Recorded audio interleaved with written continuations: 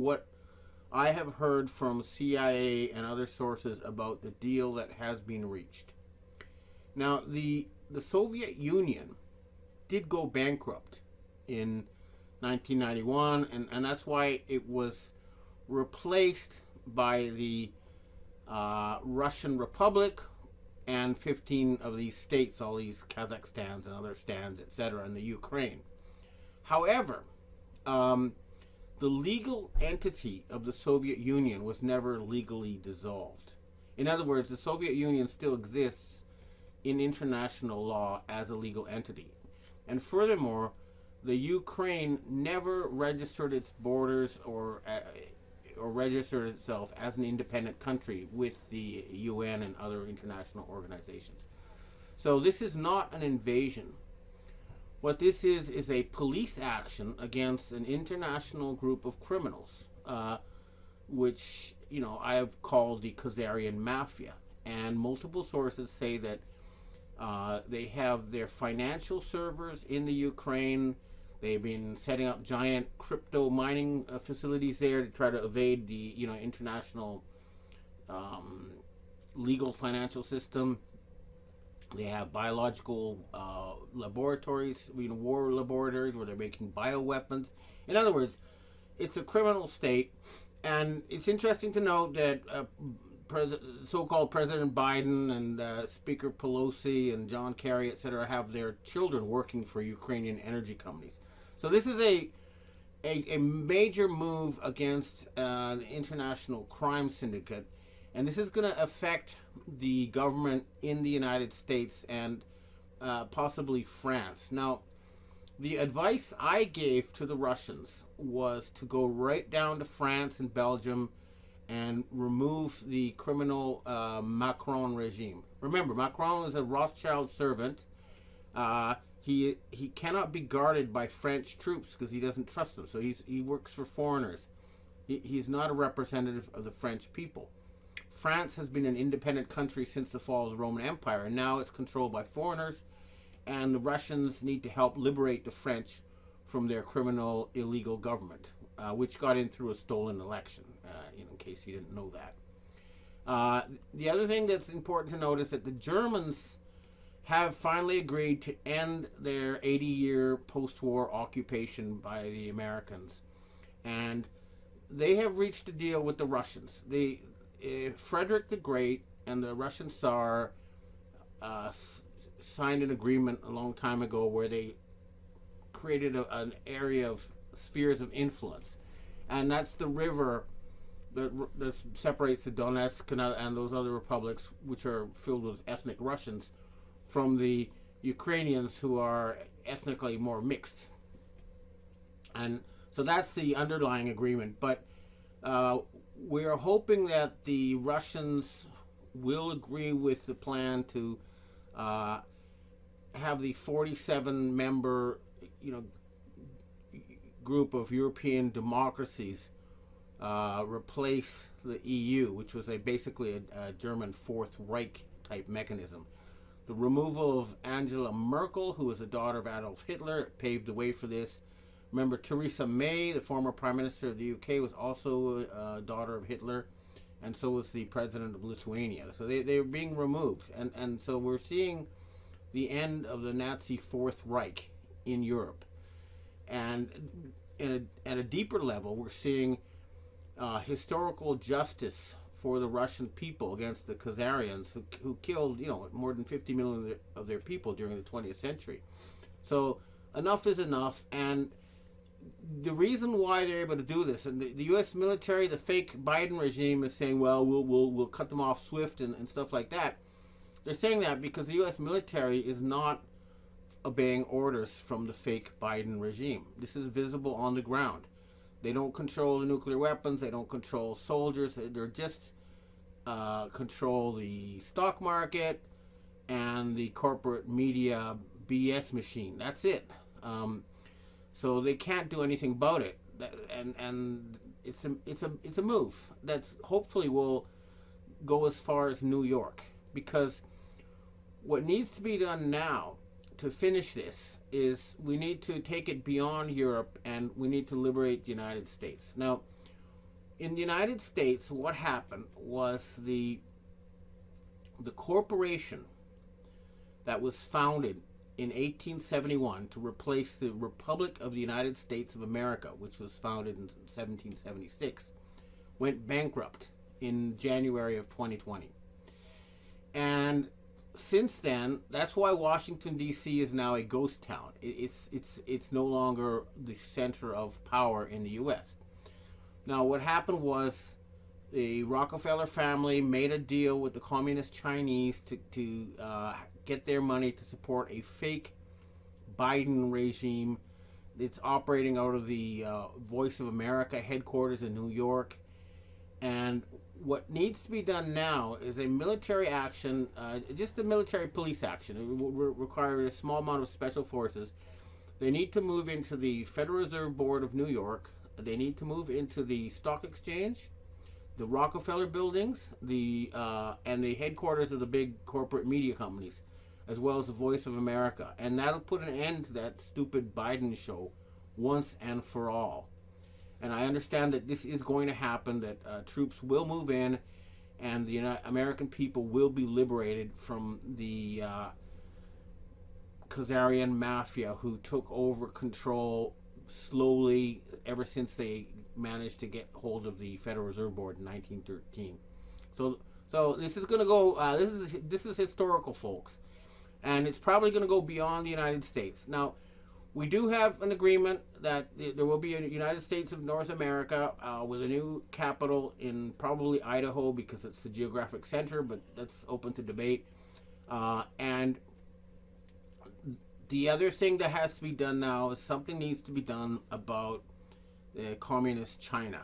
Now, you can tell that the communist Chinese regime is not run by the Chinese people, because they have been going along with this fake pandemic, which was a Rothschild Khazarian mafia scam, and they have been implementing their completely totalitarian, mark of the beast ID system on their people, and they're trying to push vaccinations for a disease that does not exist worldwide. So something's going to happen there. They're also bankrupt. We're hoping that the Dragon family and the Chinese elders will gently return the Communist Party to its role as a bureaucracy serving the Chinese people and not taking orders from overseas criminals who are not Chinese. And we believe that's going to happen.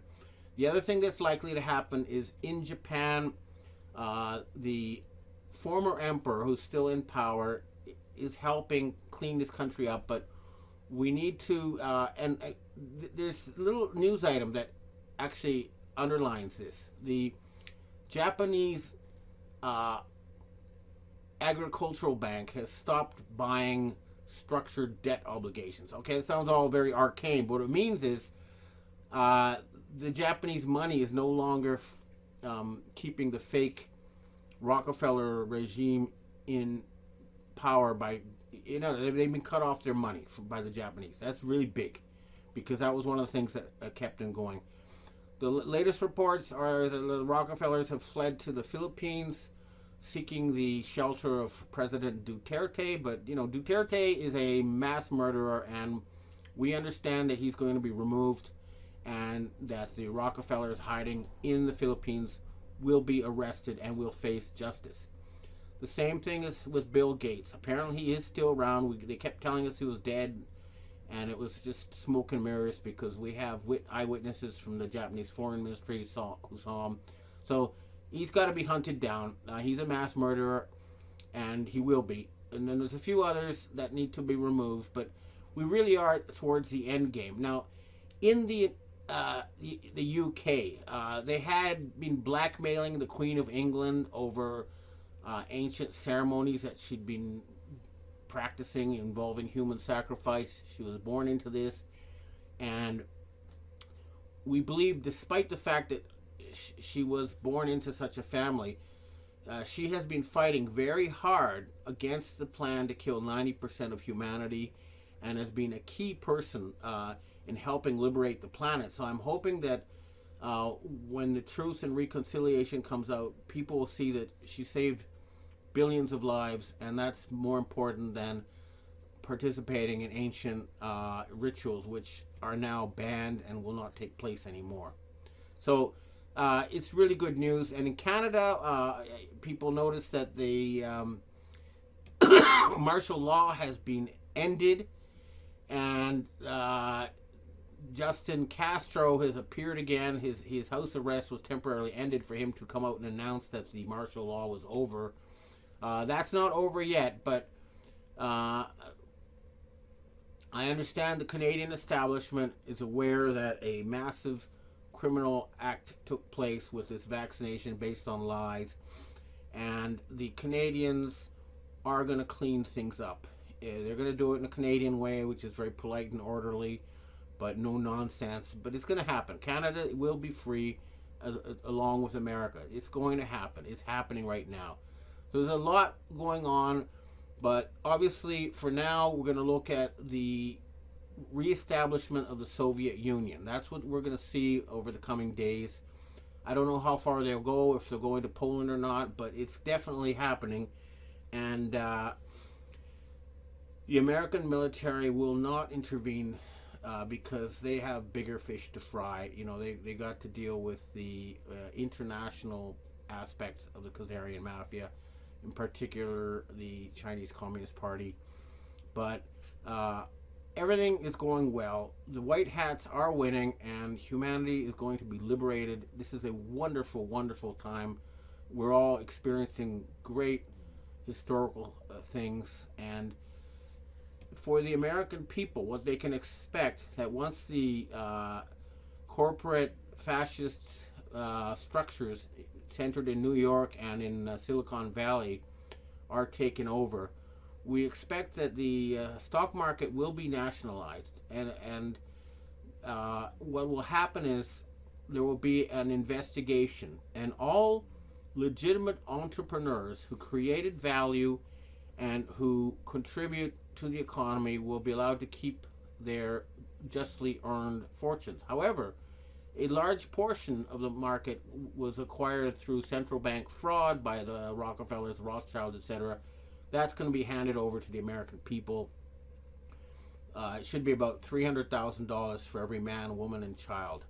So the Jubilee, so far as we envision it, will involve cancellation of all debts, public and private, and then everybody's going to get $300,000 each. And that will be the reboot, the restart of the U.S. and Republic, or the Republic of North America, including Canada, possibly Mexico, and longer term South America. But that's the plan we're working on. And there's a lot going on under the surface. There are meetings that are planned with the Dragon family to ensure financing for all this. There's stuff we still cannot talk about, but I haven't been this optimistic in a very long time. The Russians finally went in and got rid of these criminals. It's police action. Remember that. We're dealing with high-level international criminals, and they're being hunted down worldwide. And the Ukraine was the last real base they had. The other place that they're going to have to deal with is Israel, of course. And I guarantee you, Israel is going to surrender without a fight, because they're smart and they know, which side their bread is buttered on. So they're not gonna use their Samson option or do anything crazy, because they know this is also the liberation of the Jewish people from thousands of years of Babylonian slavery. So it's really, anyway, truly historical, and there's going to be a lot happening in the next few weeks and months. Please enjoy the show, but don't worry, there's not going to be any World War III. There's not going to be any nukes. There's not going to be any mass death. It's going to be very dramatic, but it's going to be good. And so relax and watch the show, folks. Okay, that's what I have to say for myself. Now I'd like to answer questions. Hi, Ben. We have our first question coming in today. Could you explain more about the use of body doubles? Do both the globalist cabal and the white hats control world leaders with the use of body doubles? Is an avatar similar to a body double? it does seem like there would be some conflict if there's a body double and the real person is still alive at the same time. What are your thoughts on this? Yeah, well, there is. We definitely have two Donald Trumps. The one you're seeing on your TV screens with the white under the eyes and the loose jowls, that's an actor by the name of Masak. And he is reading a slightly different script and saying different stuff like everybody should get vaccinated. Whereas the real Donald Trump, who's at the Thule Air Base in Greenland, is his own son was damaged by vaccines. He's anti-vaccine because he knows it's a fraud and a crime. And he's fighting with the military right hats to arrest these people. So that's a case where you have two competing symbols of power or avatars. But what I was told by the Illuminati when I first met him is that the U.S. president is called an acting president because he's an actor. He acts to represent different groups of power. And that's why you see presidents flip-flopping. One day the Department of State tells him this is what you're going to say, and he says it, and then the next day the Pentagon turns around and says, no, you can't say that. And then the next day he turns around and says the opposite thing.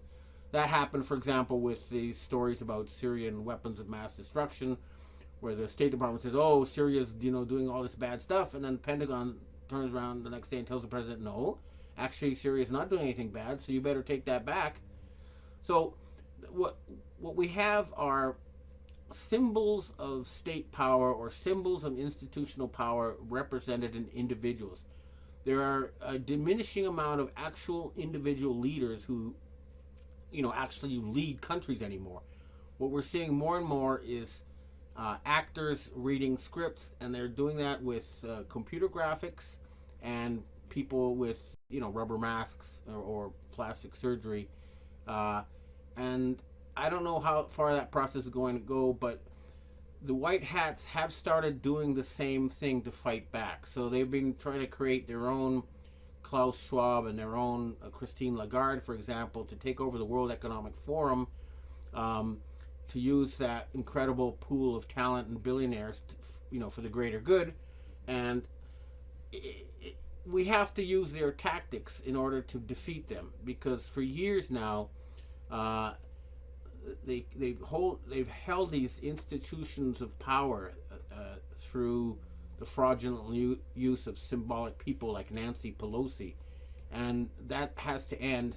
So, for example, it might be necessary for the white hats to create their own Nancy Pelosi to then announce that the Democrats in the U.S. government are dissolving or something like that. But the white hats are starting to use the same tactics because they have no choice. But I can tell you right now, and I'm not an avatar, I'm an actual genuine human being, and a lot of us are out there who are real, and we're going to stay real. And the way you can confirm is that we can actually come and see us in public, physically, in person, if you want to. Okay, next question.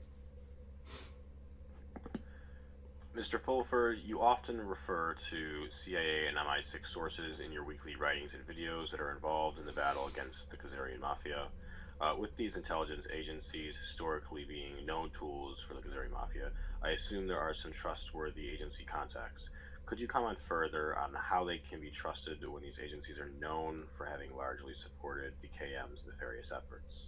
Well, the CIA, for example, was always split in two between the heirs of the Office for Strategic Services, the American-British thing, and the Nazi Gestapo run by Bush and his people. They had separate buildings and stuff. But what's happening is it's a mental change. A lot of these people want to be the good guys. They want to fight the bad guys. And if you can say, hey, you know what, you've been attacking the wrong people, you can convince them to change their minds. But the sources I have in MI6 and in the CIA, we've either met in person or we've exchanged handwritten notes, and their actions and words over the years make me believe they're good people and that they're trying to help. The same with the NSA.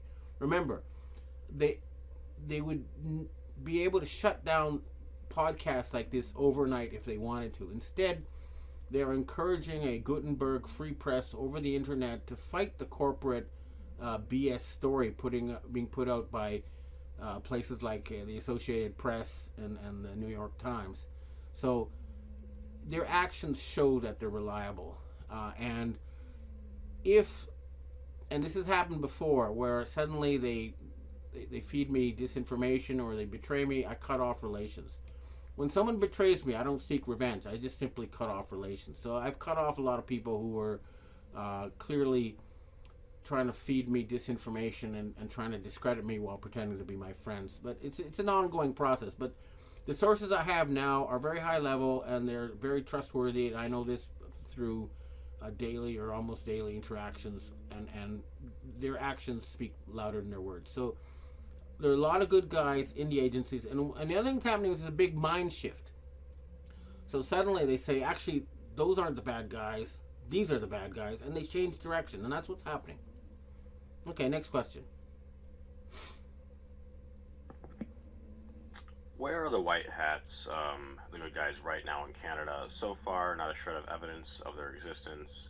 All of this alliance stuff, is it nothing more than wishful thinking? Well, what do you think that whole trucker thing was about? Why do you think Trudeau was forced to run away and then denounce the martial law? The white hats are there, and why do you think the military didn't obey Trudeau and go in and shoot up those truckers? Because they work for the Canadian people. They don't work for the Khazarian Mafia. But yeah, we need them to publicly arrest Freeland and those people and remove them after a fair trial. Next question. Now the fake pandemic is collapsing in a decent amount of countries like England, Netherlands, Denmark, etc. A new treat has got up. A lot of people are talking about Europe's digital passports, and they want to push it by changing laws this year behind our backs. Also, there are a lot of storms brewing now in that area. Are they trying to create a climate lockdown? They still do have some weather manipulation weapons which they're using, and there is a group that's still trying to push for these digital passports. But I think the key is when England, Boris Johnson said, "Oh, we're going to cut the Russians off from SWIFT." That was a hollow threat because the international settlement system no longer uses SWIFT. So the Rothschild-controlled SWIFT is meaningless. They can say that, but it's not going to work. I'd like to mention too, the reason Johnson is still there is because the British political establishment is so corrupt that they can't find a decent replacement. So they're just forcing him to read a new script until they can clean up the mess, which is very deep there. But rest assured that these digital passports, mark of the beast type stuff are not going to work. It's not going to happen. Next question. We got our last question for today. Rubber Mask Joe Biden says that the United States will not have troops on the ground. Do you believe him? Furthermore, do you believe that the Chinese Communist Party might use the Ukraine conflict as a distractive opportunity to start taking over Taiwan and Hong Kong? Look, the reason why Rubber Mask Joe Biden is not sending in the military is because he does not control the U.S. military. The U.S. military does not obey him. All he is a representative of the Rockefeller family with their control over the Fortune 500 companies and the big media outlets based in New York. So he can't do anything because he's powerless. And hopefully, this whole Biden show will end soon. Now, as far as the Chinese Communist Party goes, you got to understand that behind the Chinese Party is what's known as the Dragon Family, the Asian elders, and they're going to resolve this Taiwan business peacefully, I guarantee you. And there are forces. You got to remember, the Taiwanese have people all over China, right at the top levels of the Politburo. So it's not going to be a simple question of a Chinese invasion of Taiwan. Instead, it's going to be a negotiation and a secret struggle between factions that will result, I believe, in a unification of China peacefully, and and but I guarantee you there's not going to be an invasion of Taiwan by the communist Chinese. Rather, I think there's going to be a peaceful change in China away from Rothschild control and back to native Chinese control. Okay, thanks for tuning in again, folks, today, and we're going to have some exciting times ahead, so get some popcorn and enjoy the show, but the good guys are going to win, I guarantee you. Hello, this is Benjamin Fulford speaking on March 4th, 2022. Obviously, the thing on people's mind is the military or police operation going on in the Ukraine. And I think we need to set the record straight here a little bit because there's so much propaganda and disinformation. You know, the government of Kyrgyzstan said that 20,000 foreign fighters, many of them who couldn't speak the local languages, had tried to overthrow their government. And this was an area that was part of the original Khazarian Empire. So there was an attack by 20,000 mercenaries against a country that has a military alliance with Russia. It was part of the former Soviet Union, and they have a mutual protection agreement. So this was a counterattack against these mercenary armies who originated from the Ukraine, which is also part of the Khazarian original homeland.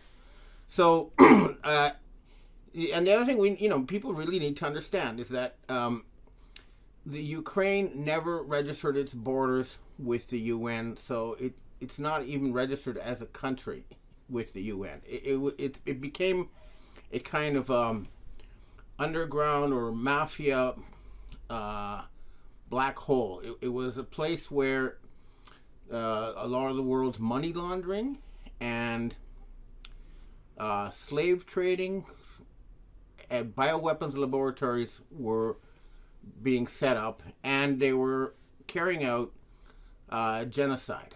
This is all, factually provable. So, the Russian move into the Ukraine was long overdue, and it is supported by the armed forces of the United States, this move, okay? Now, this is the other thing people need to wrap their heads around. This so-called President Biden does not control the United States armed forces. He is not the commander-in-chief. What he is an avatar speaking for a group of oligarchs led by the Rockefeller family who control the Fortune 500 companies and the stock market and all the corporate media propaganda. But that's all they control. They don't control the army. And people need to understand that. That's why there's nobody's trying to stop Russia, and nobody can stop them. So this is an internal police matter, and the situation on the ground is that the Ukrainian armed forces have more or less surrendered. And what's happening is that mercenaries, Nazi armies, have taken the civilian populations of the major cities of the Ukraine hostage. They're using them as human shields. So it's going to be a while because the Russians do not want mass civilian casualties. So they're going to have to play a bit of a long game. They're going to be sending in special forces to kind of decapitate their leadership and stuff like that. But at the end of the day, the Chinese support this Russian move because they know that they are justified in doing that. And so does this. In fact, the whole world, if you look at it, Africa supports the move. The countries like Saudi Arabia and the Middle East, even Israel support this. The South America supports it. So basically, what we're seeing now is the complete isolation of the NATO countries. Now, NATO is the North Atlantic Terrorist Organization. They have no reason to exist anymore since the end of the Cold War. And the other thing people need to know is that they made a lot of fuss about Russia being cut out of the SWIFT system. The SWIFT system is a legacy system. It's based on Windows Vista, and it's used by the NATO criminals for money laundering. That's all it is. It's not the system that's now used for international trade. When you go to an ATM and take out money from anywhere on Earth, you're not using SWIFT. You're using the new quantum system. If you send money from a bank, you will not be using the Swiss alphabetical system. You'll be using numbers. So it's not something that they have any control over. And, once these Nazis are removed from the Ukraine, this will probably be the end of the Biden regime, because they will lose their ability to launder money. But I'm still hoping, the armed forces have not moved into New York. They have not moved into the Stock Exchange building or the Voice of America building or the headquarters of large media corporations, because we are still waiting for financing for a new U.S. government. And that is in the works, but, I'm not into this your check is in the mail type of reporting. I have been told that a Dragon family representative will be coming to provide financing to set up a new government with its probable headquarters in Idaho. But until that happens, we're going to have to keep fighting these people. And people who know in the intelligence community realize that the head of the snake is in Zug, Switzerland. It's a huge underground complex there and around Lake Geneva. These are the people who control the so-called UN. And the UN has completely dropped any pretense of neutrality by banning Russian Foreign Minister Sergei Lavrov from going to Geneva for negotiations. So the UN has come out of the closet as a privately owned corporation that's run by the Khazarian mafia. It's not a global thing for the world's people. Now, the other thing we need to be wary of is that they're trying to make everybody forget about this fake pandemic with this Ukrainian noise and things, but there is an ongoing attempt to create a large starvation crisis. They're going to try to use the loss of Ukrainian and Russian wheat and other foodstuffs as an excuse. They're paying huge amounts of money to farmers in Western countries to turn their crops into fuel. So they're trying again to create a starvation crisis. We need to remove these people from all positions of power, and it is happening. It's not happening soon enough. Now, the other thing I have to report is that a group of U.S. former military and I'll have some coffee.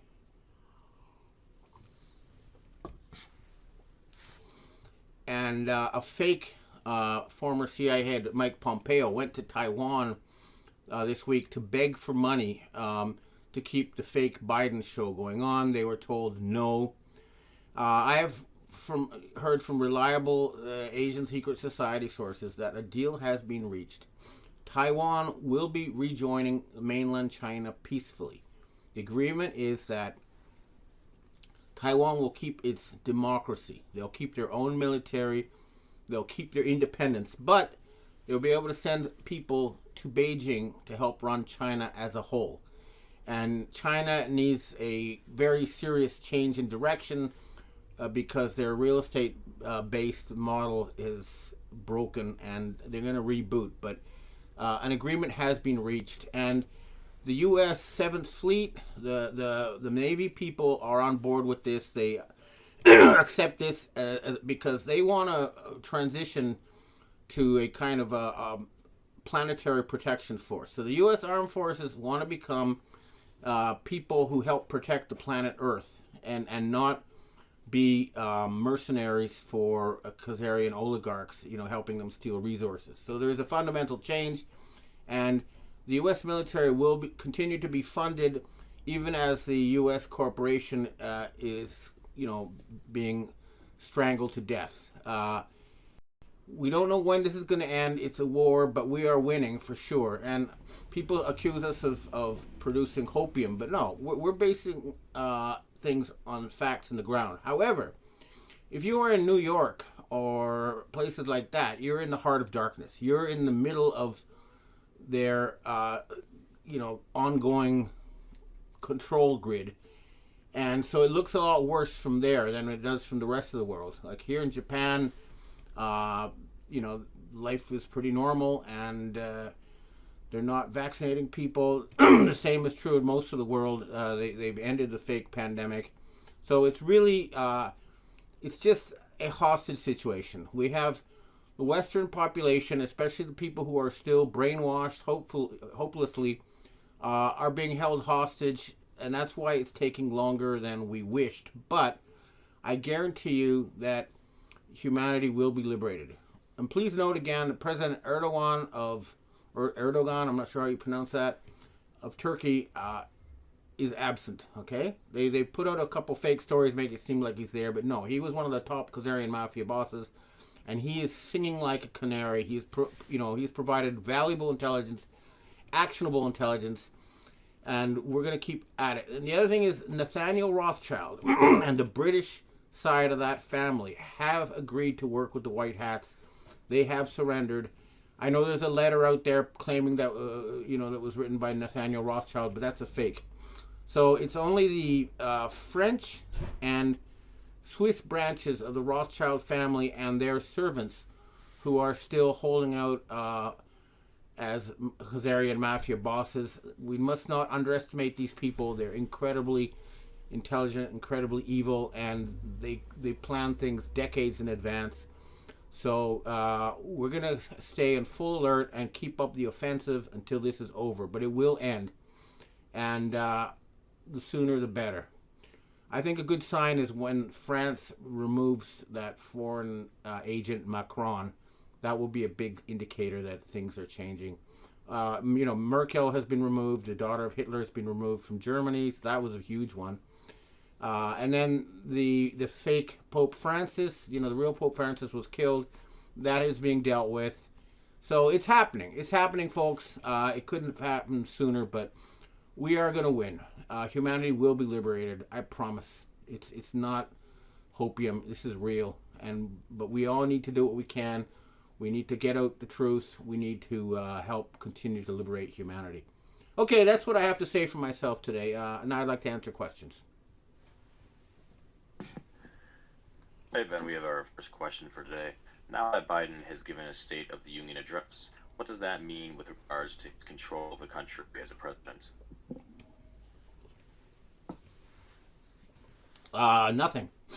It's just a vacuous speech by a powerless man, and I don't pay a lot of attention to it because he can't do anything, and he's not even real. So, they had he had three hands. They had and then this is such obvious flaws in their computer graphics, and that the people working for the Khazarian mafia to create the fake Biden are sabotaging it from the inside. So I don't the State of the Union is that the United States corporation is bankrupt, and it's going to be replaced by a new republic that will be democratic again and will have freedom of press, and that's what we're waiting for. So let's just see how much longer they can keep this fake Biden show going, but I don't think it'll be much longer. Next question. Hi Ben, I really want to understand what's the scene with Russia. Is Russia also a part of the WEF agenda? Is this Ukrainian war a part of their Great Reset plan? I was hoping that Russia would liberate the EU from the deep state, but I have been hearing that Putin is part of the young global leaders of WEF. Is this true? Okay. Vladimir Putin was a member of the World Economic Forum. He was chosen by Klaus Schwab as a leader. But we got to remember a few. I actually talked to real Russian intelligence, the actual real people. I've met them in person. I know they're the real deal. And so, once again, I need to explain to people what is the story with Vladimir Putin. The person who told me that Vladimir Putin did not exist ran a large company that provides security for oligarchs in Russia. And when they told me that, I couldn't believe it. So I did a lot of research, and here's what I found out. Putin's wife, the original Putin's wife, who was fluent in German, wrote an article told the German newspaper Bild, which is a very respected newspaper, that her husband had been killed and replaced with a lookalike. And that's why she divorced. Okay? And then there was one Putin who was killed at a press conference by an electromagnetic device. He disappeared for 2 weeks, and then a different faced one appeared. And And then there was a shootout at KGB headquarters a few years ago, and Medvedev, the vice president who's always making these satanic hand signs, was killed. After that, the person who played the role of Putin, and this is someone who's like, he represents Russia on the world stage, so it's like an avatar for the Russian government, fell out of the control of the World Economic Forum and the Rothschild family. So the Putin you're seeing now is not a representative of the World Economic Forum, and he's not part of the Khazarian mafia. He is representing the Russian Orthodox Church and the Russian people, and not the satanic Khazarian mafia. But there is a white hat group that is trying to, establish a new age or a new system for running the planet that's different from the one that was set up after World War II, because that one is dysfunctional. They're unable to stop wars. They're not unable to stop invasions to steal resources. Basically, they were seized by transnational criminals known as the Khazarian Mafia, and therefore there is a need to have some kind of new system for the planet. It's not a new world order, but a new age, something that would be benevolent and will lead to permanent world peace. But anyway, the point is, no, Putin is not part of it, and they're not playing some big game, and it's not like that. No. We really are fighting against a very evil group and succeeding in overthrowing them. And he's part of that. He's very important as a symbol of the Russian people. And remember, no Western military is trying to stop him. That's because they support what he's doing. Next question.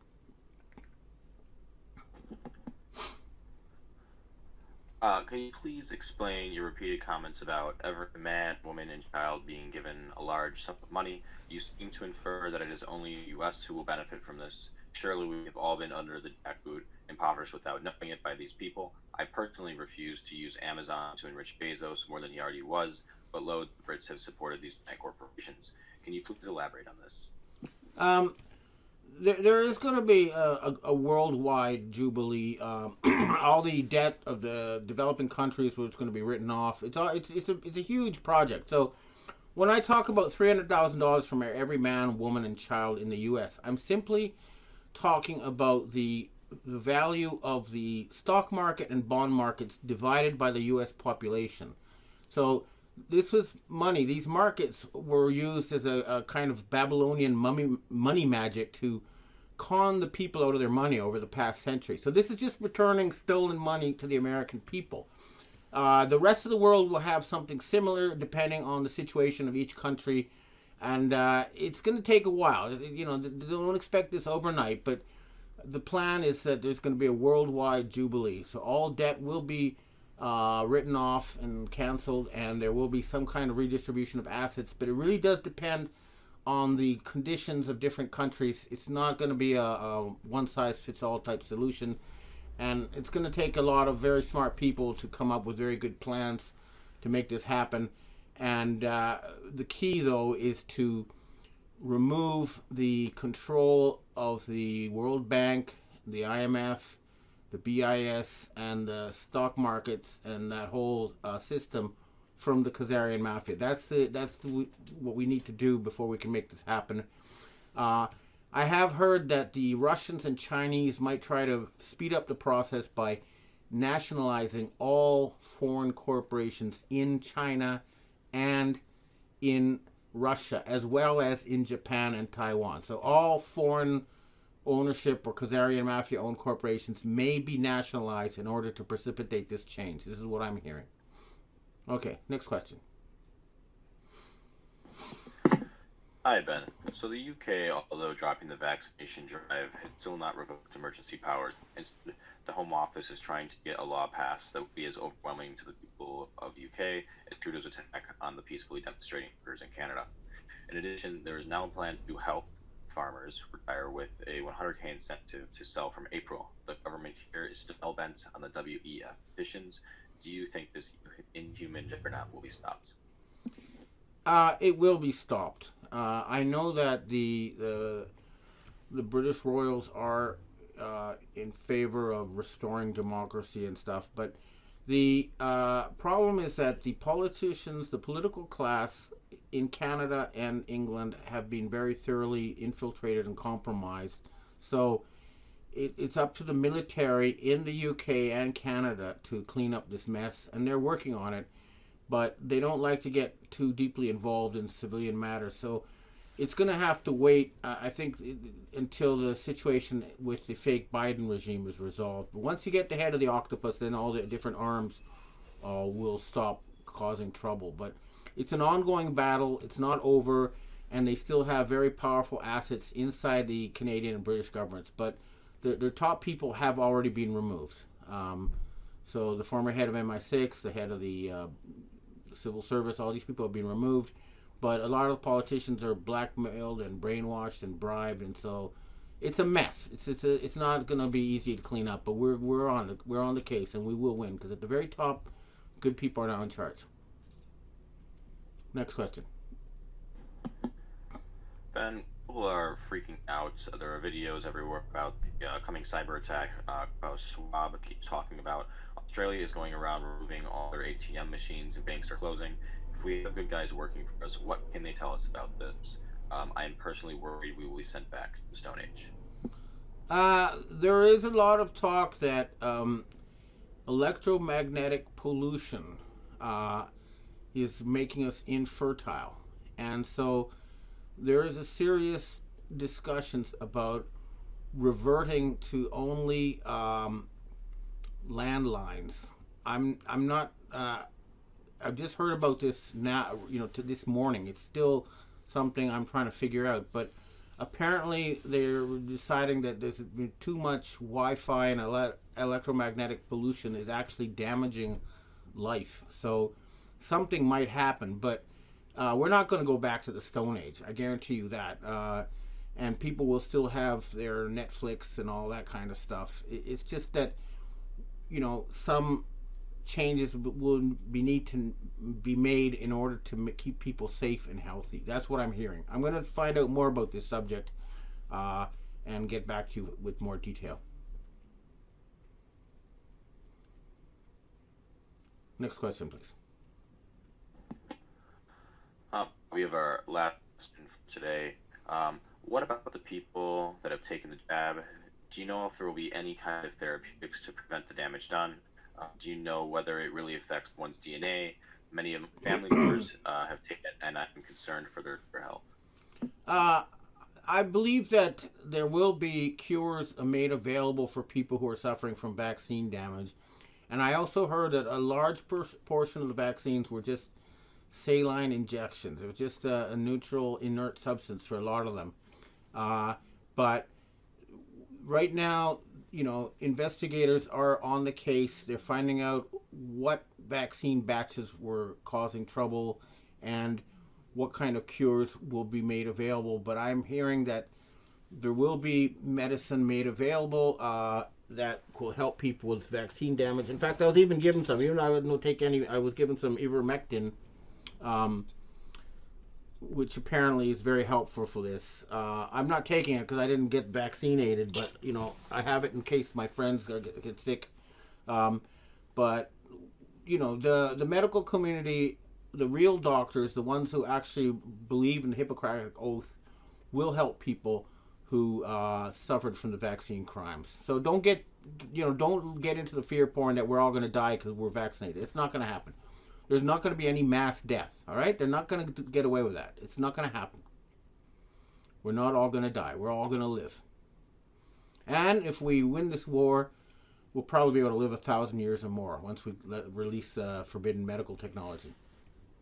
Okay, thanks for listening, and I hope to see you again next week. Hello, this is Benjamin-Fulford speaking on March 11th, 2022. Je voudrais commencer cette semaine avec un message pour le monde francophone.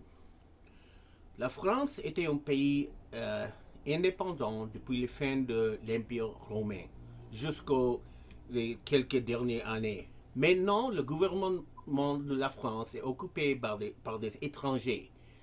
Ils sont des satanistes, ils ne sont pas français, et leur objectif est de créer un pays des esclaves en France et dans tout le monde. C'est pour ça que c'est nécessaire pour les forces armées de la France de libérer la France. Et je sais que les généraux sont compromisés, alors il faudrait mobiliser le colonel pour mettre fin au régime fasciste et sataniste de la France. Et tout le monde est inspiré par la Révolution française et tout le monde maintenant se bat contre les mêmes forces pour la liberté, égalité et fraternité. Alors vive la France et vive l'indépendance de la France. Merci bien. Okay, that was a message telling the French that they needed to, they were an independent country since the fall of the Roman Empire and until recent years, and their government has been occupied by Satanists and fascists, and the generals have been compromised, so it's going to be up to the colonels to liberate France. That was a message I wanted to put out because the movement by the Russians in the Ukraine is not against France. It's to liberate France.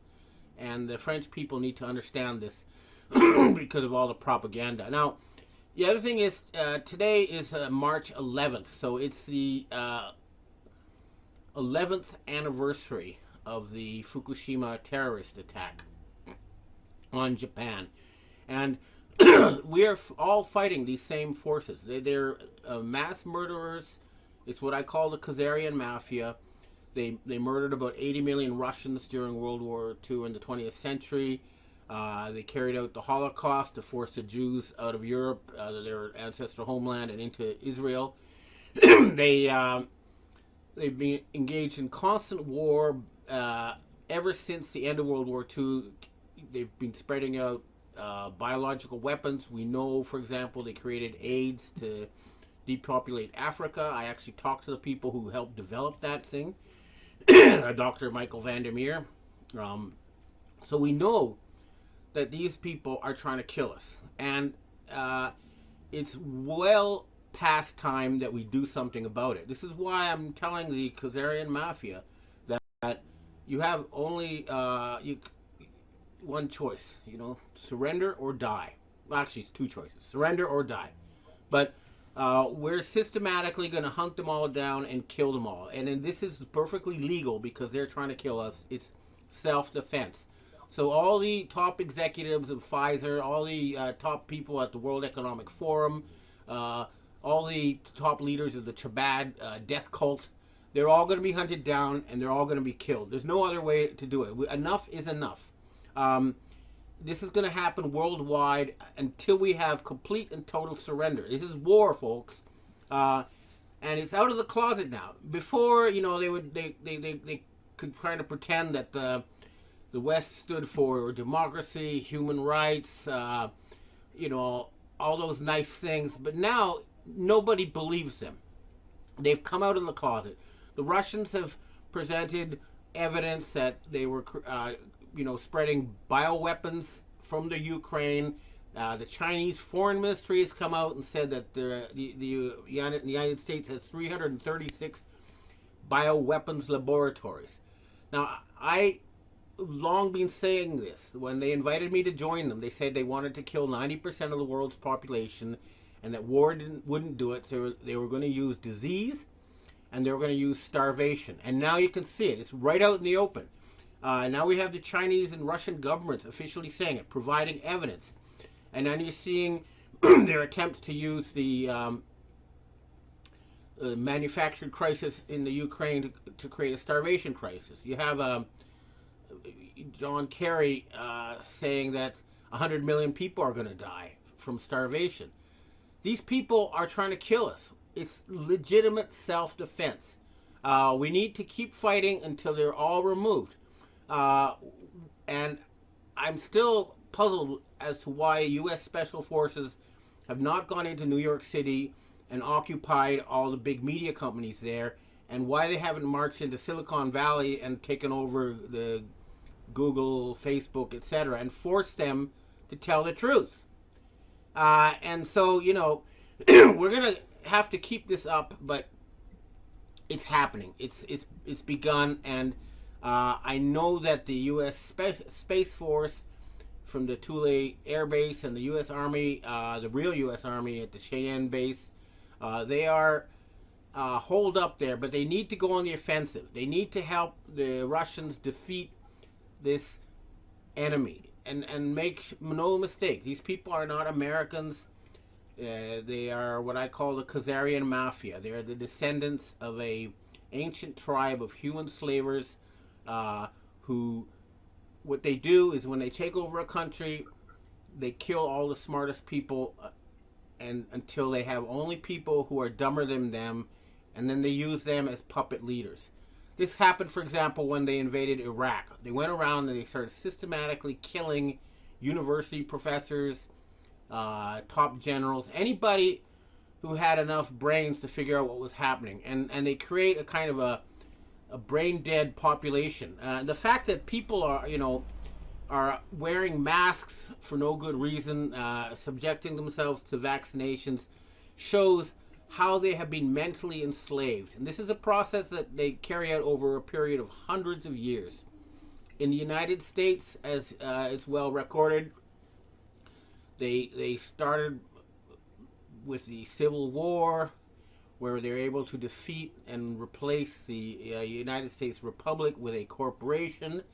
And then in 1913, they were able to take over the Federal Reserve Board, and they used that right away to finance World War I and an attempt to get revenge against the Russians, their ancient enemies. They sent Lenin and Trotsky into Russia to kill the Tsar's family, and then they started their massacre. And the NATO expansion, if you look at it over the years since World War II, you could see very clearly it's an attempt to permanently and utterly destroy the Russian people. I'll publish a map showing the NATO expansion, but it's clear this is an attack on the Russian people, and they're fighting for their survival. But fortunately, the whole world has figured this out. China has come out and said no, we're not going to put up with this anymore, and they're saying, hey, you're trying to kill us. Enough is enough. And the Chinese have literally hundreds of thousands of assassins who are out there now hunting these people. India has said, no, we're not going to go along with this. This fake Biden regime, they created so many enemies. They're isolated. They went to Saudi Arabia, or they wanted to go to Saudi Arabia to beg for oil. The Saudis said, no, buzz off, we're not going to talk to you. They went to Venezuela to ask for oil, and the Venezuelans said, no, sorry, you've been trying to destroy our country for the past decades, and now suddenly you're coming to us as beggars? We don't believe you. And the Russians know full well not to work with these people. These people, these Khazarian Mafia, they look at other humans as cattle. They say you can lie to them, you can cheat, you can rob, you can do whatever you want because they're not humans. And that is something that they've shown with their behavior.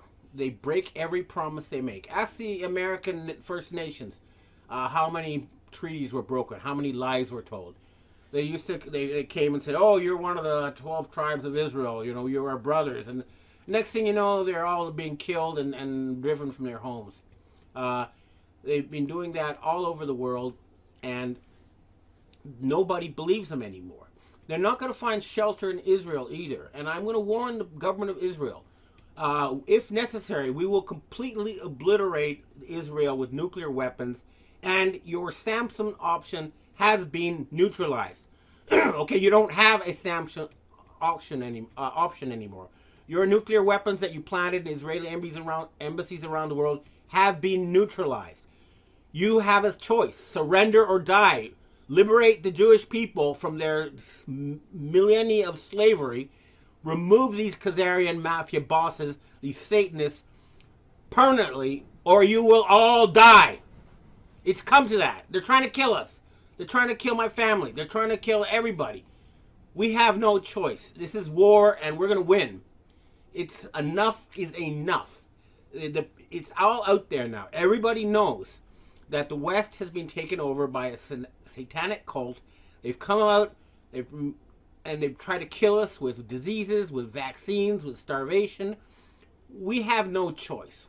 We have to hunt them down, wipe them out. And I know that in the Ukraine now, despite all the incredible propaganda, what's happening, according to the Russians, is that the Ukrainian army has not been fighting the Russian army.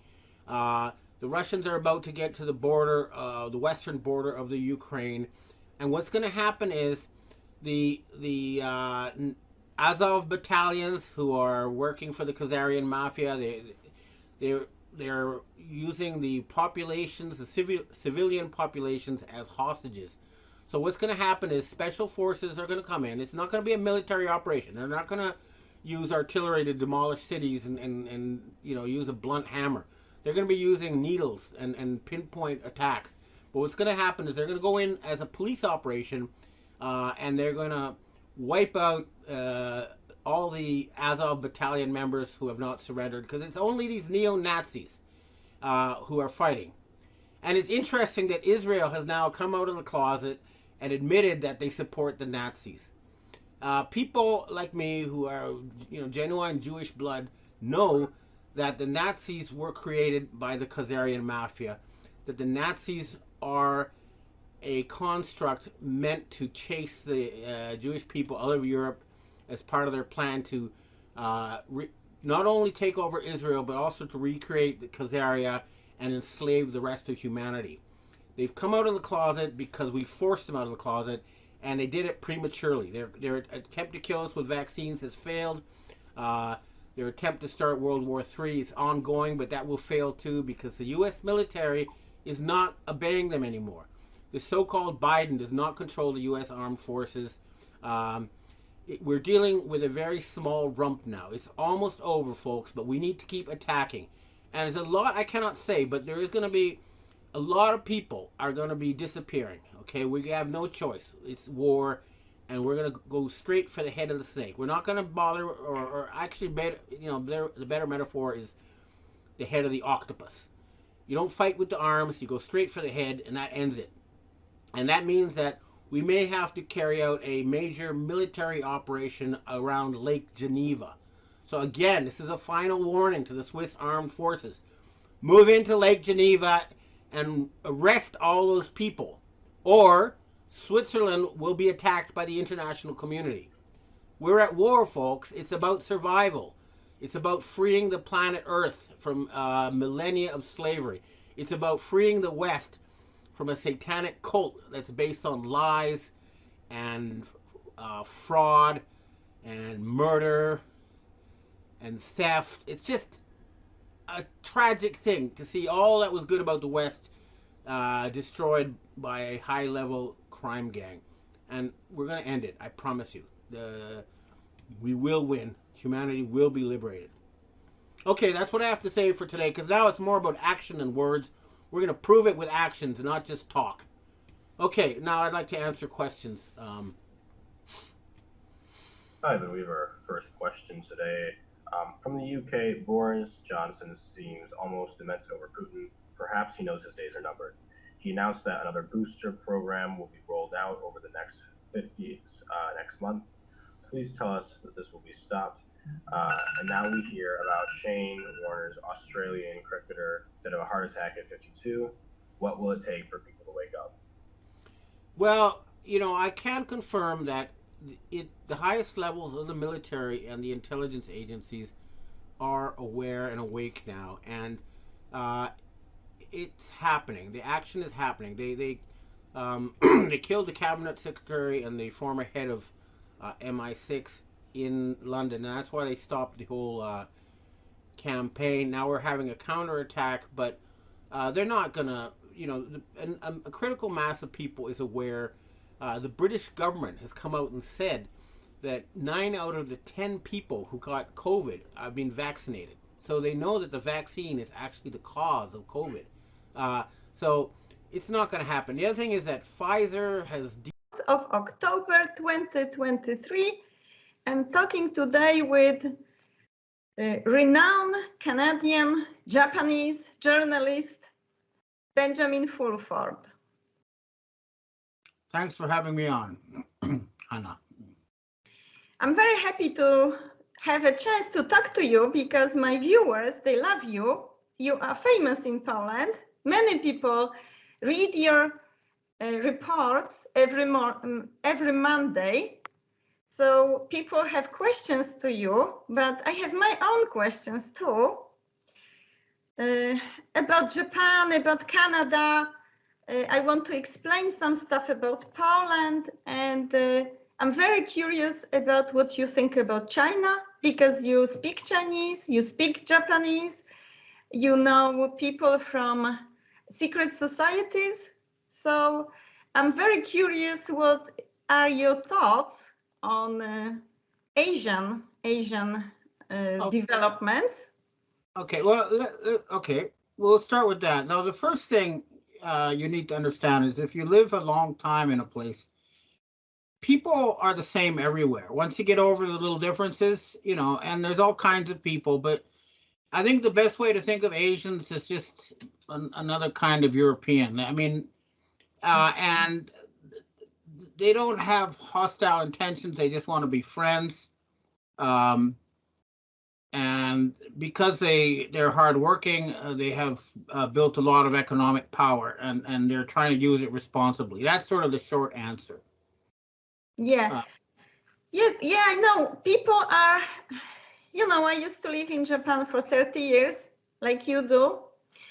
So my question is more about politicians and politics, not about humans. As humans, we want peace, we want prosperity, but my questions are about China, what you think about China, what you know about China.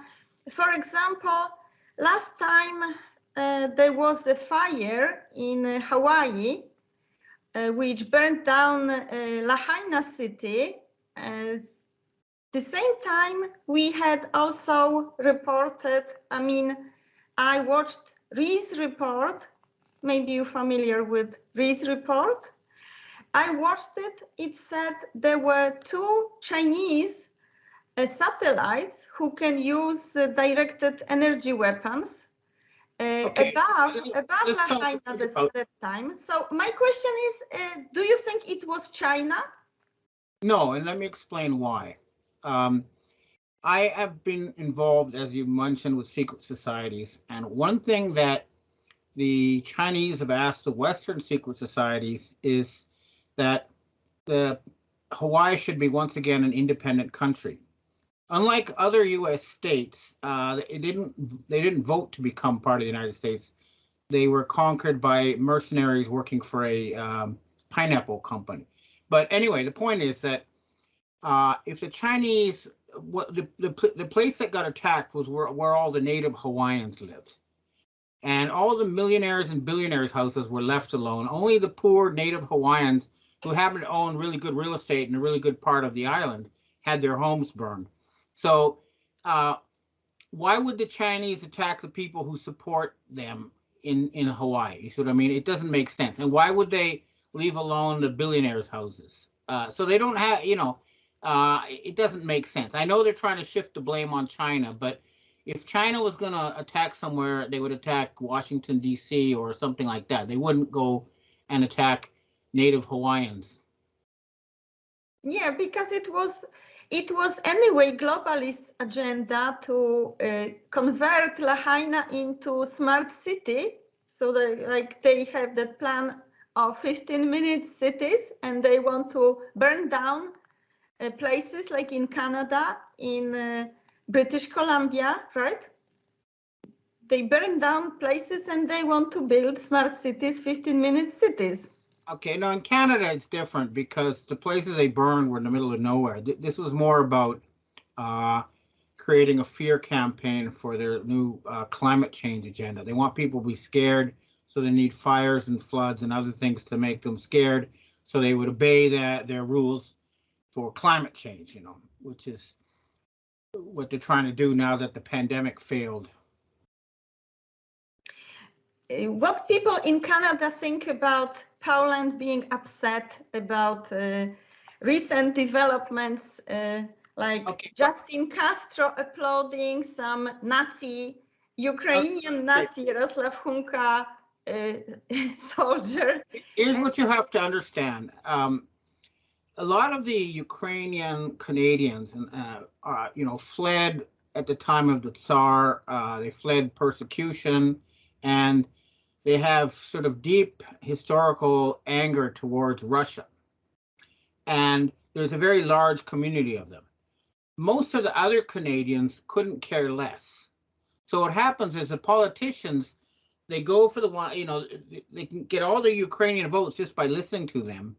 So they listen to them because it's politically useful. And then the rest of the Canadians got brainwashed. But the problem is that their own propaganda blew up in their face because they also spent all the years after the war attacking the Nazis on TV and movies and stuff and making the bad guys. And suddenly they're supporting a Nazi. And then people are starting to realize that many of the Ukrainians who came after World War II, I'm not talking about the ones that came more than a century ago, were Nazis. They were involved in, large-scale massacres of Polish people and Russians and Jewish people and all sorts of other people. They were very bad people, and they kind of took over the Canadian government, unfortunately. It's a big disaster for Canada, but I think the Canadians are waking up, and the Jewish people are waking up. They're finally realizing that, the Nazis were themselves Sabbatean Frankist Jews who are not real Jews because they believe that they want to kill 90% of humanity and enslave the rest, which is something that a normal Jew would find appalling. But it's all coming out now. Their propaganda kind of contradicted itself. So on the one hand, they're saying the Nazis are bad, and then the next hand, and then they start saying the Russians are bad, and then we find out that they're working with the Nazis. Anyway, they're all confused, and their propaganda is falling apart, and people are waking up. That's good. That's great. In Poland, not many people are waking up, but I think maybe 10% of Polish people wake up. It's better than in Japan, because in Japan, I think it's like 1% of Japanese wake up. No. I mean, a lot more Japanese refused vaccinations, for example, than Canadians. So there is a very large awake part of Japan. But the important thing is that,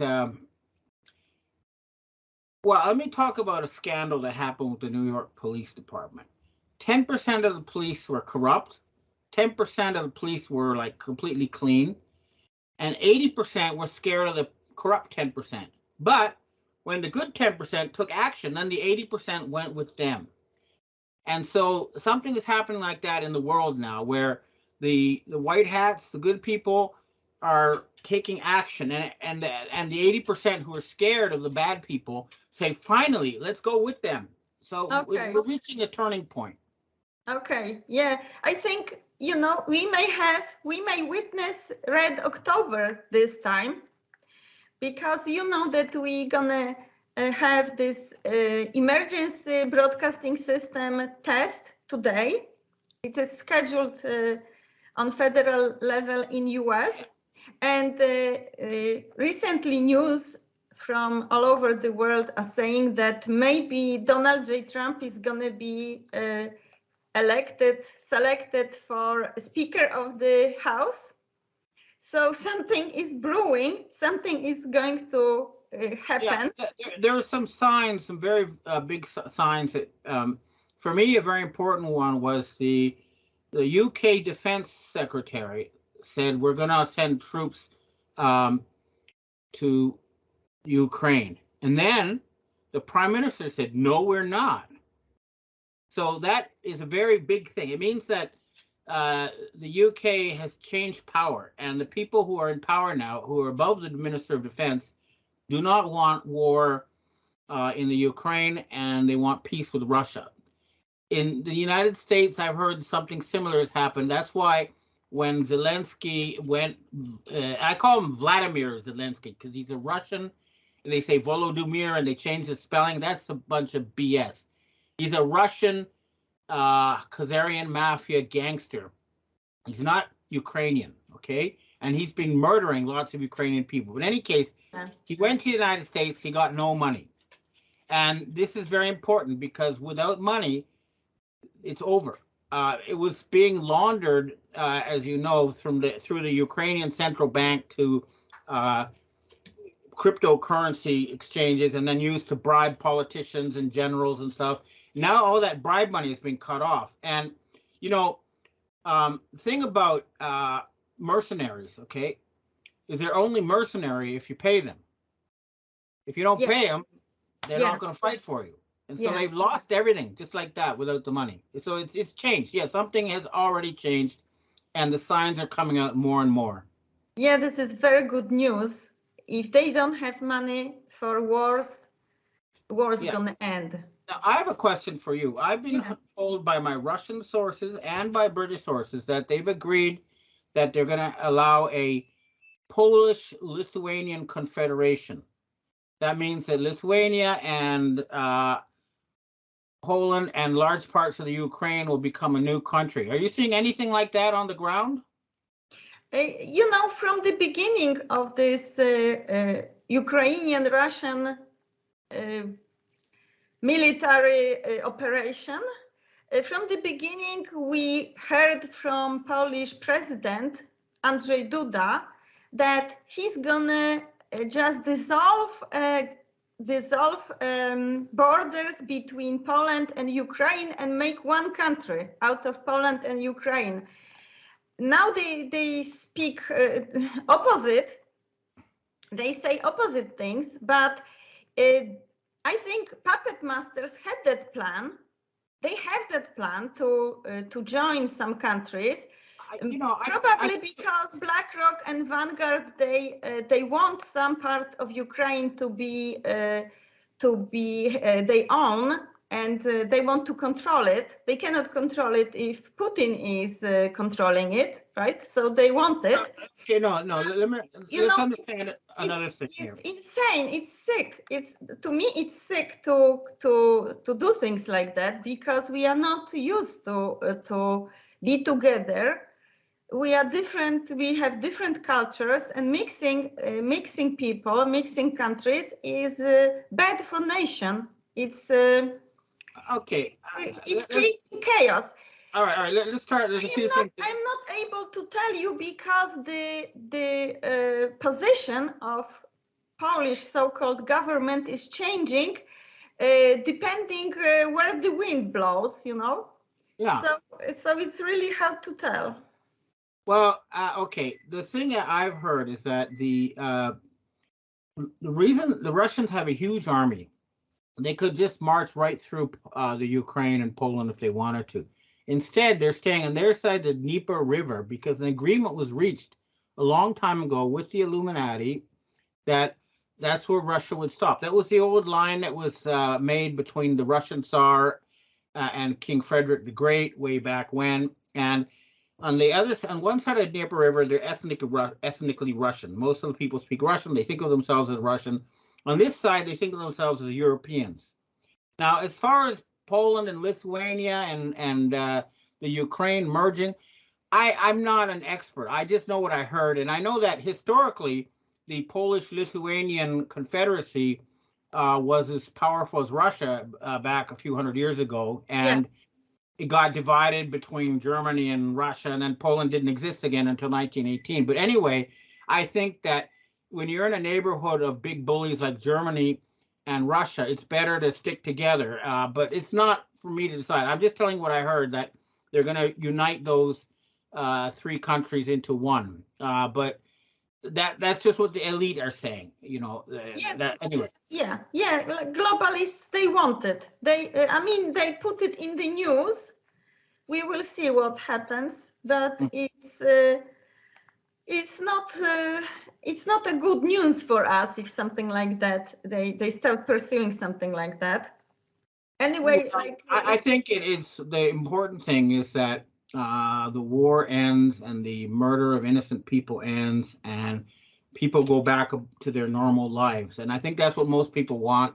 And I think that the new people on top at the elites, they want that too now. So I think something has changed, and the people who wanted to destroy Russia and divide it into many little countries have lost, and the people who wanted to start World War III have lost, and some sort of peace is going to come. And that's a good thing. Now, the details, I think that should be left to the people and to democracy. But what I'm hearing is that the Pentagon and the British Empire no longer want to fight Russia. They want to make friends with Russia. And the reason why is because they know, and the Russians know, that if the European people don't unite, then they're just going to become slaves of the Chinese.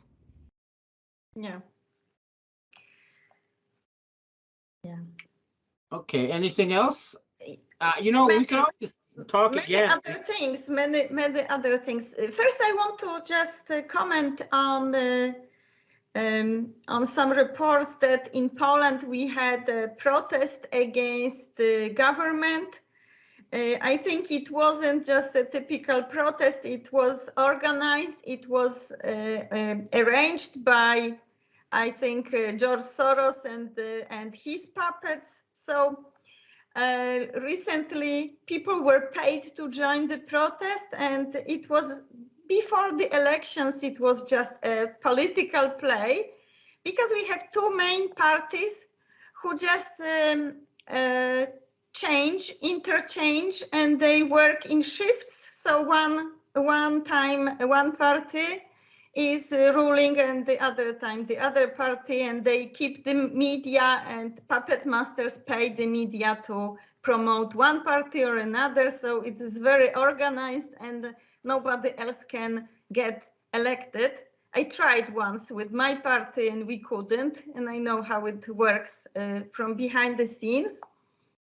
But you were saying something about information you're receiving from Polish intelligence, and my people ask if do you think we have good guys in Poland or only bad guys? I think that the good guys are stronger than the bad guys in Poland now. But the easy way to spot the bad guys, I mean, you can kind of tell. I mean, if they drive around a whole bunch of black cars and they have a whole bunch of men with guns guarding them, they're scared. That means that they're doing bad things. They're gangsters of some sort. And if they're just walking the street, shaking hands, and not afraid of the people, that's different. The other way you can tell is if they have lots of money, they can't explain where they got it from. Then you know that they are puppets. So follow the money, and you can figure out who's honest and who's not, and choose the ones who didn't accept bribes from the globalists. So following the money, what do you think, in what state is now Federal Reserve? Because Federal Reserve as a building in District of Columbia was covered with some white sheets. Yeah. And I am wondering, is it now reporting to Secretary of the Treasury, or is it nationalized now, or is it still private corporation? It's been fenced off and closed for a long time. But as long as you see Jerome Powell on the TV set saying that he's the governor of the Federal Reserve Board and he controls things, then it's not about a building. It's about when you see these people on TV. So, for example, even if they kill the original Hillary Clinton, if you still see a Hillary Clinton actor on TV, it means it's not over. And as long as you see this Jerome Powell out there saying he's the head of the Fed, then it doesn't matter what happens to that building. So I wouldn't pay too much attention to that. I think it's much more important that U.S. House Speaker Kevin McCarthy was fired after he postpone the bankruptcy of the U.S. corporation, which is what everybody needs on this planet, because they have been the source of terrorism and crime and all the problems of the world, and everybody is sick and tired of them. They've been constantly at war, constantly, creating fake terrorist groups as an excuse to steal resources. They have been creating biological weapons, and they're evil, and they, you know, the United States got taken over by Satan worshiping gangsters. I know it's hard to believe, but it's now beyond a doubt. It's out in your face. You cannot deny it, and that means that we have to end the satanic control. That means bankrupting the U.S. corporation and just having a jubilee. We need that. Yeah. Yeah, let's see what happens with House of Representatives, who is going to be next speaker, because people, some news are saying that it's going to be Donald J. Trump. All right, for me, I'd rather see the actor who's pretending to be Joe Biden being handcuffed and taken away in front of all the TV cameras. You know, we know it's an actor, but it's the official position that matters. Yeah. So we want to, that's what we're looking for. We're looking to see an actual arrest in public of a lot of these people on the TV screens, not some secret tribunal that may or may not be happening somewhere. It's got to be for everybody to see. And that, I'm pretty sure it's going to happen now. We have a new head of the U.S. Army. I've heard that he was very close with Donald Trump. Donald Trump, you know, there's a lot of question marks about him, but right for now, at the very least, you can say he's the lesser evil in the U.S. political scene as it stands now. Yeah, and his name is General Charles Q. Brown. And you said recently that you don't believe in Q incidences. No. What I always said was Q was Trump. Okay, that was a big Trump thing. That's all I was saying about Q. I never said I didn't believe it. I just said it's a proxy for Donald Trump. Okay. Okay.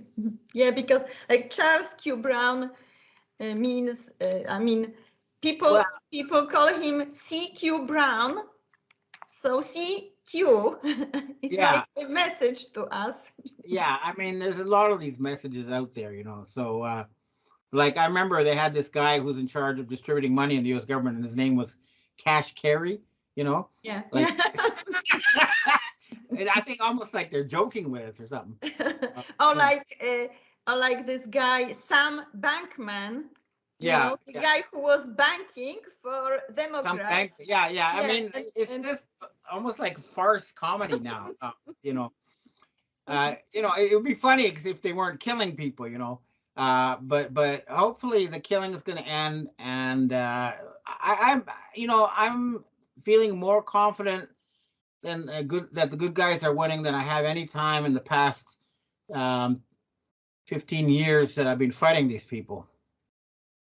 Yeah. So let's see. I think we can talk again soon, and because I expect that a lot will be happening in the next week. But I'd like to, and I think that something will change in Europe too.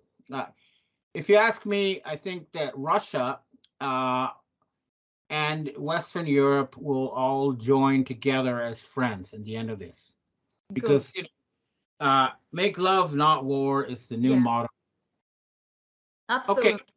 Thank you very much. Thank you very much. And we stay in touch because lots is going to happen next week, right? Yeah, so we can talk again. Okay. Thank you. Bye-bye. All right, folks, welcome to ninoscorner.tv. I'm with none other than Fulford. A lot of people love you. You're highly requested on my show, Benjamin.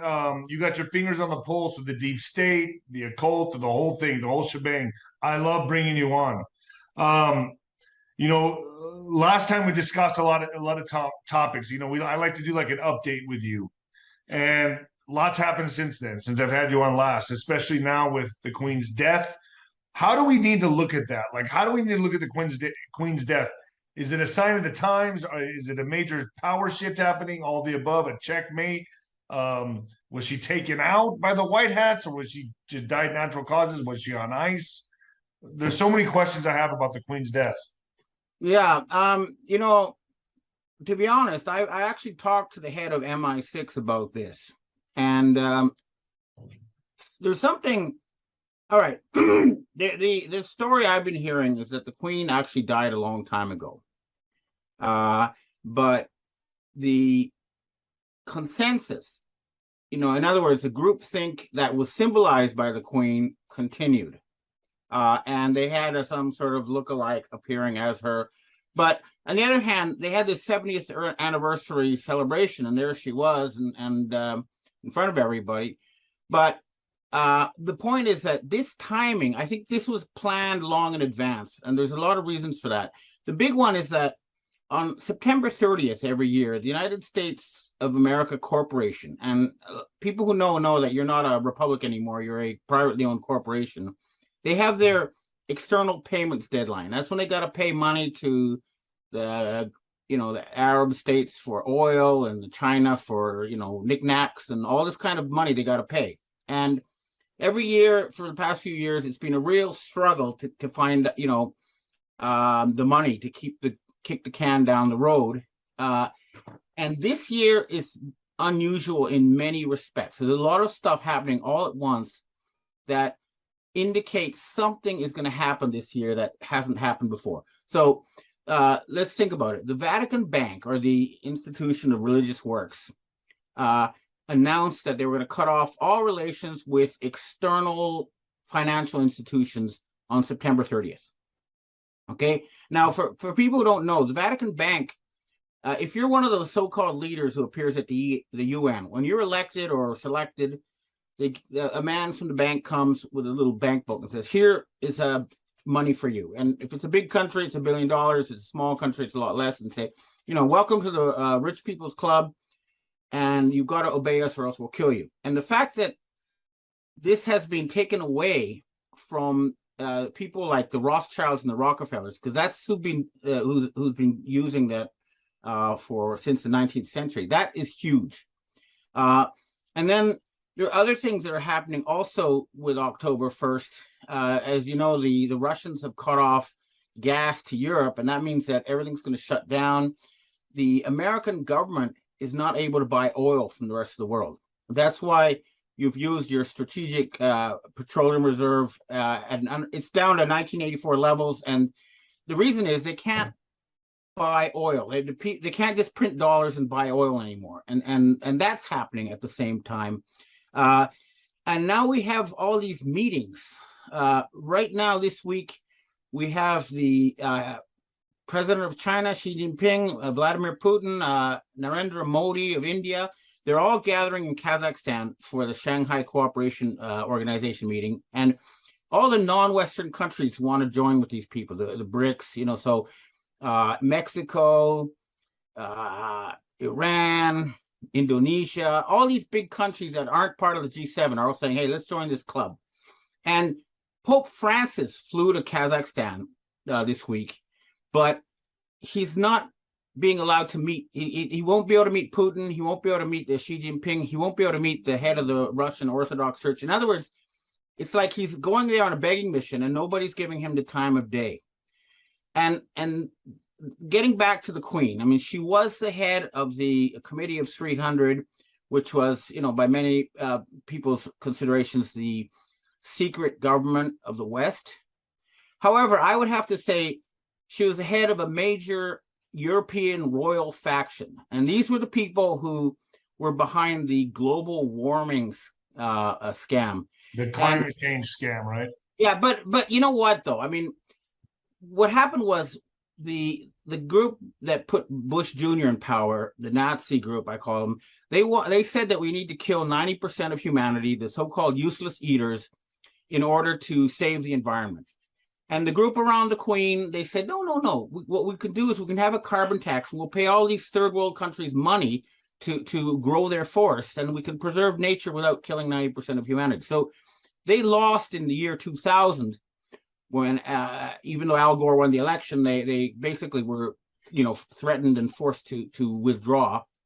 But since then, the entire Bush clan has been executed, and the global warming faction, came back real strong. But now that you're saying the whole Bush family, or just Bush W and The his whole father. family is what I heard. I mean, Barbara Bush, George Bush Sr. Remember, when George Bush Sr. died, he wasn't given a full presidential funeral. That I says a lot. remember that he had a wrinkled flag on his casket, and that stood out to me because that's a big no-no.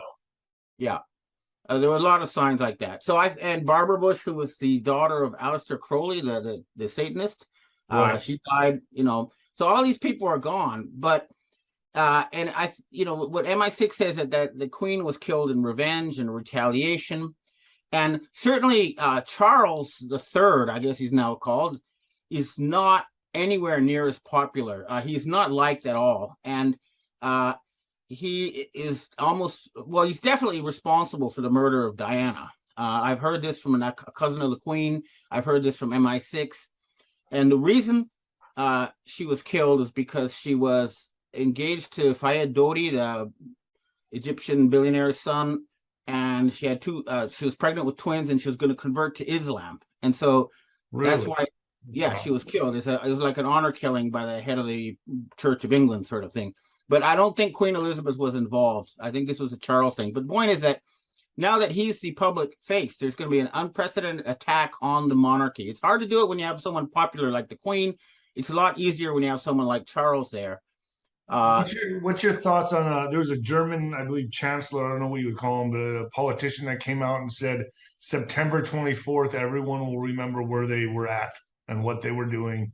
Do you have any insight on that? I'm trying to make out what he means by that. Is it going to be an economic collapse? Could it be a Trump arrest? Do you have any insight on what could happen in September? Because I think leading into the midterms, obviously, it's just an avalanche now of crap that's just going to be going wrong. Yeah, I've heard all sorts of things. There was talk of some kind of huge earthquake in Japan. There's different dates, all in September. The point is, they're all before September 30th. It's sort of like they're saying, hey, if you don't give us our money, we're gonna blow up your whatever. And it sounds like that, but I think that with the Queen gone, the public symbol now of Western power is the people around Joe Biden and Pope Francis. So if something happens, I would suspect it would be something to do with the Pope and with the so-called U.S. president. But I don't have any insight other than that. I hear several dates in September being bandied about by underground figures saying something's going to happen. But I think the rest of the world is going to hold steadfast and finally pull the plug on these people. I sure hope they do. And I hope they don't let them bluff their way. And they're not going to be able to start an all-out nuclear war. They've been trying that for decades. And it's just the military know that it's suicide and they're not going to do it. So I don't see that happening. Well, like North Korea, I mean, he responded by saying any kind of nuclear threats will have an automatic response. And I'm wondering, and in certain Denver, New York, they're telling people to get their bug out bags for a nuclear threat. So I'm wondering, do you think that's something they could use going into midterms? I mean, they're going to need something, Benjamin. Well, I feel they're going to need something to yeah, lock anyone down or. They're going to need some way to, if everything goes bankrupt and the government can't pay its bills, they're going to need some sort of excuse to have a military government. And you have, for example, Germany has announced the creation of a new military unit to deal with civil unrest that will start work on October 1st. So that's another sign for that date. Where is it? In Germany? In Germany. So they're expecting riots. That we're hearing that from the British government. And what they don't understand is if they're cut off from their gas and their oil, it's not just going to be a problem about people having to wear sweaters in the house. This is going to shut down industry. The British lobby group is saying 60% of factories will have to shut down, 80% of bars and restaurants will have to shut down. And that's going to happen all over Europe and probably in the United States too. Once they run out of the petroleum reserve, that's it. The railroad and the UPS are going on strike. I think the railroad's going on strike on Friday. Yeah. Well, that seems like the beginning for me. I mean, this sounds like here we are. We're in it now. Yeah. I mean, look, you have public opinion show that only 7% of people trust the Congress and only 11% trust the corporate media. That's revolutionary. So these people are scared to death that they're going to be overthrown. They're going to try everything they can to prevent that from happening. But I really think that it's not going to be possible this time. There's going to be, if it's done well, if the white hats take control, there will be an orderly transition, and there'll be Nuremberg-style war tribunals. For example, this entire vaccination thing, it's now coming out. For the British government has said, this is official British government, 460,000 people have had bad reactions to the vaccines. And that's just in the UK, and that's because the government there is being honest. The CDC, the FDA, they won't talk about it. They're trying to keep it secret. The European Parliament won't talk about it. But that is one of the worst war crimes in history. I think it was a failed attempt to kill everybody, but they killed enough people that they're going to get in big trouble, but not enough people that they can stay in power. I've had Dr. Judy Mikovits on, and a few other doctors talk about we could be looking at, in the United States alone, upwards of 50 million people dying from the vaccine in the next 2 to 8 years. What she was. It's possible, but if the medical community is taken over by the white hats, I think they'll find ways to stop that from happening. I'm hoping so. But clearly they have failed. They were, for example, they couldn't vaccinate anybody in Africa. They already, they got HIV or AIDS from the polio vaccine. So they're saying, no, and they refused. So, they're not going to be able to murder their way out. The vaccine thing failed.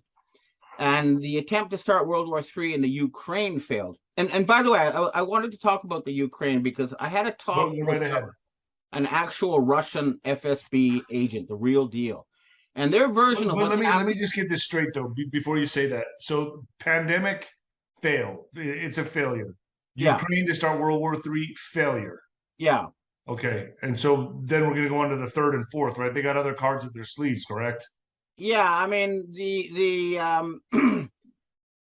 secret space program people are what we don't know yet. That's a wild card. Remember that on November 10th, just before 9/11, Donald Rumsfeld appeared on TV and said $2.3 trillion were missing from the Defense Department, the budget. That's like somebody's earning $70,000 a year saying that $230,000 disappeared. That's the equivalent. So that money went to the secret space program, and I've heard they have anti-gravity craft, they have all sorts of stuff. And so what these people are going to do is the big question mark. So a good guess is a space event. But getting back to the Ukraine, when I talk to actual Russians, right, they're telling me that the whole thing is kind of fake. So, for example, the media is reporting a huge Russian defeat in Kharkov, and the Russians are saying, no, this was arranged to get more money. So the Russians pretended to withdraw to give the Ukrainians a victory so that they could go with their begging hat and say, hey, look, we're almost winning, give us more money. So they're saying they're both in on it, and it's kind of a fake scam to get money at this point. I don't know, but, it's certainly not what it seems to be, and there's plenty of evidence that's a lot of green screen, and they're using old Hollywood footage. So that whole thing is some kind of fake incident. And they're using the media, which is really public enemy number one. The media is what's being used and always has been used. You may differ with me. I think the moon landing was fake. That's just my opinion. I think it was bullshit, but I mean, they've been using Hollywood forever. I mean, the mainstream media is the number one war tool, right? Yeah, and the problem is the computer graphics has gotten so good is that you really don't know what you're seeing on the screen, if it's real or not. And they're putting out so much fake stuff. It's like smoke and BS coming out everywhere. But I know that something fundamental has changed. Here in Japan, for example, there's been a huge crackdown on the Unification Church, the Moonies or whatever. And it was long known by people who actually get real information that they control the government here. And they were set up by Japanese intelligence together with the Nazis after World War II, because they were saying, well, we're still going to fight this war. And they kept their submarines intact, and they were running the world drug business to refinance their takeover. And the Nazis did take over the U.S. after 9/11. the Patriot Act is identical to the Nazi Constitution, and so you have a Nazi government in the U.S. since then. I don't know now, but probably still. Now, the other big question mark, of course, is what's going to happen to the Rockefeller family. They try to hide, but the fact is that Hillary Clinton is a Rockefeller, Bill Clinton is a Rockefeller, Mark Zuckerberg is a Rockefeller, John Podesta is a Rockefeller, et cetera, et cetera. They're Jen Psaki, they're all, and they own the Fortune 500 companies. So what's going to happen to these people? Are they going to lose control of the Fortune 500 companies? That's the big question mark I want to see answered, because they're the people who own the U.S. branch of the Federal Reserve Board. And their fate is, they're the people who control the fake Biden administration. So we want to know what's going to happen to them. That's a big question. I've heard rumors and whispers that Biden passed away a few weeks ago to a couple months ago. Is there any truth in that? Have you heard anything about that? Look, I've heard he passed away years ago, and the fact that there's plenty of videos showing there's like some guy wearing a rubber mask. And remember, there was a press conference with the British Prime Minister where with Boris Johnson, where Biden was saying, "Yeah, I used to act in this movie and that movie," and they said, "Oh, well, stop the press conference." Yeah, I remember. So they've got actors playing the part. He's just a front man for the Rockefellers, and you can tell that because before he became president, the Rockefeller family news outlet, the magazine Foreign Affairs, outlined exactly what Biden was going to do. It's there, and the first thing they did was when he got in power is he cut off the Keystone pipeline, which is Canadian oil going to America, and they're saying no, we don't want that because it wasn't controlled by the Rockefeller oil interests. It was nothing to do with U.S. security. I mean, come on, it's definitely a no-brainer to get oil from Canada instead of from Saudi Arabia. You Absolutely. know what I mean? Right, 100%. So there's something. So I think the people who took over the Federal Reserve Board in 1914, 1913, they're fighting for their lives. And it's going to be, they're not going to go quietly into the night, and they're going to try to do all sorts of nastiness. But, all these meetings happening in Kazakhstan, and then the Queen's funeral. You see, the reason why I think it was planned long in advance is because every power broker on earth is going to descend on England, I think around September 19th or something. That's for some kind of big powwow. And then you have the UN General Assembly. So, I suspect that we're going to see something, maybe the biggest thing since the end of World War II. I don't usually like to give dates because then the date comes and goes and nothing happens. But certainly we're going to see bigger than usual October surprise this year. That much is for sure. Something's looming, no doubt about it. Do you think, as we approach these midterms and the railroad strike, the UPS going on strike, I've heard that there are illegals coming through the southern border that are not only military age, but military trained. And this is what I'm getting from my buddies that are on the Border Patrol telling me, Dave, that not only are these guys military age, they're military trained. And I've had friends at gun shows who are avid hunters and fishermen and this and that they're saying that the FBI and ATF went there and told everybody, hey, these guys are coming in and they're buying up all the arms. Don't sell it to them. But it's too late. They're coming in, buying up all the high-powered magazines. I think, and this is just speculating, I think there's going to be some kind of chaotic event, just like the BLM riots and this and that. And I think they're going to use the people south of the border. I have also heard, I also have sources in Arizona who are, very well connected, who are saying that there's actually lots of military age Chinese pretending to be Mexicans, and also a lot of Russians coming in. So something is going to happen, and I think that the white hats are also going to make a move. They want to set up a new capital in Idaho. I've been keep hearing from them. They're holed up in Mount Cheyenne. So okay, let's talk about that for a second, because that's what I've heard. I heard Trump shut down Mount Cheyenne, or not shut it down, locked it up with Mount Cheyenne with I guess the Q clearance personnel in there, and that they are really, that's who is in control right now, and the Democrats will actually be the ones to call in the military, and then the switch happens. Have you heard anything about that? Am I making any sense? Yeah, I've heard something about that, and the question mark about Donald Trump and what Trump supporters need to understand is there is a Trump lookalike. It's the guy with the white around the eyes and the loose jowls who's going out and saying vaccinate everybody and all sorts of stuff to make Trump look deranged. Is he working for the black hats? That Trump? Yeah, that one is working for the black hats. There's no doubt about it. So you're saying we have two Trumps? Yeah, the real Trump, he's always the fake one. When he was president, the fake one was never seen with Melania. The real one was with Melania. You can look at the pictures of when he was president with him with Melania and when he's alone, and you can see they're different people. It's pretty obvious. And I'm really confused about that. Well, not really, because it makes sense now, because I see Trump pictures where he's lost a lot of weight and he looks really good. He's giving a thumbs up. And then I'll see a fat Trump out there golfing and he looks pale and sickly. He looks old and really fat. Yeah, that's the lookalike. And remember, the real Trump's son was damaged by vaccines, and he was opposed to vaccines. So how could he be out there saying Operation Warp Speed, we got to vaccinate everybody? It doesn't make sense. So it seems like where's the real Trump right now? Is he at Mar-a-Lago? I think he's in Mount Cheyenne with the secret space program people. So they would arrest the fake Trump. Yeah, well, they should, and people need to have disclosure. I'm confused. Would the black hats arrest? I mean, because they're going to make it look with the FBI raid and all that. Are the black hats going to arrest the double Trump or the duplicate Trump, or will the white hats arrest him? I'm not sure on that.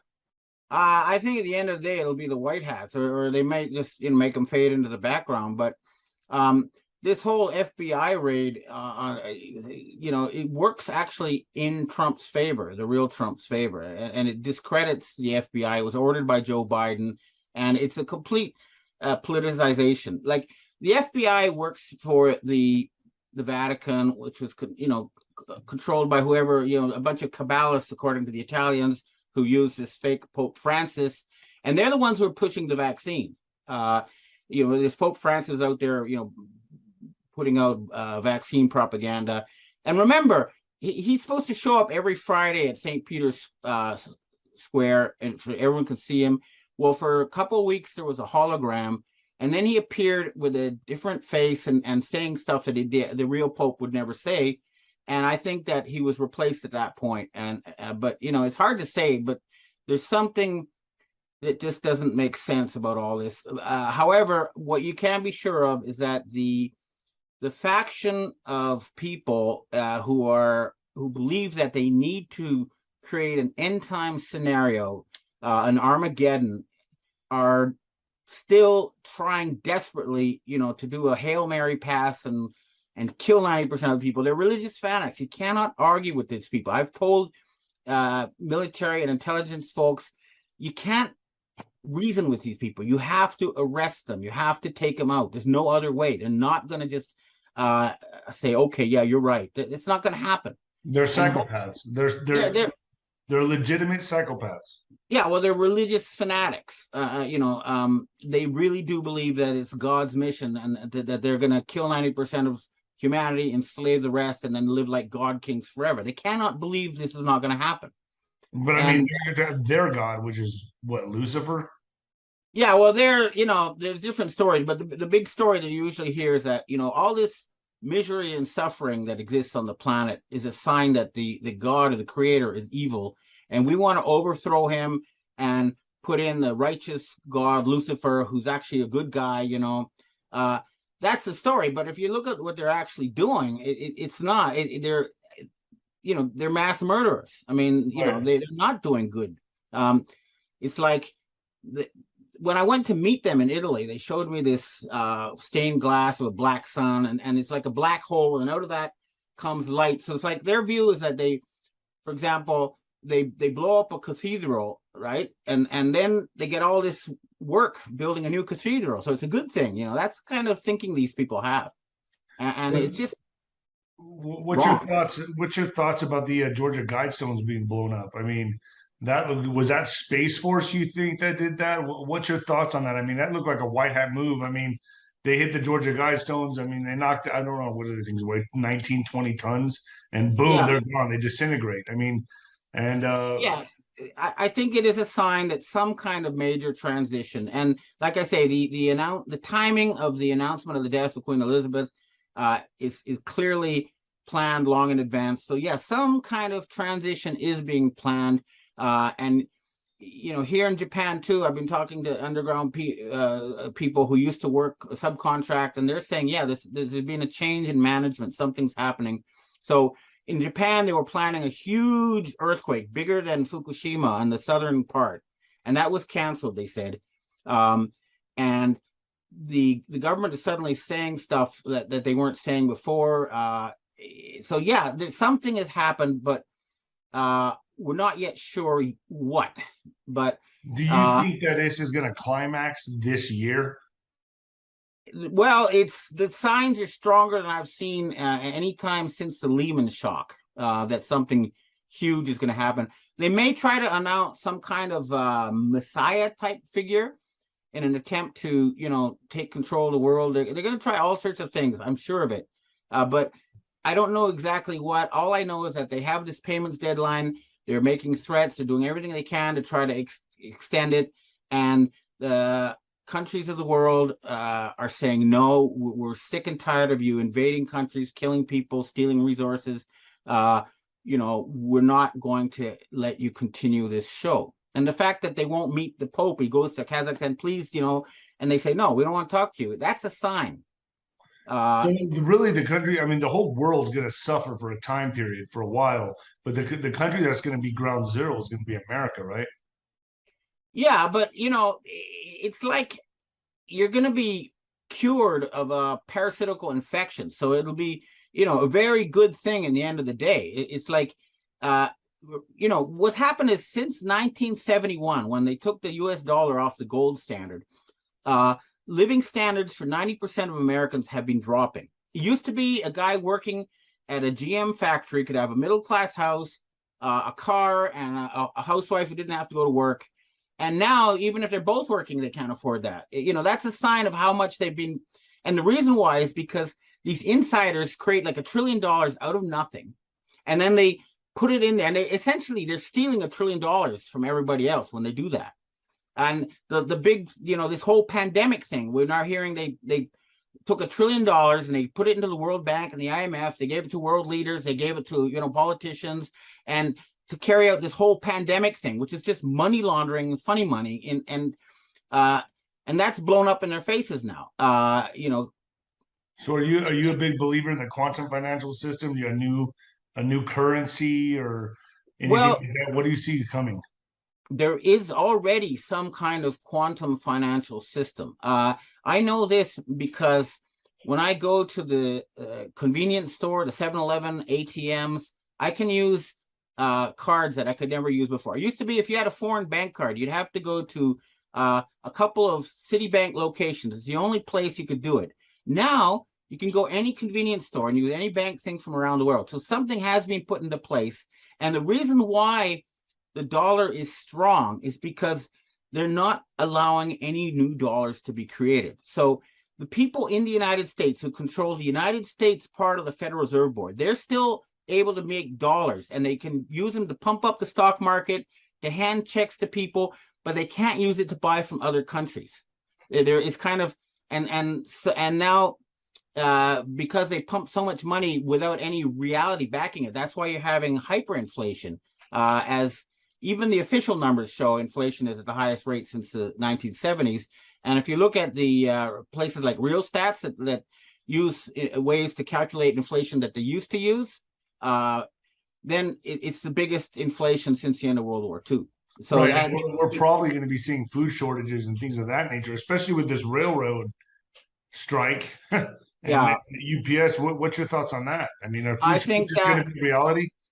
I think that's a politically motivated move to try to force regime change in the United States. I think these people it's not just a labor dispute. I think they're trying to help overthrow the current regime, and that's what they're doing. That's my best guess, but I don't have insight on that, inside information. So you think that's more of a white hat move, manipulating it so that these guys get out of there? Yeah, to try to force regime change. And you don't see Biden finishing up 2024, do you? No, and I don't even know if these midterm elections are going to take place or not because it's all rigged anyway at this point. Yeah, So I'm hearing that the midterms could be pushed or kick the can could be kicked down the road, and then military gets involved somehow. Did you hear anything of this? Do you hear the same thing that I'm hearing? I hear that, but we still see people like Mark Milley out there, and so I think the military is not. I think they're split. So the real danger is there might actually be a civil war. I could see if there is a civil war, I think you would see troops from Texas and the Midwest going into California to take over that whole Google, Apple, Microsoft complex there around Silicon Valley. That's what I would do if I were a military guy. I'd say go in there and grab the Silicon Valley and take away their control of the internet and all the BS information. And then you need to send some troops into New York to take over all the corporate media companies. And then one more to Atlanta, Georgia, to take out the AT&T information complex around CNN. You go to those three places and you can liberate America. That's my belief. Yeah, I agree with you. And as always, Benjamin, I appreciate you. And one last question.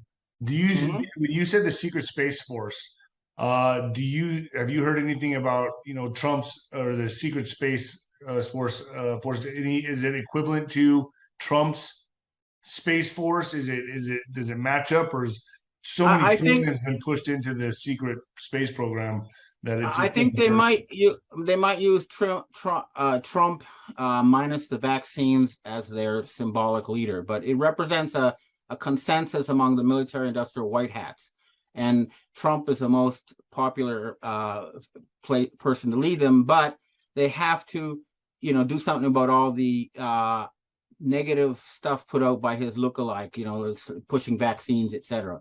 That has to be dealt with. So you're telling me that is actually a lookalike? It's his double. Yeah, there's no doubt. Just take a look at the pictures with your own eyes, and you can see there's No, I mean, white around the eyes and loose jowls. The other is a more orange hair and a tighter face. yes, I agree with you. I've seen the Yeah. pictures and I've made the comparison myself. Mm. I just didn't understand why the White Hats would allow that. I guess because you know, Yeah, and I think maybe the reason why they removed Queen Elizabeth and put Charles in there is because they want a less popular figure to take the fall for the removal of the Committee of 300. We'll see.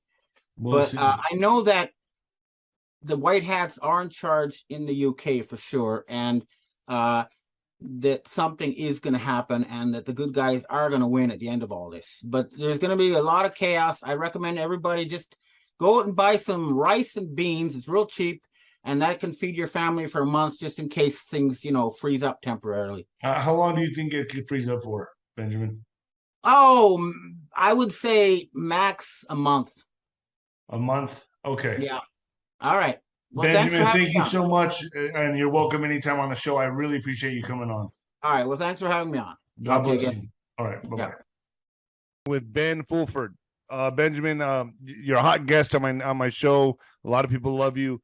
I just want another update. You got you're kind of behind the scenes with certain things that are happening, and there's so much that's playing out right now with MAGA. You could say MAGA or Trump, the House Speaker by proxy. It seems like to me. MAGA is kind of taking control of the House. It seems like we're going to stop the bleeding a little bit. There's a lot of things happening, and then you got Biden meeting in Mexico with the Mexican president and Justin Trudeau for the North American deal. What's going on here? What kind of insight can you give us of what's going on here? Okay, well, at the very highest level, we know that the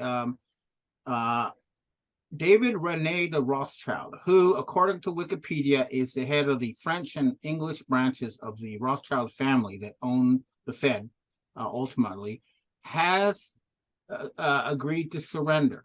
And the person they're surrendering to is a European royal. It's not one of the people you've ever heard of, okay? It's not like Prince Charles. When you say surrender, you mean control of, okay, there's something at the very top of the financial system. There's a person known as M1. And this is apparently mathematically necessary to have one person control the money spigot for the central banks. okay.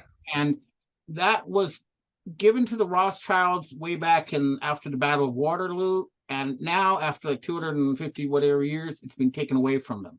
So this is at the very highest level, something fundamental has changed. Now, the Davos World Forum, World Economic Forum, and they're gathering this week, and Klaus Schwab is the head of the Swiss branch of the Rothschild family. His mother's a Rothschild, and it goes through the female bloodline, right? And I listened to his speech, and basically, they're a little bit like Marie Antoinette before the French Revolution, saying, let's let them eat cake. They're saying suddenly at Davos, oh, well, you should tax us more, right? The fact that they've stolen literally tens of trillions of dollars through central bank fraud is like, all right, well, we'll tax us more. That's a little bit too little too late. But so that's happening at a higher level. And that means that at a lower level, and that includes the House Speaker McCarthy, that things are also changing. Now, the biggest news today was that Jacinda Ardern, or Jack Ardern, the cross-dressing Prime Minister of New Zealand, just announced they're resigning. So that's good. And hopefully... And when you say resigning, are they being taken down? No, she made an announcement saying she's not running for election. She'll be quitting on February 7th. So it's an official announcement by her. But I mean, but is someone forcing her to step down, or is she just? Yeah, that's the assumption. And Okay. and the same thing. Now, the story I heard is that Joe Biden is also going to be removed. Okay. And the problem is that, you see, if you look at the person who's been acting, like if you go back to when Trump was in power, okay, if you look at the videos of the press conferences, there's somewhere a young, healthy-looking Trump is there with Melania beside him. And there's other with an older guy with loose jowls with white around his eyes. Playing golf. Yeah, who's never with Melania, okay? The problem is that the person who's been acting Trump on everyone's TV set since January 2020 has been the guy with the white around his eyes who's suddenly pushing vaccines and doing all sorts of stuff to alienate Trump supporters. Because, so he's a deep state player, that guy? Yeah, that guy, he works for the Rothschilds. He reads their script. So what they do is they take over the opposition figure and replace it with someone of their own, and they kind of,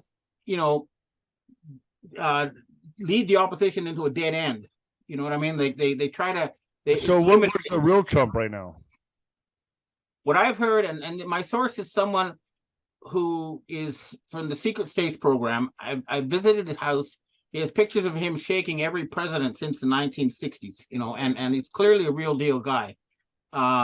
He says the real Trump is in the Mount Cheyenne military base in Colorado, and he has been there since January 2020 for security reasons. And if you remember, in January 2020, all the military members, ex-military who were in the Trump cabinet, they all quit. They all left. They moved out. And then the other thing you need to understand to figure out what's going on is that from the founding of the United States, okay, until 2020, the total amount of US dollars created was $4 trillion. In a few months after the so-called Biden took over, 16 more trillion were added. So that's 80% of all the money ever created since the United States was founded was just in the past couple of years. Jeez. And this is fraud because there's no real economic activity backing it up. And they were pumping it into, to their controlled people in like Apple and Tesla and, all those guys, Google. And it was a final attempt by the people who own the Fortune 500 companies to stay in power. And at the same time, you saw this incredible vaccine campaign. And now it's blowing up in their faces. People, the medical facts are, you can't dispute them. It's the fact. People are dying. And Right. it's I've lost friends already. Yeah. And there's going to be consequences for this. And this is something, like I say, fundamental has happened. And we're going to see that in many ways. So the story I heard in any case was that there is a lot of people who don't like Donald Trump in the military. And there was a lot of opposition, especially if it was going to be that fake Donald Trump. At the same time, everyone was sick and tired of this fake Joe Biden CG show and actors, and so, and then Kamala, if Biden resigns, technically it would be Kamala Harris. But now I found out, okay, the way they're going to prevent Kamala Harris from becoming president is that her parents were both born outside of the United States. That makes her an anchor baby. And then according to the U.S. Constitution, she can't be president. Right. So that means that this Kevin McCarthy, who is a World Economic Forum puppet, but nonetheless, he has been forced to make a lot of concessions to patriots in order to get that position. So, for example, he's been forced to hold hearings about why the FBI was turned into a Gestapo to, suppress patriots. But wait, maybe if they move him in as president, all that goes out the window. If he gets moved in as president, he owes nobody anything. I mean, I think he'll just be an interim guy because he won't be the real power behind the scenes. So I don't think that's going to happen. I'm. So what's Trump's move in all this? If he's in Cheyenne Mountain right now, like you say, what's his move? When's he going to surface? What's a plan of attack here? Okay, so McCarthy takes position. He's in there. What then? I mean, what kind of situation are we in then? What I was told, and I'm not saying this. I was told by that source. Okay, that, I understand. They're going to have an election in March. Maybe I guess technically speaking, I don't think that there'll be enough time for that. But the idea is an election with McCarthy and who? McCarthy would say, "Okay, I'm just an interim guy. Our democracy got hijacked by a bunch of Satan worshiping gangsters. We're going to restore democracy and rule of law and freedom of the press. And I'm just the guy overseeing that process. There'll be new elections, and then Al Gore or the real Donald Trump, whoever can run, the people can choose." The way it's supposed to be. But you're saying Trump would probably run? The real Trump. That's what I heard. The real Trump would run, as I was told by that source. So they're using these documents that they found in this guy's next to his Corvette. They're going to use that to get into oust him, aren't they? Yeah, well, you see, the problem is that everybody in power in the West had got there because they had some kind of blackmail, okay? Right. You had to rape a little girl or do something on camera, or they wouldn't let you get the job, even as, the leader of the opposition. Okay, so they're all, like Netanyahu, Benjamin Netanyahu of Israel said, we've got 400,000 files. Okay, so they've all got this blackmail material on each other. So they cannot go and say, Hunter Biden raping little girls as a reason to get rid of him. So they have to do, he hid some special documents in his garage type of fake story as a cover to remove him without the people, because it's a Mexican standoff, right, putting out dirt on each other. This makes a lot of sense, actually. Where does DeSantis and Pence stand in all this? Pence is kind of just lurking in the shadows while DeSantis and Trump, duke it out publicly. They're starting to now. It's like round one, and like it seems like Pence is just kind of off in the background, I would say that if you think of it in religious terms, then the Catholic Christian lobby is behind DeSantis and the Jewish lobby is behind Trump. Okay, that would be the way I look at it. So you think these two, that's kind of a night for me. It looks like DeSantis is a globalist. Well, he is, again, he didn't get to be governor unless he kind of went along with certain agendas. He was originally saying, oh, yeah, we got to vax. And then suddenly he said, this was wrong. This is damaging. All right, I changed my mind. We're against that. Play into the MAGA crowd. Yeah, but they're all sort of at that level compromised. So, but what can you do? I think that at this point, we need some kind of truce and reconciliation hearing. We got to get this all out. But anybody who's in the top 1, 2, 3, 4, 5 positions has been compromised. It's been what's known as stealth hijack of government. Would you say Trump even fits in that or no? Well, okay, Gordon Duff, who is a U.S. veteran and high in the intelligence community, has cited a California lawsuit where Trump allegedly raped a 13-year-old girl and there's video of it. That's what he says. Okay, I'm quoting people. I don't know. Who's this again? Can you say this again? Gordon Duff. And this is on record? He said, yeah, he's published what he says are court records from California. But payoff was made and the whole thing was silenced. But Gordon Duff of Veterans Today, and now he has a site called Intel Drop, has been putting out this material among others. And again, I believe that they really do have to do something like that, or they won't get up to that top position in this current corrupt system, which has been around apparently for thousands of years in the West, at least.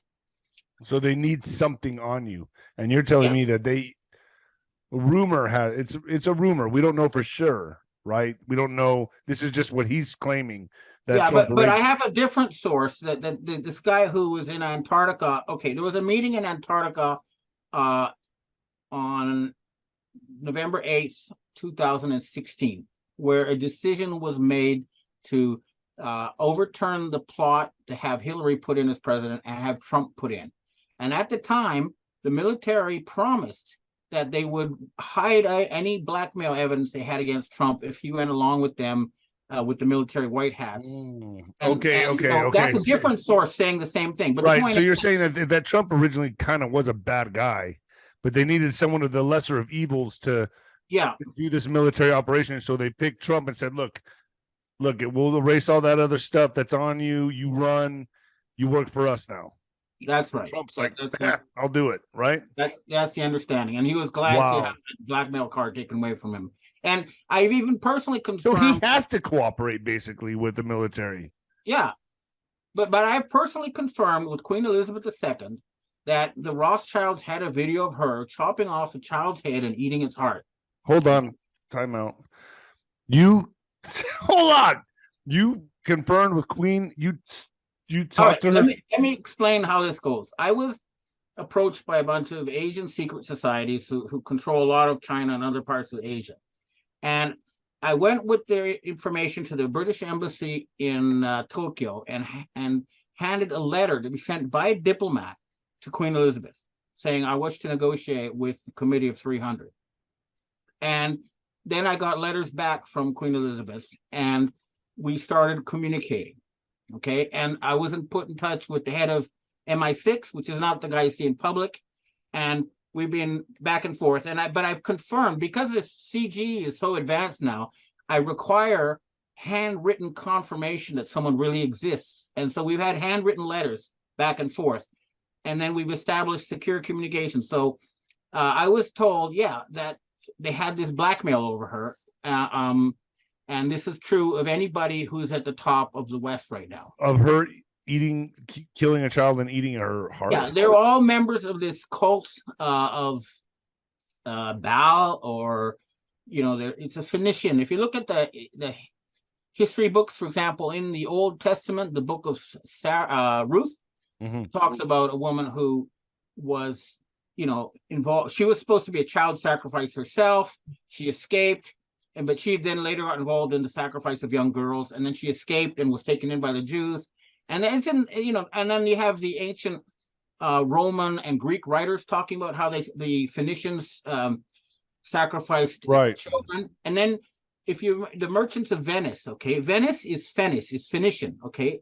So the East India Company, all that tradition goes way back to the Carthaginians, who had this practice of child sacrifice. So people involved at the top levels of Western power, these bloodlines, were members of that cult. They're born into it. They had to go along with it. And, at this point, I think, this is just a regular day at the office for these people. Well, yeah, I mean, they're born into it, Right, like, they don't know any different. They just know, we're going to eat a kid's heart today. Yeah, and I also confirmed from the cousin of Queen Elizabeth, who I met in person, that once a year they had human sacrifices at Balmoral Castle. Now, was Trump, do you think, any part of this at all? Again, the only thing I have heard, and the sources from Gordon Duff and from the documents he sent me, was that there was some kind of lawsuit in California involving a 13-year-old girl. And I think that he had to do that if he wanted to get into any position of power. The other thing, Hillary's another story, right? Hillary is a practicing witch, correct? Oh yeah, no, there's I've seen the video of her torturing a young girl to death and ripping the skin off her face. There's a video of that. 12, like a bunch of New York police officers had it. I've heard of this. Yeah. Frazzle, I've seen it. And Frazzle drip or something. Frazzle drip, is it called? Yeah. You've seen this video? Yes.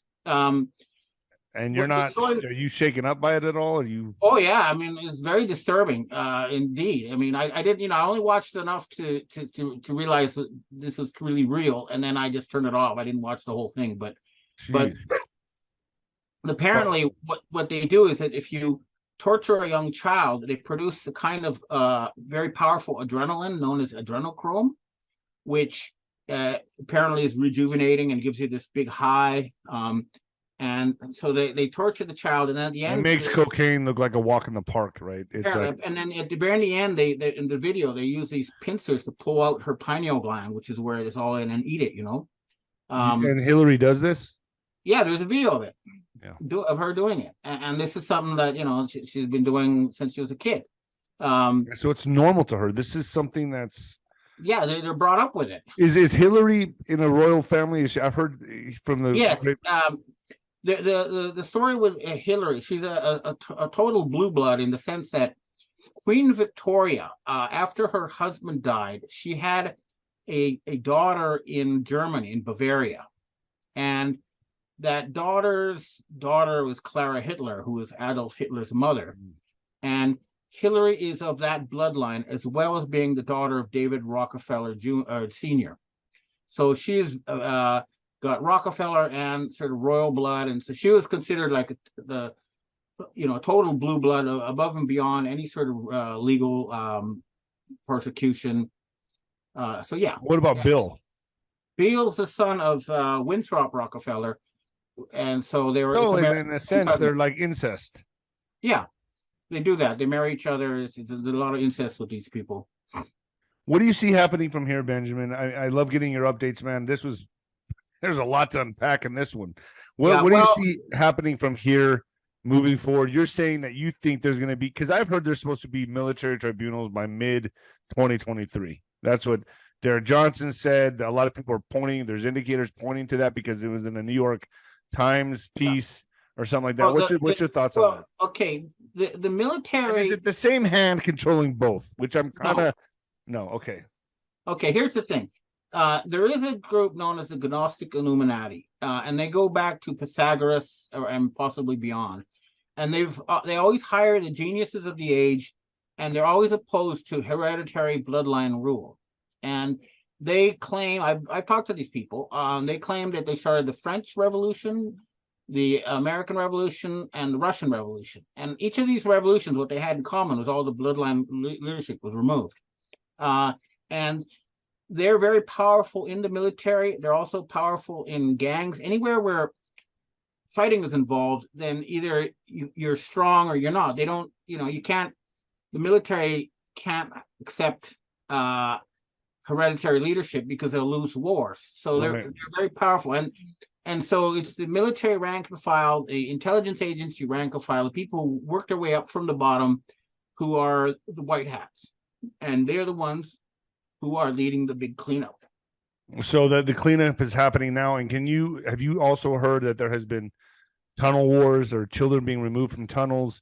Have tunnels been being blasted out? El Paso, Texas, where I'm at, never has earthquakes. And we've had 3 earthquakes, which I'm like, this has never happened. And I'm wondering, is that due to tunnels being blown out or things of that nature? Yes. If you look at the when you see an earthquake, right, you have to look at the earthquake graph, and if it starts like this, boom, right, and then it's an explosion. That's an artificial earthquake. And if it's a natural, it's like, and so if you look at the seismic charts, you can see there's a lot of these earthquakes are definitely not natural. Or like acute, like boom, like. So, for example, in Japan and the southern island of Kyushu, they had 6 huge earthquakes a few years ago, and each one, the epicenter was exactly over a military base, and they all had that signature. So this is a sort of sign you look for. But during the Cold War, they had huge drilling machines. They built giant networks because they were preparing to, move Dr. Strangelove, that movie, if you've seen it, and if you haven't, I recommend it very much. Was about how they're going to prepare to move the entire elite underground to survive a nuclear war between Russia and the United States. So yeah, they built this giant infrastructure of tunnels. I mean, it's hard to know how much is real, how much is not, but apparently it's a lot more than we've been led to believe. So you think by March is when the shift is, we're going to really start seeing some major changes within our government? This could lead to tribunals? Well, I'm hesitant to give a specific date because this happens and they come and go. But my overall understanding is that the balance of power has shifted decisively. You can see, but you have to look at things on the surface. So the resignation of the Prime Minister of New Zealand is a good sign. The selection of McCarthy is a good sign. We got to see more. We got to see the removal of Pope Francis because he's a fake. The real Pope was killed a couple years ago. Wow. We got to look at the removal of Biden. We've got to see these visible signs. But certainly the Davos meeting has been very sparsely attended. And I said there's a lot of people did not go. Yeah. And then is it because they're in fear of their lives or have they been taken down? I think they're in fear of their lives and both, but mostly they're in fear of their lives because there was serious talk about hitting Davos with a neutron bomb. Wow.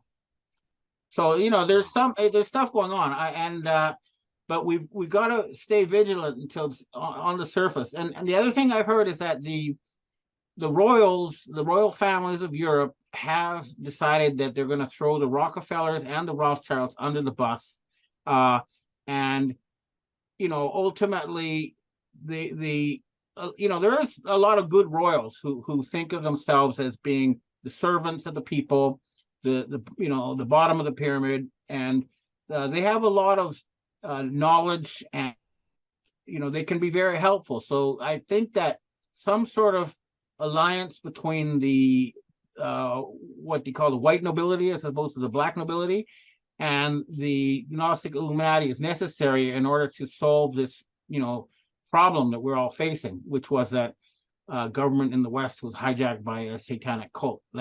And more specifically, and this is very important, it's what's known traditionally as the Sabbatean Frankist Jews. Okay. I call them the Khazarian Mafia. They also are known as the Jewish sect Chabad.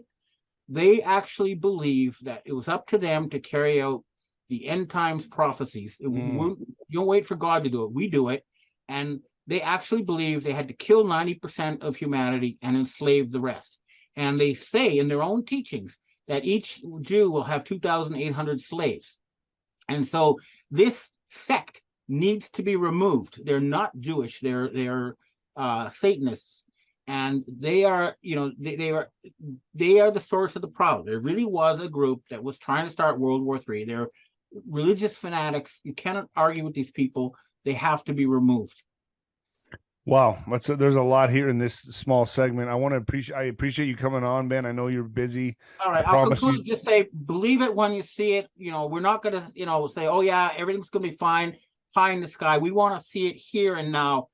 We don't want to just. But we have good indicators right now. But there are lots of good indicators. Okay, so the next thing we should see is Biden being removed. Yeah, for so-called documents. And then Pope Francis. Those are the two things to watch for. And then Trudeau in Canada. Watch. And Trudeau also? Yeah, he's he murdered his brother and he's being blackmailed and he's destroyed Canada. So yeah, he has to go. And Freeland, his Nazi co-host or whatever you want to call it, the co-chancellor, she has to go. Well, Ben, where can people find you? benjamin-fulford.net. Your subscriptions support my activities and are most welcome. You're awesome. Welcome back to the Mel K Show. I have one of my favorite guests and yours back with me today to give a little geopolitical update in planet chaos. Thank you for joining me, Benjamin Fulford. Thanks for having me on, Mel K. Always my pleasure. Well, let's get into it. Let's start with your piece this week, we had a lot, was chock full of stuff. One thing I did want to mention, because I didn't really see it in the papers anywhere, was that Evelyn de Rothschild died. And you would think that since he was running the money for the monarchy all these decades, people would have thought that that was newsworthy, but apparently it was ignored. Do you know anything about that? Oh yeah, this is huge because it's de Rothschild, which means it's the French branch of the Rothschilds, and that means that they have lost control of Europe. I mean, the head of the Swiss branch was arrested in Antarctica. The Klaus Schwab. Right, I remember a while ago talking about it. And now the French branch is down, and they traditionally had the most powerful interests in Asia, in China and Japan. So that is huge, and it means that they have lost control of Europe. And this was confirmed after I wrote my report saying that the old agreement between Frederick the Great and the Russian Tsar to divide the Russian and German lines of interest along the Dnieper River, pardon me if I don't pronounce that right. Well, the official TASS news agency today was reported that the head of the Russian armed forces has ordered all his troops to withdraw to their side of the Dnieper River. Right, I saw so that means NATO is over and Germany is allied with Russia and China. That's huge. Yeah. Well, you said it. And again, a lot of this isn't being reported, at least not in the United States, that nobody was really talking about that this past week also, Germany met with Xi in China, apparently to discuss this. And I would think that that would have big implications in the West. And it wasn't covered here. What happened when Germany went to China? Well, I mean, just looking at the official Xinhua news agency, it's very clear that they talked about the need for a new security architecture. Okay, that's an official government news site. That means, again, they're leaving NATO and they're going to do something new with China and Russia. So that is historic. I mean, that's the biggest thing since World War II, really. And the fact that it's not being covered speaks a lot.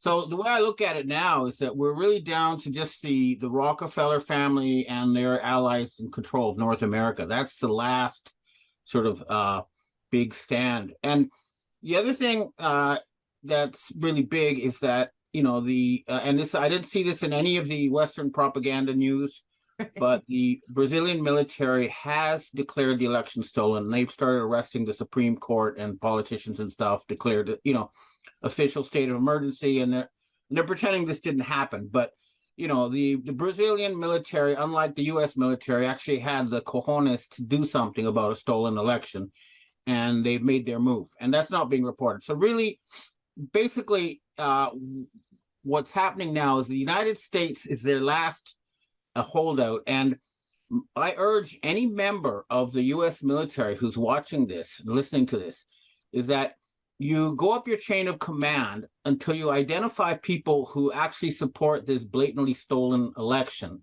Right. And then you have identified them as traitors. Because, for example, in Arizona, real polls show that the Democrats only got 14%, but they're saying 51%. So the fact that they're letting this happen means they've been compromised. Either they're being blackmailed or they're being bribed, or they're just so stupid that they shouldn't be in power anyway. So you need to start from the bottom up and purge the ranks. And you start with General Mark Milley, who's obviously compromised. But this is your chance to take back America. And today I'm wearing my Ottawa hometown T-shirt to say that Canada, too, has to be liberated. I know the government of Alberta and the opposition party are on board. But, for example, Premier Doug Ford of Ontario, people forget, but his so-called twin brother died, who was going against the agenda, and then suddenly his brother appears out of nowhere, and it becomes a total fascist in promoting vaccines and everything else. That man has to go, and I know that the original Justin Castro is long gone, but the people using his avatar, they need to go. But it's just down now to Canada and the United States as far as planetary liberation is concerned. Yeah, and it's shocking because another place where you are is Japan. Japan seemed to kind of shift also recently, and that's not being covered, though I see a little bit here and there. What is happening in Japan? It seems that something's changed, and the government there is kind of undercover. You don't even know who's running Japan if you're not there. Yeah, well, I mean, it's basically the imperial family, but you know, the Japanese, they never like to uh directly oppose you. They always say yes, yes, and then do the opposite. So, uh, for example, they're saying, "Oh yeah, we'll boycott Russia, and so we'll ban Putin's daughter from visiting Japan." But then they go ahead and make a new oil deal with Russia. So I know. Japan was the most confusing since the Ukraine war started of all the nations. But you see, Japan, they don't want this to be a one China show, right? Right. So they're kind of in a position to be a broker between the East and West, because they really are a hybrid at this point. And I think that's what's going on there. They're trying to reach a deal. And Japan had these huge naval exercises where you can see that the navies of all the really big naval powers, United States, England, Indonesia, and then South Korea, India, Canada, Australia, all these people came to Japan and said, okay, so what's happening is that at this point, if you look at in terms of just military power, the China, Russia, Germany group control the Eurasian landmass. Right. And the I guess it's called the Anglo-Saxon group, the Anglo-Saxon Japanese group, they control the oceans. So I think that, and underneath the surface, they're friendly with the Eurasian people, and a deal is going to be reached. So something, I think, historical is coming. Yeah, and there's some kind of you talk a little bit about Glencore. A lot of people don't know what that is, and also that other pipeline that kind of nobody talks about in the Eurasian mass that's happening. What is going on with Glencore? You see it once in a while pop up in the news, and then it disappears. What's happening with that? Because it seems to be a big marker of some sort.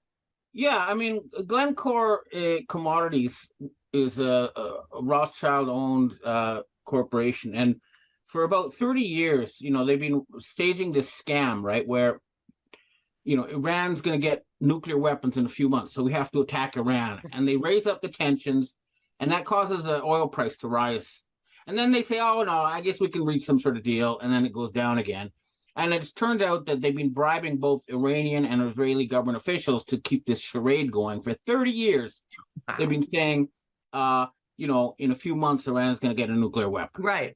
But that now, last week I saw an article on Bloomberg where they pleaded guilty to flying African leaders around, or flying cash around to bribe African leaders, and paying like a $1.5 billion fine, which is nothing, because, Africa has been losing more than $100 billion a year, probably closer to $200 billion a year in resources that are taken out of there, and they're not paying the international market price. They're bribing a few government officials who put their money in Rothschild banks, and then all these minerals and oil and everything else is taken out of Africa without benefiting the African people. So, just pleading guilty ain't going to cut it. That's not going on anymore. That's why a lot of African countries have invited Russian troops in to kick out these colonialists, these neo-colonialists. So, the obvious example is when they called in the Russians to kick the French out of Mali so that they could, run their own gold mines instead of having all the gold going to the French Rothschilds. Right. We had that in South Africa too, with the diamonds down there. Same people, I think, right? Yeah, and the diamond thing too, that's interesting. I don't see that, but right now, basically, a diamond, let's face it, it's carbon, okay? And it should be dirt cheap. And right now they've come up with technology to make diamonds that are identical to the mined diamonds for a fraction of the cost. And this De Beers diamond monopoly, it's got to come to an end. I think if they're kind of stupid to try to limit it to these little tiny stones on people's rings, because the potential is huge. For example, maybe we could have diamond windows on cars or all sorts of things if you unleash that technology. This is an example of how these short-sighted people have been holding humanity back just to keep a monopoly on profits for themselves. Yeah. Speaking of that, go ahead. Yeah, I was going to say, speaking of that, we have this week, again, not much fanfare, COP27. We talked a year ago about COP26 and the natural asset class and how this Davos crew wanted to transfer, basically a wealth transfer, all of our money to them. So that then they could then, we don't nothing be happy. They take care of everything, even though they're causing everything. But now we're at COP27. We've got John Kerry there. I guess Pelosi's flying there now. And they want reparations for climate justice or something. What is going on at COP27? And why are we still playing along with this idea that this Davos crew should have any authority or control over anything? And yet it keeps going every year. And now they're talking about a new 10 commandments of climate. Yeah, no, here what happened was that this goes back to the year 2000, the election where Al Gore had stolen from by the Bush, right? They're the people I call the Khazarian mafia, the Satan worshiping elites, right. And they're not Jewish. I want to make that out. I know. That clear. Anyway, they split into two factions. Okay, one faction with the so-called war on terror. They said that we need to kill 90% of humanity in order to save the environment. And I got involved in the fight against them because they actually invited me to join them, you know. And then the faction around Queen Elizabeth said, no, we can save the environment by putting a carbon tax and paying third world countries to grow forests. And then we can save the environment and not have to kill people. And what's happening is that now that the Kill 90% faction has been decisively defeated, the other groups, they're sort of circling the wagons around the carbon idea. But the problem is, you know, it's fiction. Okay, carbon doesn't cause global warming, and an agreement was reached at a higher level where, okay, so from now on, instead of carbon tax and all that kind of stuff, it's saying, all right, look, we did not create ourselves. Something else created us. So there's a creator. So the East and West have agreed that we will,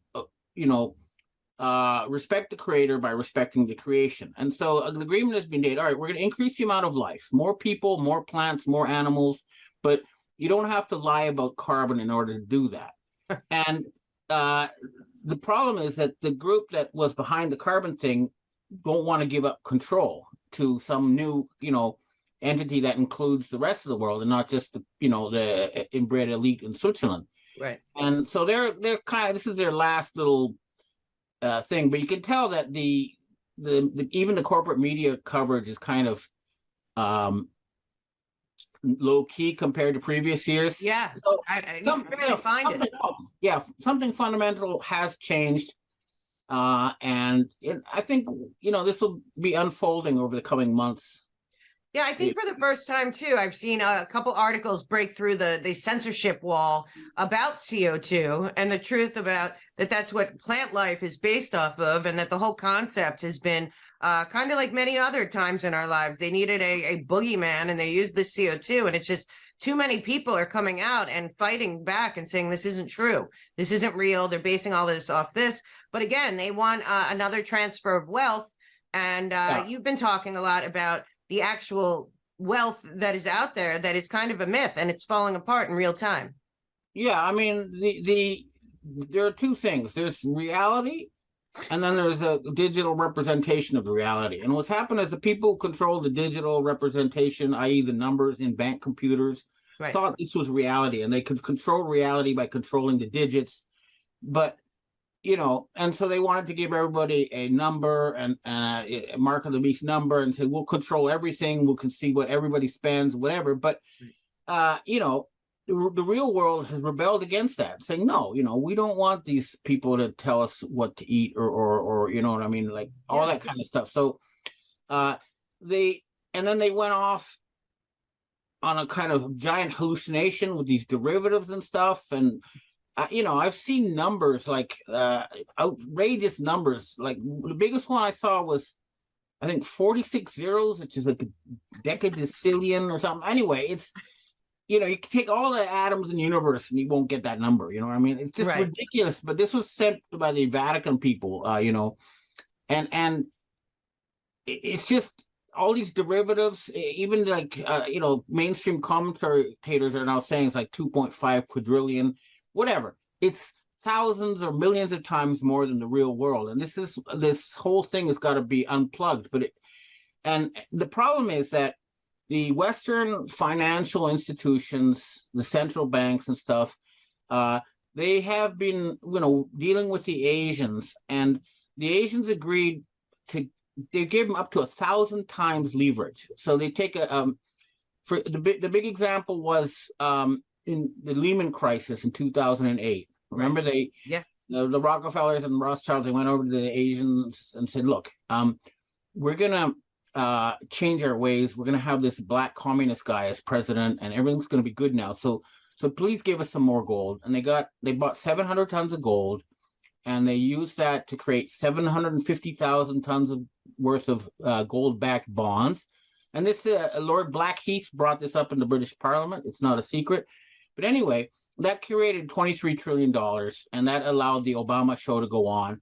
That money ran out in 2020 on January, and that's when they started this giant COVID thing, right, where they laundered about $10 trillion, I think. I don't know the exact number, but it's something ridiculous, where they bribed government officials, medical associations, politicians, anybody they could, with vaccine and mask and all that kind of bribery to launder the money. And what they've done is they've discredited literally centuries worth of goodwill built up by Western medicine with this giant lie, and that's blown up in their faces. And then they tried this big Ukraine war, which basically, my view is that it's like they're taking all their weapons to the pawn shop to keep their show going a bit longer, because I talked to Russians, and they said that all the synagogues in Ukraine and stuff are full of weapons. And they said to the Jews, well, why you got all these weapons? And they said, well, it's just business. The Ukrainians are selling them to us, and because they don't want to use them, and so we're sending them to, we're selling them to Syria and other places. So in other words, they're taking their final bits of property, to the pawn shop. They're selling off their weapon stashes, and even Pentagon spokesmen are admitting that they're running through their weapon stashes. So it's really that this Ukraine thing is blown up, and I don't think they have anything left now at this point. Unless, and this is a big question mark, they pull out their secret space force. Because I've heard repeatedly that these UFOs are actually human anti-gravity technology. And I actually met a Japanese industrialist, introducing me to an old gentleman who was a weapons specialist for the Japanese Imperial Army during World War II. And he told me he had ridden a Nazi flying saucer in Manchuria towards the end of World War II. And I've heard other people, and I keep talking. I've talked to these people who are connected to these guys, and I say, come on, if these are real, come out of the closet and start selling flying saucers to the Chinese and everybody else, and we can all ride them and get from New York to Tokyo in 20 minutes. Yeah, exactly. And I'm hoping they'll come out of the closet, but so far it's all just, videos in the sky. It's not here now yet, but I'm hoping it'll happen. Yeah, I mean, not that long ago, probably a year, in an interview, Jeff Bezos was talking about anti-gravity machines that he was working on with Blue Origin and all, and people, and that the people were gonna live on them, and then that interview got totally wiped off the internet, within 2 days. So something, it's like we're under some sort of quarantine, or I don't know, but and the other one that they're not releasing is hydrogen. I mean, all this talk about electric vehicles, it's, they banned studies, like it was a Finnish study that they tried to wipe off the internet, showing that there's not enough lithium on the planet Earth to replace all the cars with, electric batteries. Right. But the fact is, the Japanese have been working on hydrogens forever, and the technology is there. You can run cars on hydrogen. You can fill them up right away, just like gasoline, and they'll run for 800 miles or more. The problem is they can't centrally control it, because anybody with a solar panel can generate their own hydrogen. So and that destroys their central control paradigm.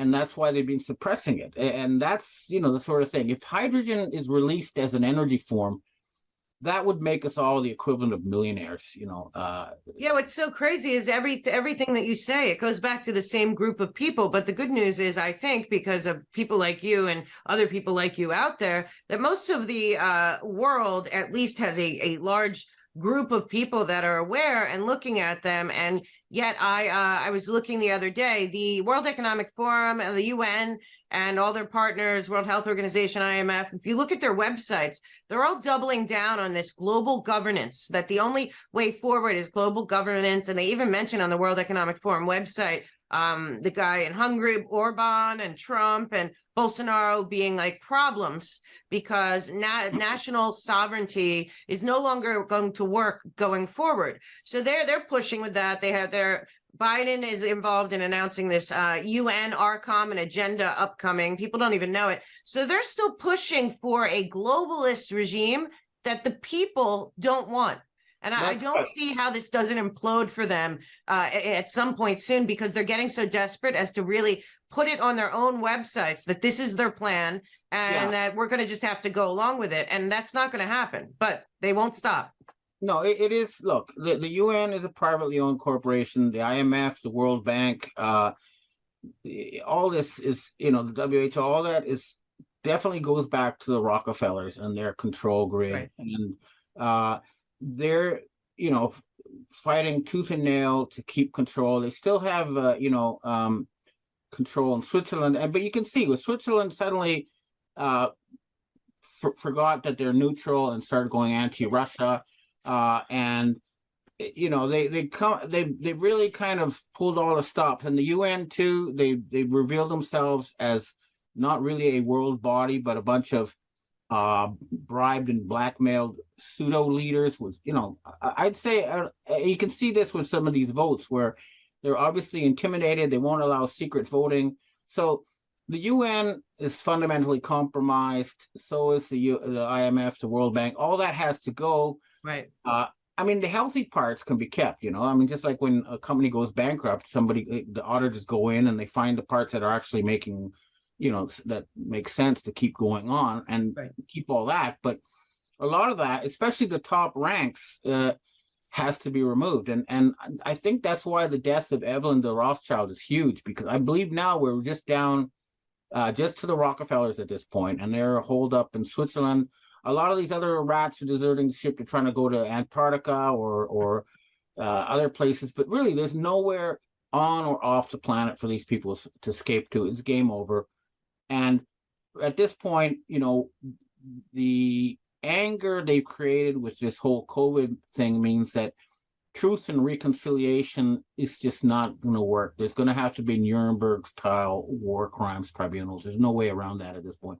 There's now, too much anger. Do you see that do you see anything out there giving you the sense that this is on the horizon? I mean, I'm seeing a lot. They're not really talking about COVID anymore. I live in New York City, so there's still people here that are walking around with 2 masks on and like social distancing, but they're the last of the vestiges. But do you see any on the geopolitical scale a push towards truth and justice? Because I'm sure you saw last week this professor from Brown wrote an article in The Atlantic saying that we needed a pandemic amnesty. Right.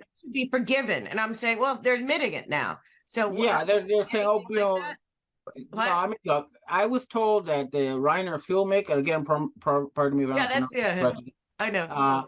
He stated these tribunals about this whole thing, that the intelligence agencies are watching this, and the good news is that people in the NSA, the MI6,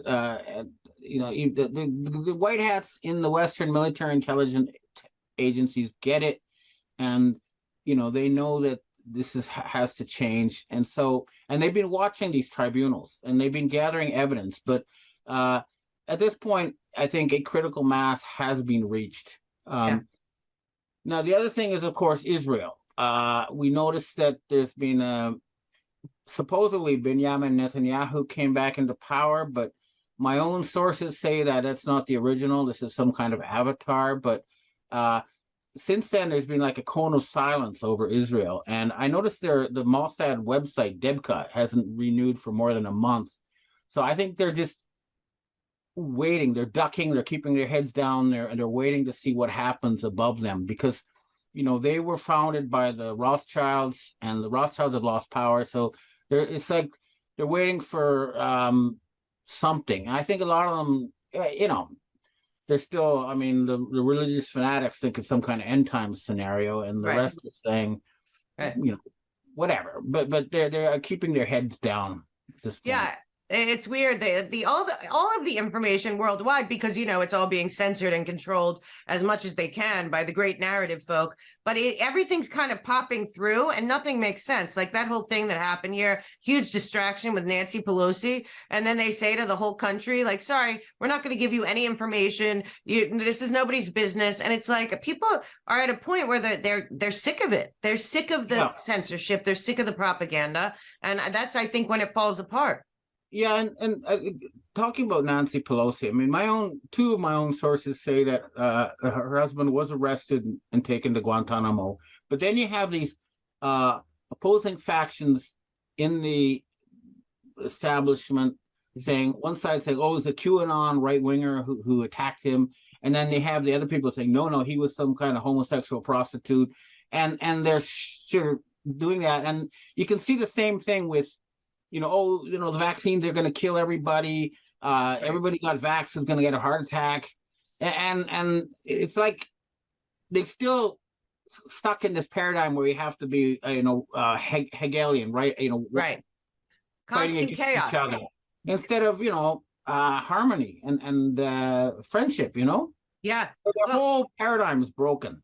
Yeah, but I think that's what, at least that's what I'm getting. You say this and then you're like some kind of sympathizer of Putin, which, whatever.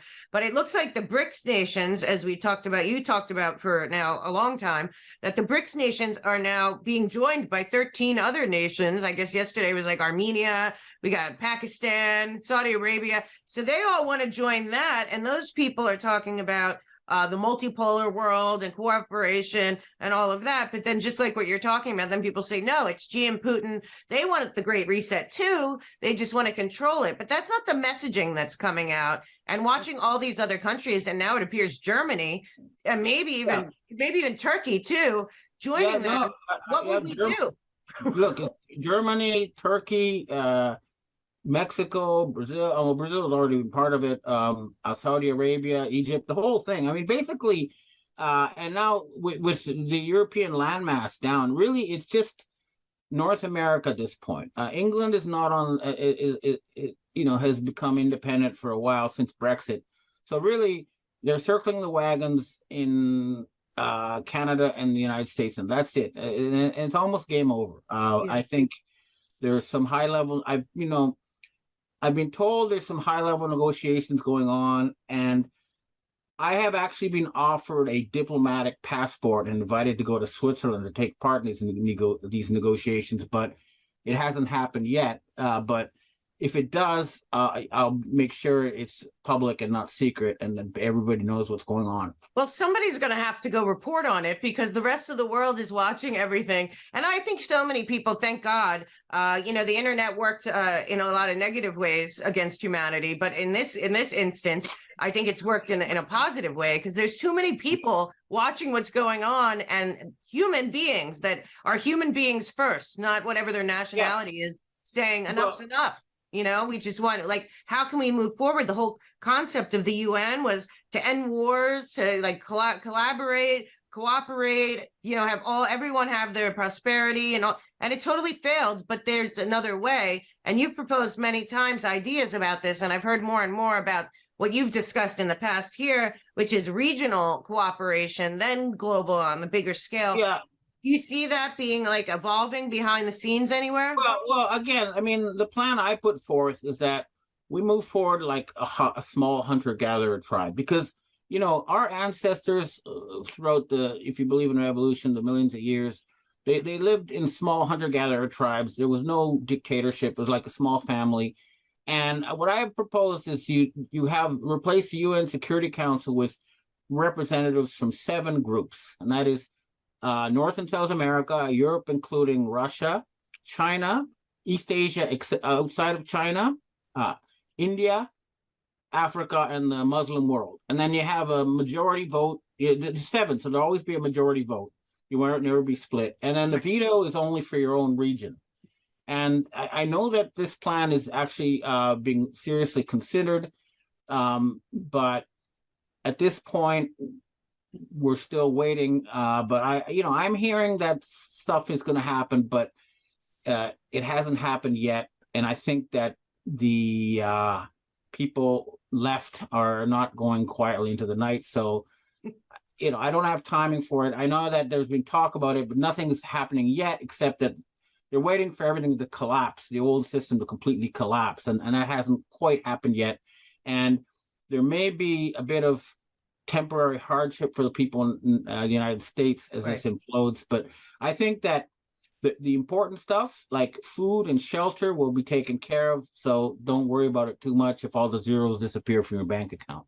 Right, which they are certainly pushing towards the central bank digital currency and the ESG score and conflating it with Bitcoin. So a lot of people out there, something's going on here where there are a lot of people not working, but somehow surviving. I think that they're getting this class of people that want more stimulus checks to get as much onto the government dole as possible.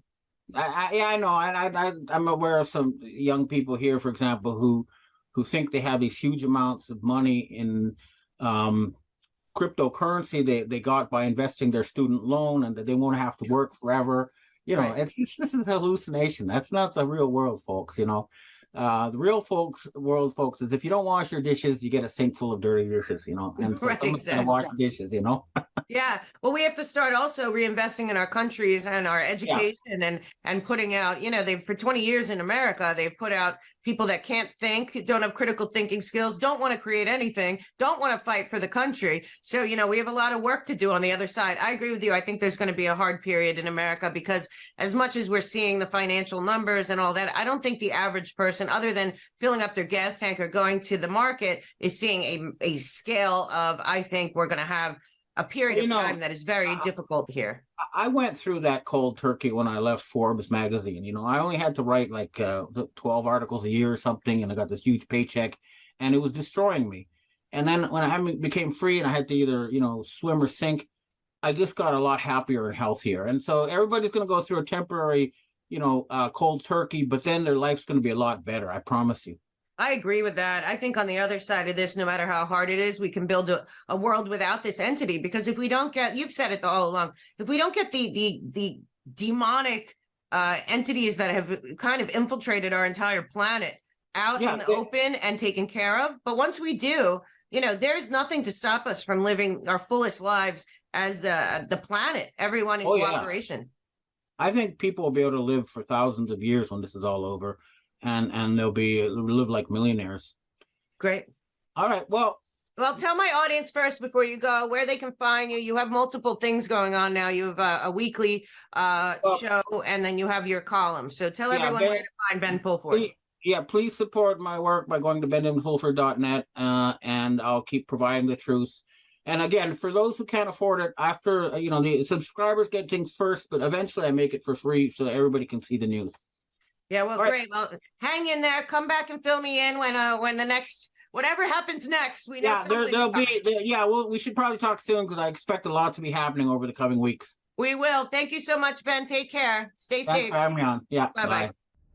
Hello, Patriot Pals. I am here again to talk to you about something that's concerning me, and it might be concerning you. This is something all of us are starting to feel on the front lines, which is the controlled demolition of the U.S. dollar and our economy. Right now, if you go to the supermarket or you go fill up your car or just your day-to-day expenses, we are seeing an average of $6,000 in bigger costs across the board for each American family at this point. Our 401ks and our pensions are being decimated, and there seems to be no end in sight, at least not right now, because we are at an 8% inflation rate, and that does not seem to be the end of it. And that is a 40-year high. So we've never really seen anything like this in our lifetimes.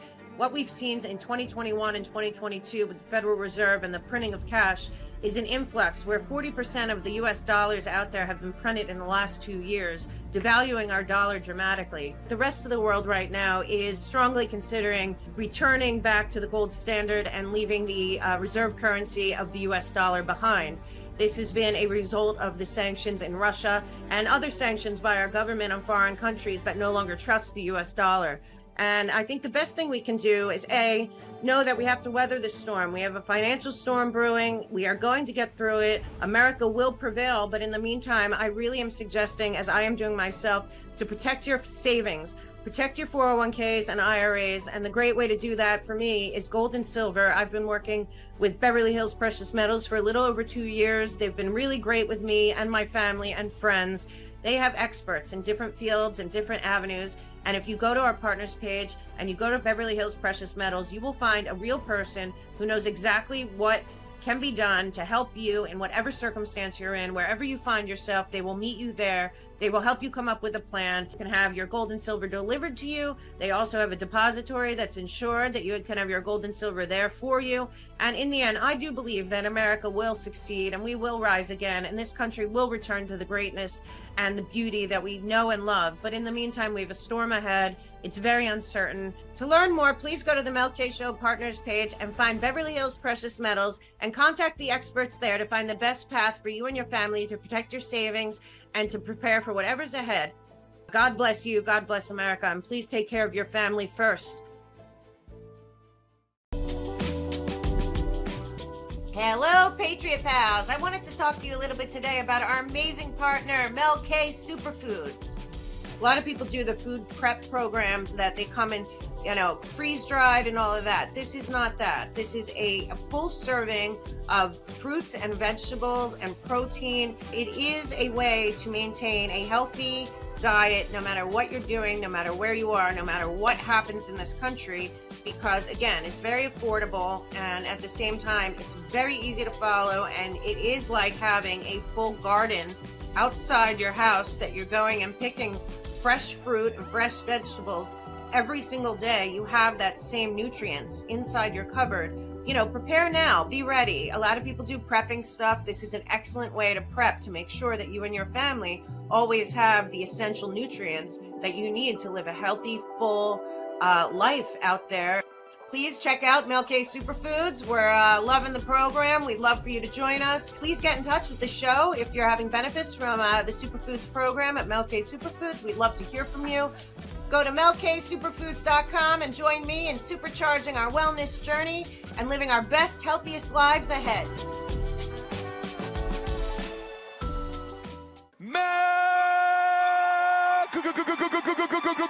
Hey!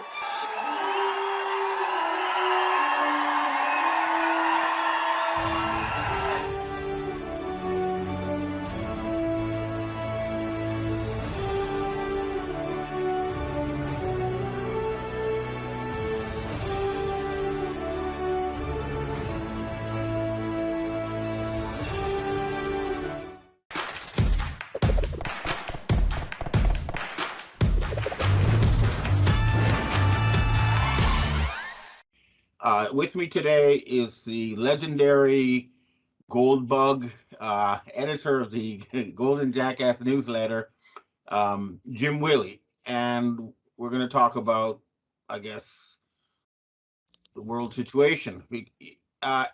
Now, first I'd like to say, Mr. Willie, a man by the name of Dr. Michael Vandermeer, also known as Dr. Michael Mehring, he was the head of MI6. He was a great fan of yours, and he kept telling me I should talk to you. It never happened, but I'm glad we're finally having a conversation.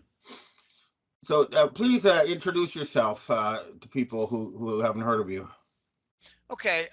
The Golden Jackass website has been altered since 2019 to be Golden-Jackass. We've got an upgrade. I've been at this now. Next April will be 20 years. So I'm in my 20th year now. It's the longest job I've ever had. And I have a rather humorous bio, if I can remember it. I got a doctorate in statistics, and I am unencumbered by the limitations of economics credentials, which means I don't have an economics degree, and therefore I'm not cockeyed, I'm not perverted, and I'm not corrupted in my view of money and banking. You could say that I'm a student of the Austrian School of Economics. I've actually met Kurt Rickenbacker, which is actually pronounced Rischebacher.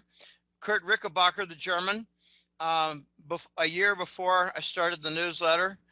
And it was really quite interesting the week we had together. But I've been doing this now for close to 20 years. I'm getting a little long in the tooth. I'm a statistician. I'm a marketing research analyst. Okay. And I don't practice statistics anymore. I'm a financial analyst, economist. 83.6% of statistics are bogus. That's always a joke. Well, I know how to lie with statistics, Ben, but I also know how to debunk a lie and Sure. point out blatant lies. And that's how that's how I cut my teeth in the first 2 years of the newsletter. Yeah. Well, the thing is, there's, 2 plus 2 is 4. There's no doubt about that. But the problem is when you're looking at the real world, are there really 2 and 2 or are there not? And so what's happening with economics, a lot of it is they're using bogus reality to make fiction, because they're not actually looking at the real world when they do all their. I agree. At Harvard University, University of Chicago, 2 plus 2 is 5 or whatever you want. Yeah. Okay, so I'd like to ask your take on the U.S. economic situation, where it's heading. What do you think is going to happen? The world economic situation? The U.S. especially. But the U.S. The U.S. is heading, and it is gradually deepening a hyperinflationary depression.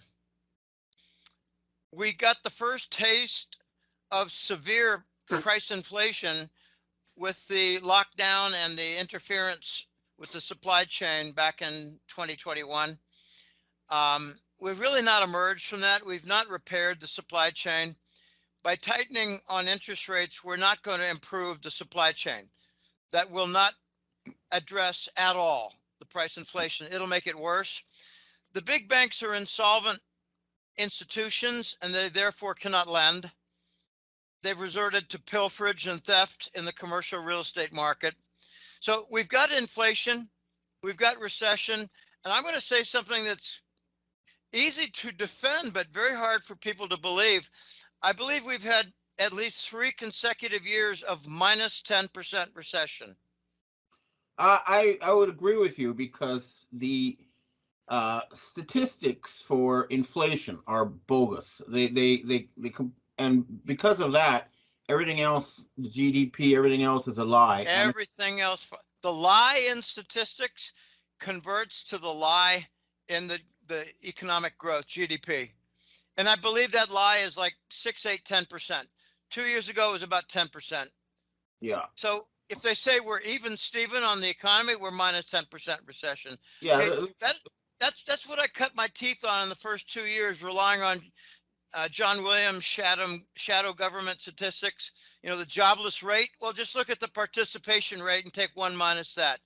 The GDP it's absolutely absurd. We're in a vicious recession, and we're not going to get out of it ever. Yeah. Until we have a default, a debt default. And I was very disappointed that the Chinese agreed to keep financing the circus in Washington, D.C. And this is what people don't understand. I told the Chinese, please cut these people off, but they're having their big summit now, and the Chinese, they told me, look, they know that the Biden is just a puppet, but they're making a deal with these people because they're the people in power. And the fact is that it's in their interest to keep the can kicking down the road for the U.S. government because they keep offering China everything they want in order to stay in business. So it's in China's interest to have this current bankrupt U.S. government begging them for money every few months, and then because they can force the American people to hand over, for example, I've heard they're going to actually de facto hand over California to China, and that's how they got money to keep their show going. Well, I believe if they do that, they're going to put a cattle prod under the White Alliance to react. Yeah, and it may not be anything legal. No, I mean they're selling stuff they don't own. Like they hand over control of Australia, Japan, New Zealand, ASEAN to China in the previous attempt to get money going, and then they announced some kind of new trade agreement, which basically hands the area over to China. But these countries haven't agreed to that, and well, let me offer a rather difficult question. You think China is playing along and kicking the can down the road, down the U.S. alleyway, because China needs to have the can kicked down the road, since Evergrande cannot be resolved and probably will bring down their entire financial system? Yeah, I mean they copied the Japanese system that was used after World War II until the 1980s. And that was to use real estate as a basis for their financial system. So it's a real estate backed financial system. But they got to the point where it would take 44 years of someone's entire income to buy a house to live in. And then about 20% of the houses in China nobody lives in them because these rich people buy them as investments. And if they lend them, they become used. So it's dysfunctional, and there's no way around that. I mean, they're trying to boost other sectors of the economy, but yeah, the Chinese have this problem and they're not dealing with it yet. But they are aware of it, and they are trying to. Okay, but my point, Ben, is if they cut off the United States for funding, I believe that would mean that China would also fail. So we're tied at the hip in a horrible relationship. They need their exports to the United States. They need the export trade. They don't have bankruptcy procedures. So Evergrande is going to decay right in front of their noses without any resolution. Okay, that's my view. And I've seen like a PDF file with 30, 40 different graphs about China, and almost all of them are horribly negative. So they cannot do a full stop either. And, Yeah, I'm amused by this story of handing over California. I am absolutely amused by it. Let them try. Let's see what happens. Let's see how it goes over. Let's see if they start teaching Chinese in schools in California and make an extra tax to go to Beijing and call it the Chinese tax. Let's start a revolution in California. Let's get on with this. This is ridiculous. This is absolutely ridiculous. It is, and they are asking that they start teaching Chinese in the schools. So that's one thing to look out for. And the other thing is, you're going to look for some kind of announcement about a climate change agreement with California. They'll call it something like that. But basically, they're handing over the United States to the Chinese, and it's not going to end well.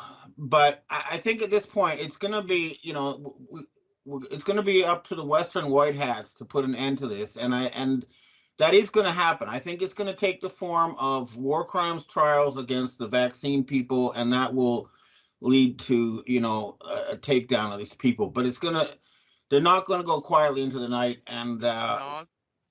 But at the same time, Ben, don't you think that the U.S. financial system is heading down, the toilet bowl? And if the Chinese keep funding something that's going down the toilet bowl, then it's kind of like jumping into a lake with cement shoes. It doesn't work. You can't float. There's nothing to float. It's all insolvent. The Chinese need to break away from the United States, or they're going to go down with it. And I think they're going down anyway with Evergrande. They've not resolved anything. It's been 2 full years. Well, yeah, except that you have to remember that there is the rest of the world, and that is doing quite well. Most of the world outside of the West is actually fine, and the Chinese are moving that way more and more. So, Sure. from their point of view, it's better that the West stay under the current incompetent management and keep slowly sinking, so that it just naturally all come their way. So I understand that kind of logic, but they're going to need to keep funding the United States, and it's not going to improve. We're going to continue raising interest rates. We're going to have some bank failures.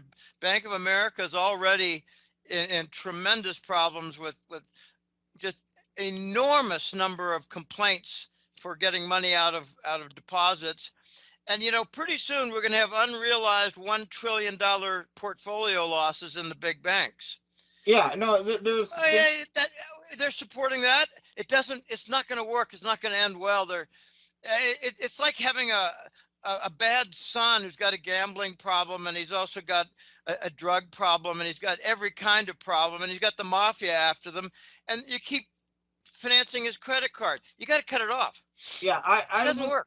A frontline reporter during the Japanese bubble, and at the time, I remember the difference between the growth in bank loans and the real economy was such that it had to be.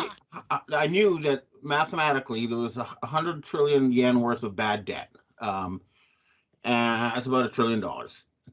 And the similar thing exists now. And at the time, the Americans were lecturing the Japanese. The Japanese were covering up by keeping everything in their books on the price they paid for, not the current price, Right. mark to market. Right. And the Americans were lecturing the Japanese. You have to mark to market. And they were able to cover it up for about 5 years before the whole thing imploded. And the United States, they're doing the same thing now. They're hiding all the losses, but if you have all these loans and government bonds you bought at 0% interest rate, and now the interest rate's 5%, they're worth like less than half. They're down 45%. Okay. Yes, but now we've got new U.S. government debt that's additional trillion every 5 months. If you look at the amount of debt that's increasing, you're in the situation now of crack up boom and Ponzi scheme all rolled into one. And we're not getting any results from new credit. It's an implosion that's going on right now. They're doing billion-dollar patch jobs in the middle of the night to keep these big banks liquid. And oh gosh, I just don't see any solution.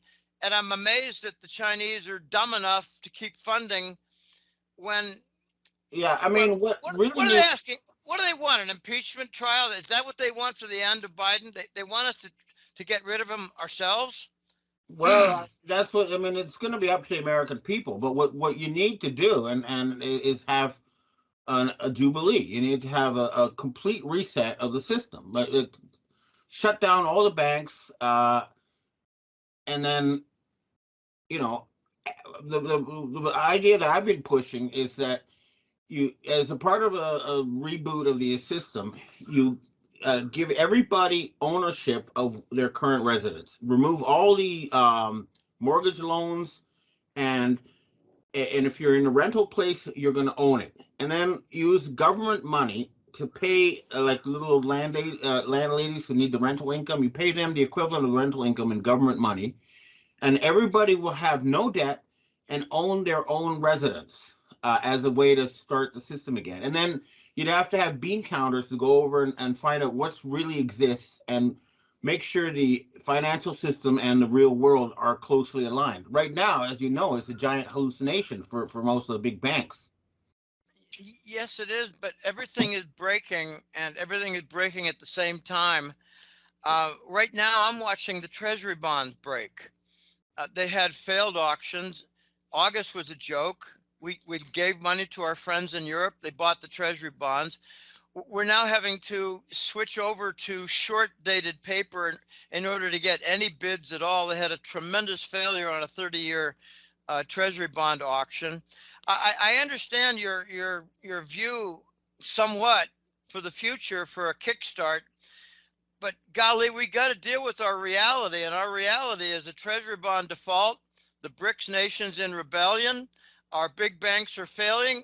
And, it was 2 weeks ago, we had two different big U.S. banks with over 100 basis points for the credit default swap. That's the bond insurance. We're about to have at least a couple big bank failures, even though they're keeping things liquid with I call it the 2 a.m. multi-billion-dollar patch jobs. This is not going to, we don't have the luxury to plan for things like that while we're busy imploding. Well, I guess I mean I've heard from a lot of people that we just have to wait until it implodes before any change is possible. But Yeah. it is imploding. There's no doubt about it. And Oh, it can't stop it. Can't stop it. Bank of America, I think, is going to be the first one. The complaints are off the chart now for getting money out. The theft, I mean, the big banks can't make any money. They're not lending, they're insolvent.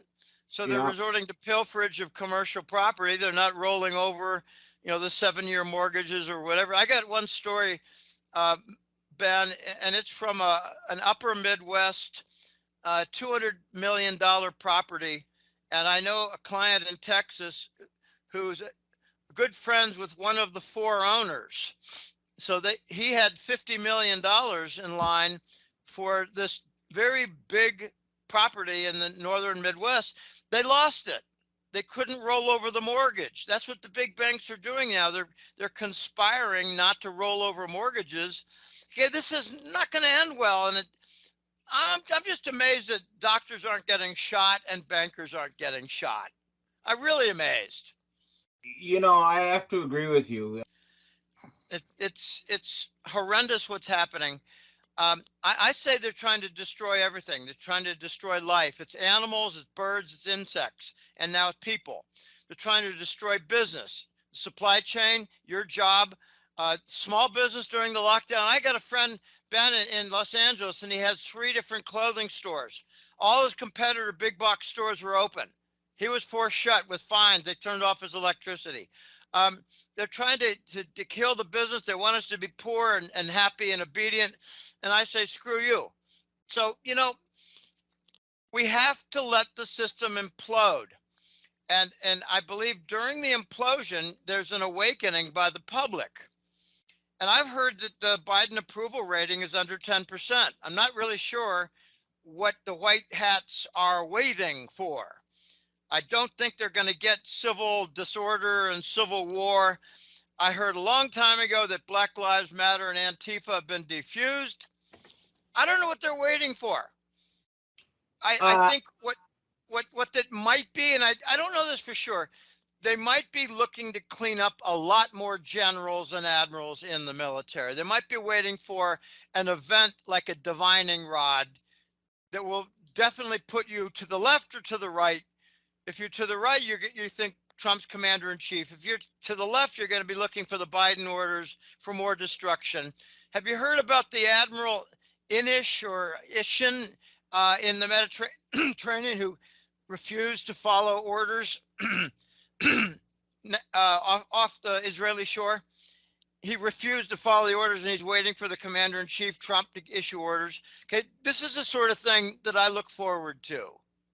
Yeah, it's definitely the only hope is that the military white hats finally do something, and I think they have been frozen by the fact that they also have a monthly salary that needs to get paid so that they can live, and they're worried about being cut off their monthly stipend, and so Exactly. they have to realize that they're going to have to take control of the money making machinery. That means taking over. I see the Fed buildings all locked up and stuff, but that's not where it is. It's where the computers are. You have to go to the computer center. I was taken on a tour of the Bank of Japan. You have this nice old fancy building where all the Bank of Japan people hang out, and across the street there's a computer room. And I was in there once. This was a long time ago, like 7 supercomputers, and that is where the yen lives. And there's a similar thing for the dollar, and they got to find that computer center and grab it, and then they can do their military coup and still have their monthly payment. That's what they need to do. I agree. When you have a problem with the bank, sometimes the answer is not with the agent talking. It's with the computer system that's in control. You get the programmers to control your computer systems. But the Federal Reserve, there's a different battle going on there. They're battling for the money printing machines for pallets to send them off, on aircraft to Ukraine or whatever. There's a cash issue and there's a computer money issue, banking issue, and I feel sorry for the generals. If they don't obey, they're defrocked. if they don't obey, they lose their income, they lose their pensions. Well, they need to get together. They need to contact the, America First. Okay, Mm-hmm. one thing I noted, Ben, I just want to pass this. When Trump had his inauguration, January of 2017, I noticed that he used the phrase America First about 15 times. And I noticed 5 years earlier, it was about 2011 or 12, right around there, I heard that in Idaho, there was a jamboree, a conference in Idaho every year. And it was like a jamboree for hot dogs, beer, and, clowns and rodeo and just have a good time, maybe show off and have a contest for goats. But it was 500 dismissed U.S. military generals and admirals who organized America First. So what Trump was saying is he got recruited and hired by the dismissed generals from Clinton, Baby Bush, and Obama, and there were a lot of them, a lot more than 500. Yeah, I remember something happened though in January 2020 because all the military left the Trump administration, and I heard that Donald Trump himself went to Mount Cheyenne, and then after that we have, before that they have an actor who is playing Trump, and you can tell the difference because he's white around the eyes and he had loose jowls. The NSA told me about him, and suddenly we have this on our TV screens. We have a different Trump suddenly reading a different script where he's saying, "Oh, Operation Warp Speed, we got to vaccinate everybody."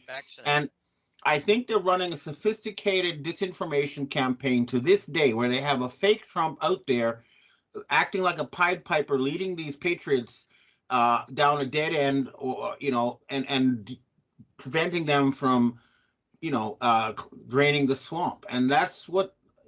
And the sign I hear is that the real Trump, he looks better and he appears with Melania. And the one that you're seeing when you never see Melania with him because he's not the real Trump. But something has to be done about that actor and the whole fake show in Washington D.C. where Biden and this actor are creating these endless arguments that go nowhere. January 6th to Russia Gate. It's a huge circus show, and they need to unplug it. Unfortunately, the Chinese shit show. Shit show. And the Chinese just gave him money to keep it going, which is really pissing me off. Well, but it'll take an implosion. It'll take the center of their power is the banks and the medical centers. Okay, we got a two-headed fascist monster here. It's banking and it's medicine. Yeah. And right now we're seeing medicine discredited, Ben, in a very, very big way. Yeah. We're seeing the banks not discredited as much as rendered insolvent and abandonment. Okay, and here's something also I think people have trouble understanding this. They don't understand why the US dollar is not collapsing. And this goes back to 2008 when they had the Lehman shock. At the time, what happened was the Americans showed up in China with these Ameros, these rainbow colored bills and big pallets, and said, "Look, we're going to switch from the dollar to the Amero, and it'll be 2 Ameros for $1. And the Chinese said, "Hey, we're not going to take a 50% haircut on all these dollars we earned." And what they started to do is they quarantined the euro dollars, the dollars held by people outside of the United States, from the dollars newly minted by the United States. And there's been a battle ever since. The people who make dollars inside the United States launder them through the stock market. That's why, for example, Tesla is worth more than all the other auto companies in the world combined, because they're pumping the money through Tesla to try to launder it into the real economy. And so there's this dichotomy, and they can't resolve this battle. It continues. But they're quarantining more and more and more the U.S. dollars from the inside the United States from the ones outside.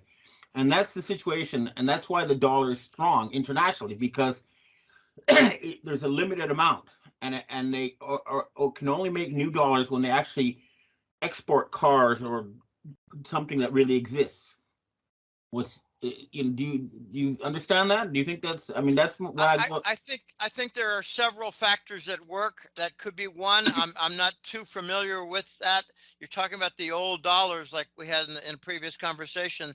The old dollars, I think, before Bretton Woods, the old, before the Federal Reserve notes came in. The old dollars are better. It's like the old dimes, the old quarters. They're worth more than the new ones. Okay, I think we're seeing now like a boycott internationally of new money from the dollar sources. Yeah. And that's why you're seeing in Long Beach, in California, you're seeing a rejection of treasury bills because it's all regarded as new printed, reeled out treasury bills that are worthless.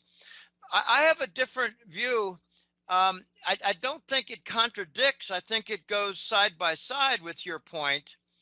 But when foreign central banks sell the treasury bond, they're vacating their dollar reserves and therefore their currencies go down. When the Japanese sold about $180 billion over a 12-month period ending in October of a year ago of treasury bills, Bank of Japan, they bought gold. So they vacated their dollar reserves and their yen went down because they vacated the dollar reserve. So that's a big factor too, and that's really at work in every continent. Well, yours may be, the undercurrent, and my point about treasury bonds could be above the table in a visible manner.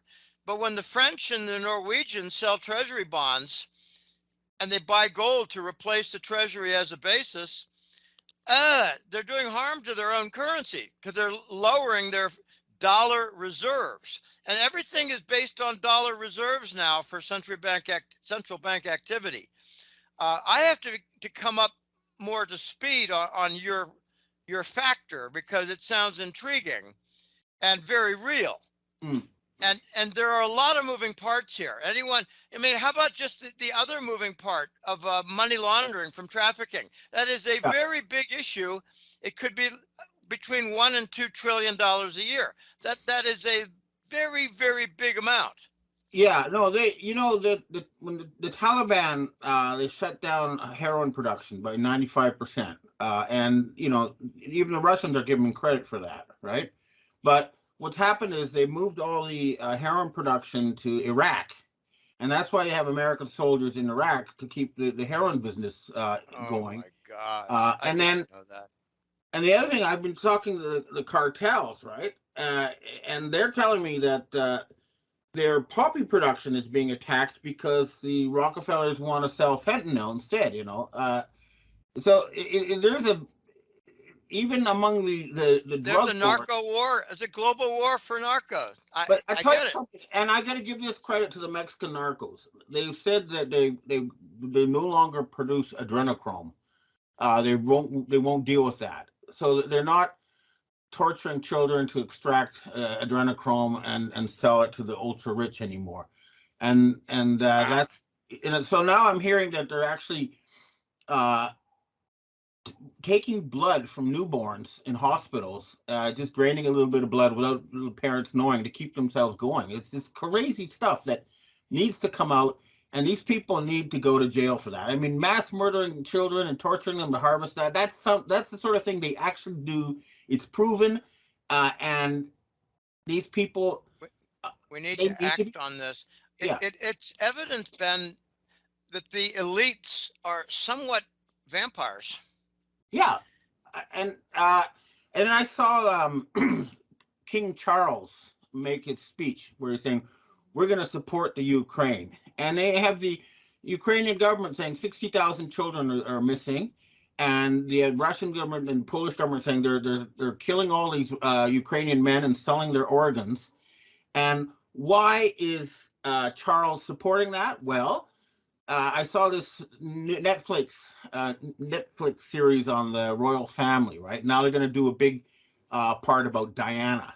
And I was reading in the New York, propaganda magazine or newspaper that, she just died by an accident. She wasn't murdered.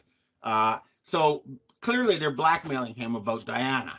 And what I've heard is that the, higher level British intelligence types are going to get rid of him, and that might cause change. He's a pretty good double. I've got a side-by-side collection of about 25 characters, and he's one of my newer entries, and I would call that a good 80% match.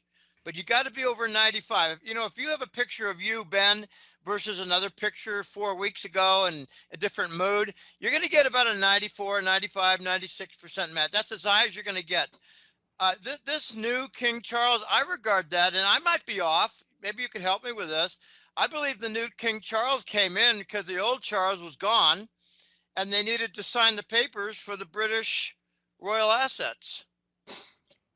They're definitely. I told British intelligence too. Look, if you want to confirm that they've put in a double for Charles, is to ask his actual children if that's him or not. And but there is there are people behind the scenes who are aware of this in the British establishment, and I'm hoping they're going to take more action. But yeah, I mean, right now we're seeing so many doubles and fakes. We have a fake Pope now, and we have fake King Charles. We have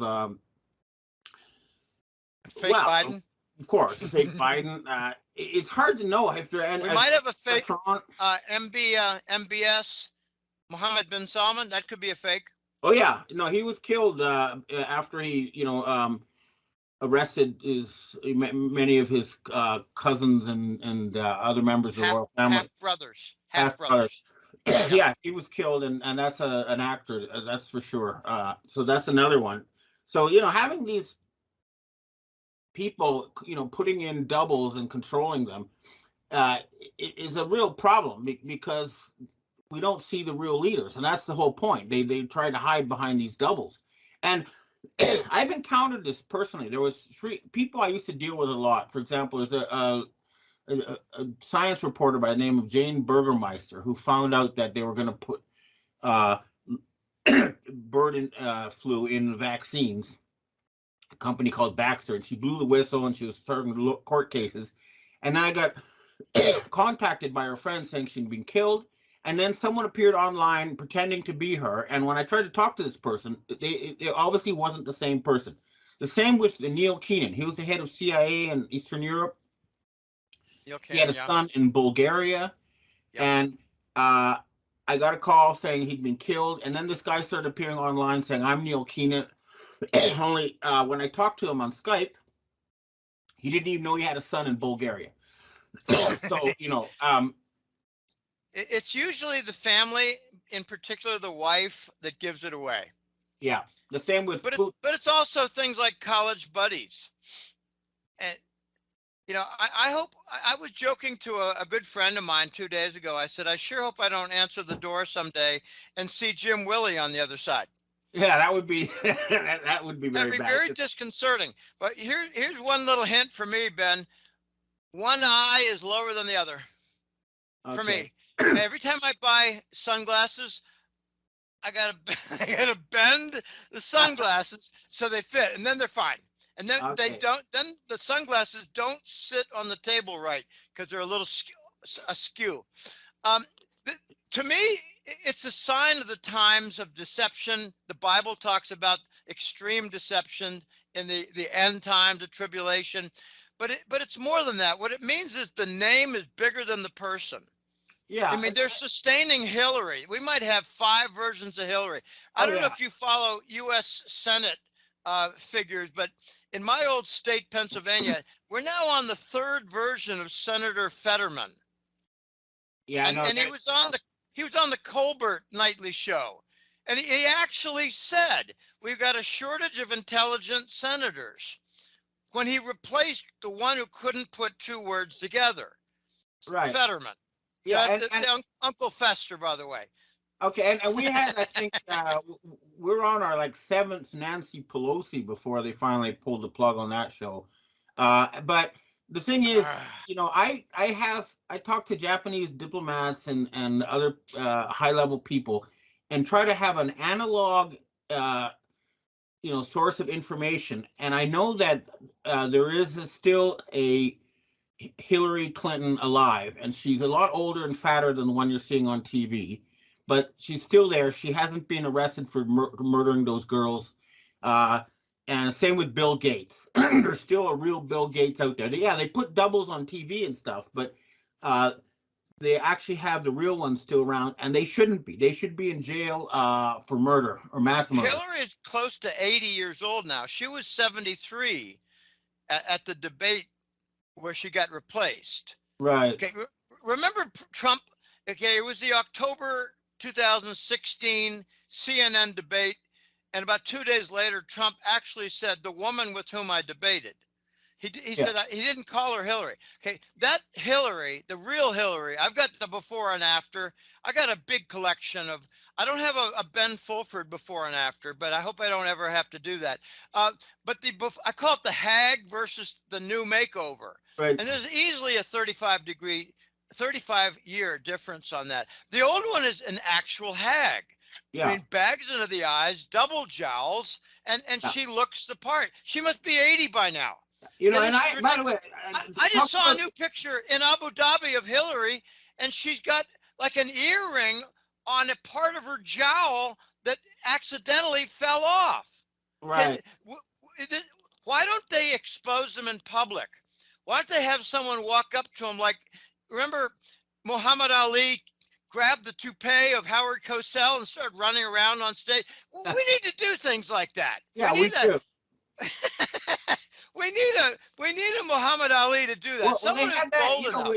You remember that Biden was meeting the British Prime Minister Cameron, right? And they're in front of the press, and the Biden said, "Yeah, I used to be on this TV show called whatever," and then Cameron says, "Who are you?" And who the bloody hell are you? Who the room, bloody hell are you? That was his quote, and his name was Arthur Roberts. Yeah. Arthur Roberts, a B movie. Yeah. I was all over that story. That was a year and a half ago. That was a beautiful. Who the bloody hell are you? That was. I think it was Boris Johnson, though. I'm not sure. I think it was Boris. Anyway, we need to unmask. I love that word. We need to unmask these masked people. Yeah, and someone will need to grab the Is that part of the plan, do you think? Are they going to do that? Are they going to rip the mask off Biden? Are they going to rip the mask off Hillary? I mean, there are many more that are running around with a mask, and we might even have a good guy with a mask on named Elon Musk. Yeah, I mean, what I heard, getting on to the subject of Elon Musk, the P3 Freemasons, these are people who put on black masks to cover their faces, and they give the orders to the Vatican and to the mafia. They told me, look, we're all in our 80s, and we're handing over to Musk, right? So he's a faction in these secret elites that I think are relatively good, although the problem with Musk is that he's pushing electric cars, and electric cars are a lousy technology. Here in Japan, and a sign that something has happened fundamentally, Toyota has announced a whole line of hydrogen cars, because that's technology that's going to completely upend the entire away electric vehicles. And I think China themselves. Go ahead. Yeah, no, I was given an invoice. I was shown an invoice for an electric car that would run 70,000 miles, and it cost $50,000, but to replace the batteries after 70,000 miles would cost $30,000. It's ridiculous. Unbelievable. And the Chinese went all into this battery technology. They completely switched over their automotive system to that. Dead end. But it's hydrogen, and the Japanese have started producing the hydrogen, and that's going to change everything. So something is happening. A new global leadership position for Toyota. Here we go again. Okay, you know the old argument. You need 500 tons of ore in order to produce one lithium battery. I mean, this is absurd. Yeah. Absolutely absurd. It's a dead end. But I've been talking about hydrogen cars, Ben, for 2 years, and I think I got it right. Yeah. Well, we'll see. But something is happening. But again, what we're dealing with are these hidden controllers like the P3 who they murder these actors and they give them orders, and we have to expose those people. And I've been trying to do that. So, the forensic trail, whenever I actually meet these type of people, it always goes back to Switzerland. It goes to the area around Lake Geneva, where you have the WHO is headquartered there, the UN stuff is headquartered there, the Bank for International Settlements is nearby there. It's these people hang out around Lake Geneva, and that's where we need to take action. And I've heard the Swiss are on the case, but it's like when you're fighting an octopus, you wrestle with the arm, but you need to go for the head. And that's what we're trying to do. We're trying to find who the controllers are who are putting these actors on our screens and giving us this fake show. But I think we're almost there. I think we're almost there. And what I heard from it was one of my colleagues, and I called him the voice because he was so influential and knowledgeable. It was 10 years ago. We parted ways. He's got all kinds of non-disclosure agreements. But he told me in 2012 and 13, Ben, that the White Hats are going after the middle level cabal. And he told me in 2017, they've eradicated 80% of the middle level cabal. So they've left the cabal with a bunch of heads and a bunch of foot soldiers. And they cannot get everything done. So I think what they're doing is they're working their way up. If you want to make this a military analogy, they got rid of all the lieutenants, all the sergeants, all the captains, and now we're dealing with the majors, colonels, and generals. And we're working our way to the top, finding the head, and that's what we need to cut off and unmask. I was told by the military something similar, is that when you're attacking an enemy, first you find their front positions, their scouts, and then you just work your way up until you finally get to the headquarters, and they're doing it in but also the ammunition, the ammunition, the depots, you get them too. Yeah. Well, hopefully this will happen soon, but I don't know if, if it's going to be the Donald Trump supposedly in Mount Cheyenne, or I personally. Of October 2023, I'm talking today with renowned Canadian Japanese journalist Benjamin-Fulford. Thanks for having me on, Anna. I'm very happy to have a chance to talk to you because my viewers, they love you. You are famous in Poland. Many people read your reports every Monday. So people have questions to you, but I have my own questions too. About Japan, about Canada. I want to explain some stuff about Poland, and I'm very curious about what you think about China, because you speak Chinese, you speak Japanese, you know people from secret societies. So I'm very curious, what are your thoughts on Asian developments? Okay, well, we'll start with that. Now, the first thing you need to understand is if you live a long time in a place, people are the same everywhere. Once you get over the little differences, and there's all kinds of people, but I think the best way to think of Asians is just another kind of European. I mean, and they don't have hostile intentions. They just want to be friends. And because they're hardworking, they have built a lot of economic power, and they're trying to use it responsibly. That's sort of the short answer. Yeah, I know. People are, I used to live in Japan for 30 years, like you do. So my question is more about politicians and politics, not about humans. As humans, we want peace, we want prosperity, but my questions are about China, what you think about China, what you know about China. For example, last time there was a fire in Hawaii, which burned down Lahaina city. The same time, we had also reported, I watched Ree's report. Maybe you're familiar with Ree's report.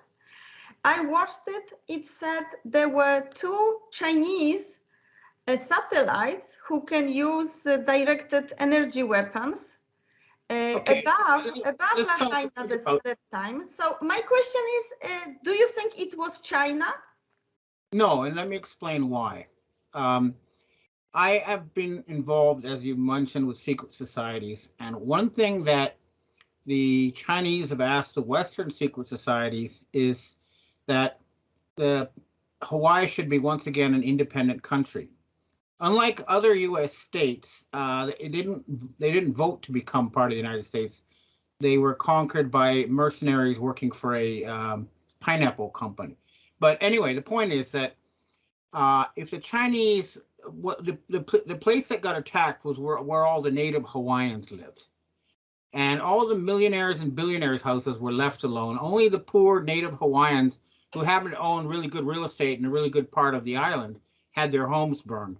So why would the Chinese attack the people who support them in Hawaii? You see what I mean? It doesn't make sense. And why would they leave alone the billionaires' houses?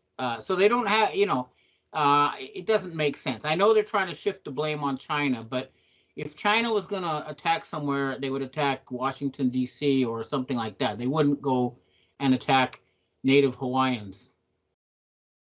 Yeah, because it was anyway globalist agenda to convert Lahaina into smart city. So they have that plan of 15-minute cities, and they want to burn down places like in Canada, in British Columbia, right? They burn down places and they want to build smart cities, 15-minute cities.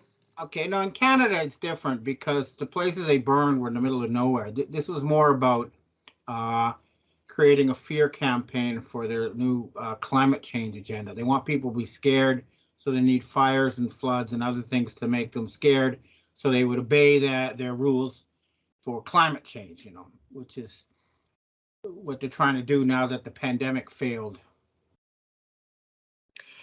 What people in Canada think about Poland being upset about recent developments, Justin Castro applauding some Ukrainian Nazi Jarosław Hunka soldier. Here's what you have to understand. A lot of the Ukrainian Canadians, fled at the time of the Tsar. They fled persecution, and they have sort of deep historical anger towards Russia. And there's a very large community of them. Most of the other Canadians couldn't care less. So what happens is the politicians, they go for the one, they can get all the Ukrainian votes just by listening to them. So they listen to them because it's politically useful. And then the rest of the Canadians got brainwashed. But the problem is that their own propaganda blew up in their face because they also spent all the years after the war attacking the Nazis on TV and movies and stuff and making the bad guys. And suddenly they're supporting a Nazi. And then people are starting to realize that many of the Ukrainians who came after World War II, I'm not talking about the ones that came more than a century ago, were Nazis. They were involved in large-scale massacres of Polish people and Russians and Jewish people and all sorts of other people. They were very bad people, and they kind of took over the Canadian government, unfortunately. It's a big disaster for Canada, but I think the Canadians are waking up, and the Jewish people are waking up. They're finally realizing that, the Nazis were themselves Sabbatean Frankist Jews who are not real Jews because they believe that they want to kill 90% of humanity and enslave the rest, which is something that a normal Jew would find appalling. But it's all coming out now. Their propaganda kind of contradicted itself. So on the one hand, they're saying the Nazis are bad, and then the next hand, and then they start saying the Russians are bad, and then we find out that they're working with the Nazis. Anyway, they're all confused, and their propaganda is falling apart, and people are waking up. That's good. That's great. In Poland, not many people are waking up, but I think maybe 10% of Polish people wake up. It's better than in Japan, because in Japan, I think it's like 1% of Japanese wake up. No. I mean, a lot more Japanese refused vaccinations, for example, than Canadians. So there is a very large awake part of Japan. But the important thing is that, well, let me talk about a scandal that happened with the New York Police Department. 10% of the police were corrupt, 10% of the police were like completely clean, and 80% were scared of the corrupt 10%. But when the good 10% took action, then the 80% went with them. And so something is happening like that in the world now, where the white hats, the good people, are taking action, and the 80% who are scared of the bad people say, finally, let's go with them.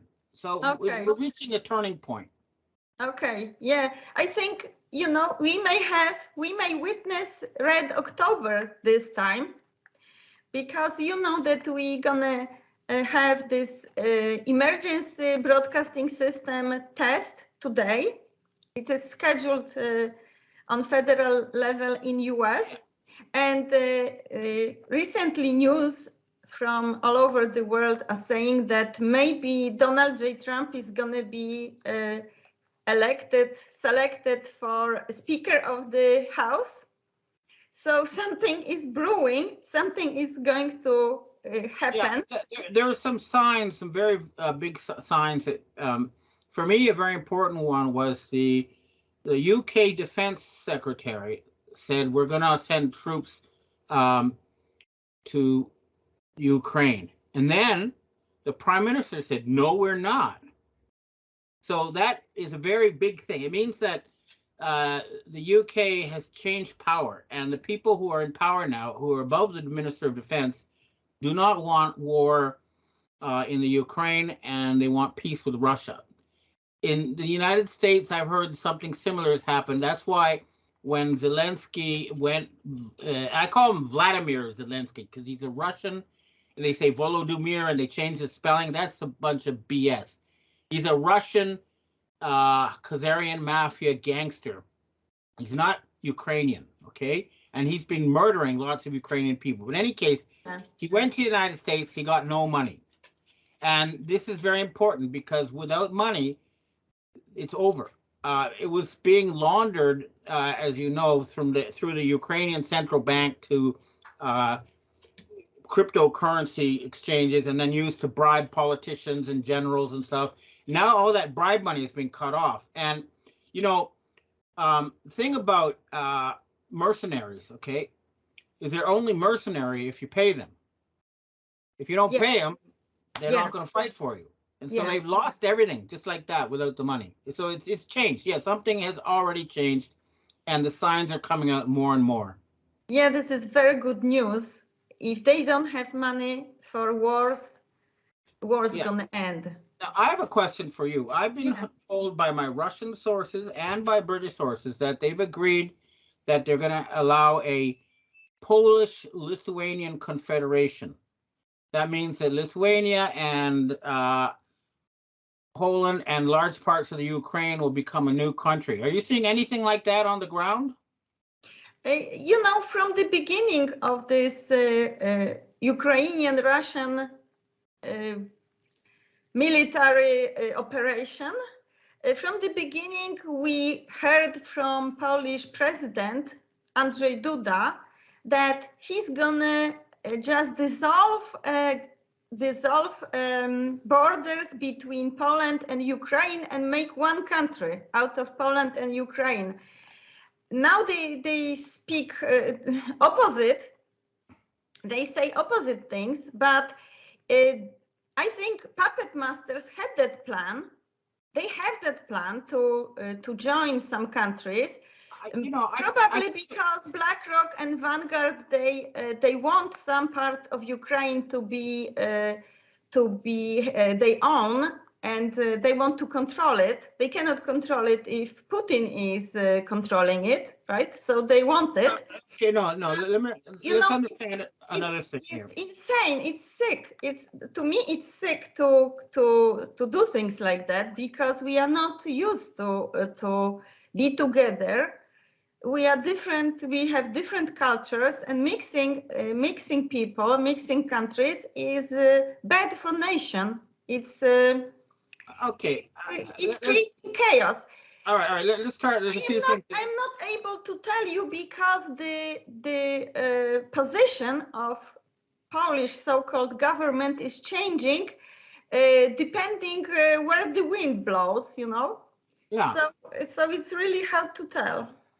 Well, okay. The thing that I've heard is that the reason the Russians have a huge army, they could just march right through the Ukraine and Poland if they wanted to. Instead, they're staying on their side. Started, and I look at their propaganda, and they say that they're defending the rules-based world order and democracy and rule of law and human rights. Well, that used to be the case when the G7 actually did represent a force for good. But that day is long gone. Let's look at what these rules-based world order people have done since 9/11. They've invaded Afghanistan, Iraq, Libya, all sorts of other places. Independent analysts say they've killed 4.5 million people and displaced another 38 million. They spent $8 trillion attacking an enemy that they themselves created, the so-called fake terrorists, Al-Qaeda, ISIS, Israeli Secret Intelligence Service. And now let's look at their leaders. Okay, so first of all, we have Joe Biden. Now, those of us who are aware of the intelligence know that the real man is long gone. But nonetheless, we have an avatar representing a pedophile criminal who's been embezzling money for his family, selling interest, and involved in human slavery in the Ukraine. This is all, well documented. So here's this so-called leader, right? Now, what about the others? We have Justin Trudeau of Canada. Well, he got in through, first of all, it's almost certainly he murdered his brother Michael. The two of them went camping, and only Justin returned, and they never found a body.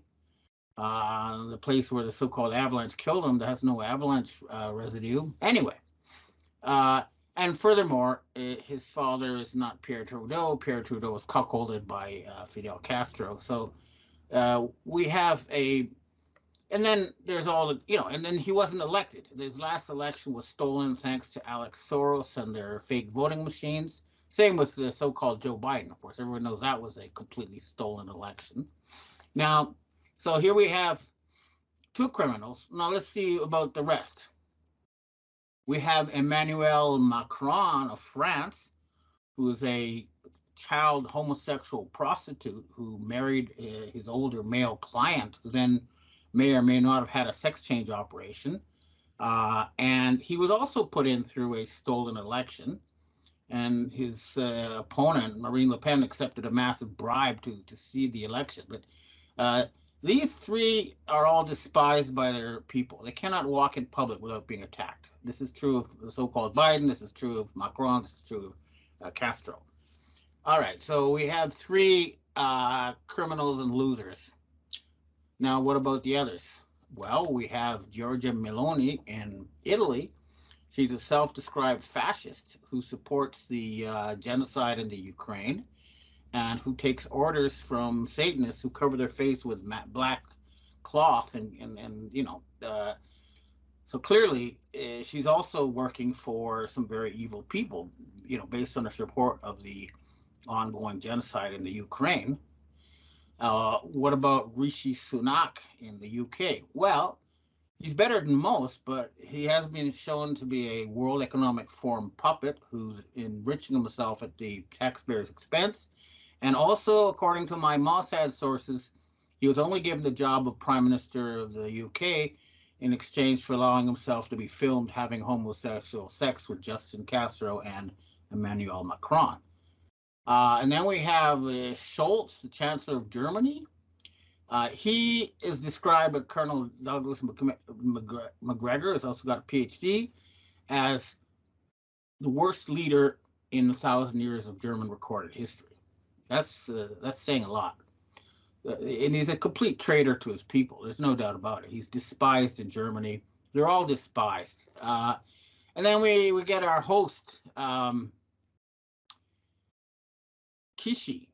He's just a slave. Okay, he's a traitor to his people. He reads handouts given to him by servants working for people like David Rockefeller Jr. In other words, he's a slave and a traitor to his people. He is widely despised as well. So these G7 leaders, they spent $8 trillion on mass murder, and this is not even talking about the whole fake COVID thing and the not so fake vaccine campaign. So, there's no way you can think about it as anything other than a group of criminals. Now, I was able to confirm that some sort of Joe Biden did appear in a plane that did look like it was being made up to look like an Air Force One. So he didn't fly in a commercial flight this time, but he has been shown to, fly in regular commercial airlines other times and not had access to Air Force One. So I'm not sure exactly what that means, but I'm thinking that they pulled out all the stops for their big G7 show. And then at the same time as this G7 is taking place, their masters set up another Bilderberg in Portugal happening at the same time. I looked at the list of invitees, and they're pretty low-level people, most of them, okay? Clearly, a lot of power brokers do not wish to be tainted by the Bilderberg stench anymore. The big names who came there are, people like Eric Schmidt and Mark Rutte of the Netherlands. These are high-level Satanists who know that they're going to face the death penalty as soon as their Rockefeller Rothschild masters are removed. So they might as well just throw all in out for their last big hurrah. But, there's meetings in 190 different countries around the world denouncing these people. They don't have the support of 85% of the world's countries anymore, and they don't have the support of their own people. It really is an end game. The bankruptcy we're hoping will take place January 1st, June 1st, maybe a few days later. But we ask the Chinese and other countries of the world, please do not finance these criminals anymore. The West used to stand for democracy, human rights, rule of law, science, truth, freedom of the press. Those have all been taken away because Western power has been hijacked by satanic criminals. Now, we're also, unfortunately, have to report that King Charles III is not the original Charles.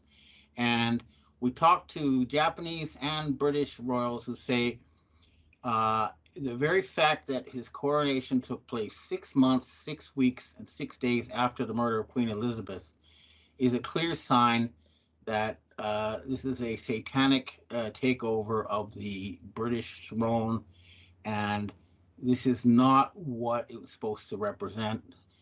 But we're also hearing from top people at MI5, MI6 and stuff that this so-called King Charles is not going to get access to any funds. He's not going to be able to take over the Committee of 300. He's not going to be able to take over the financial system. So let's see, but this could be the last Norman king, and hopefully we'll have something else.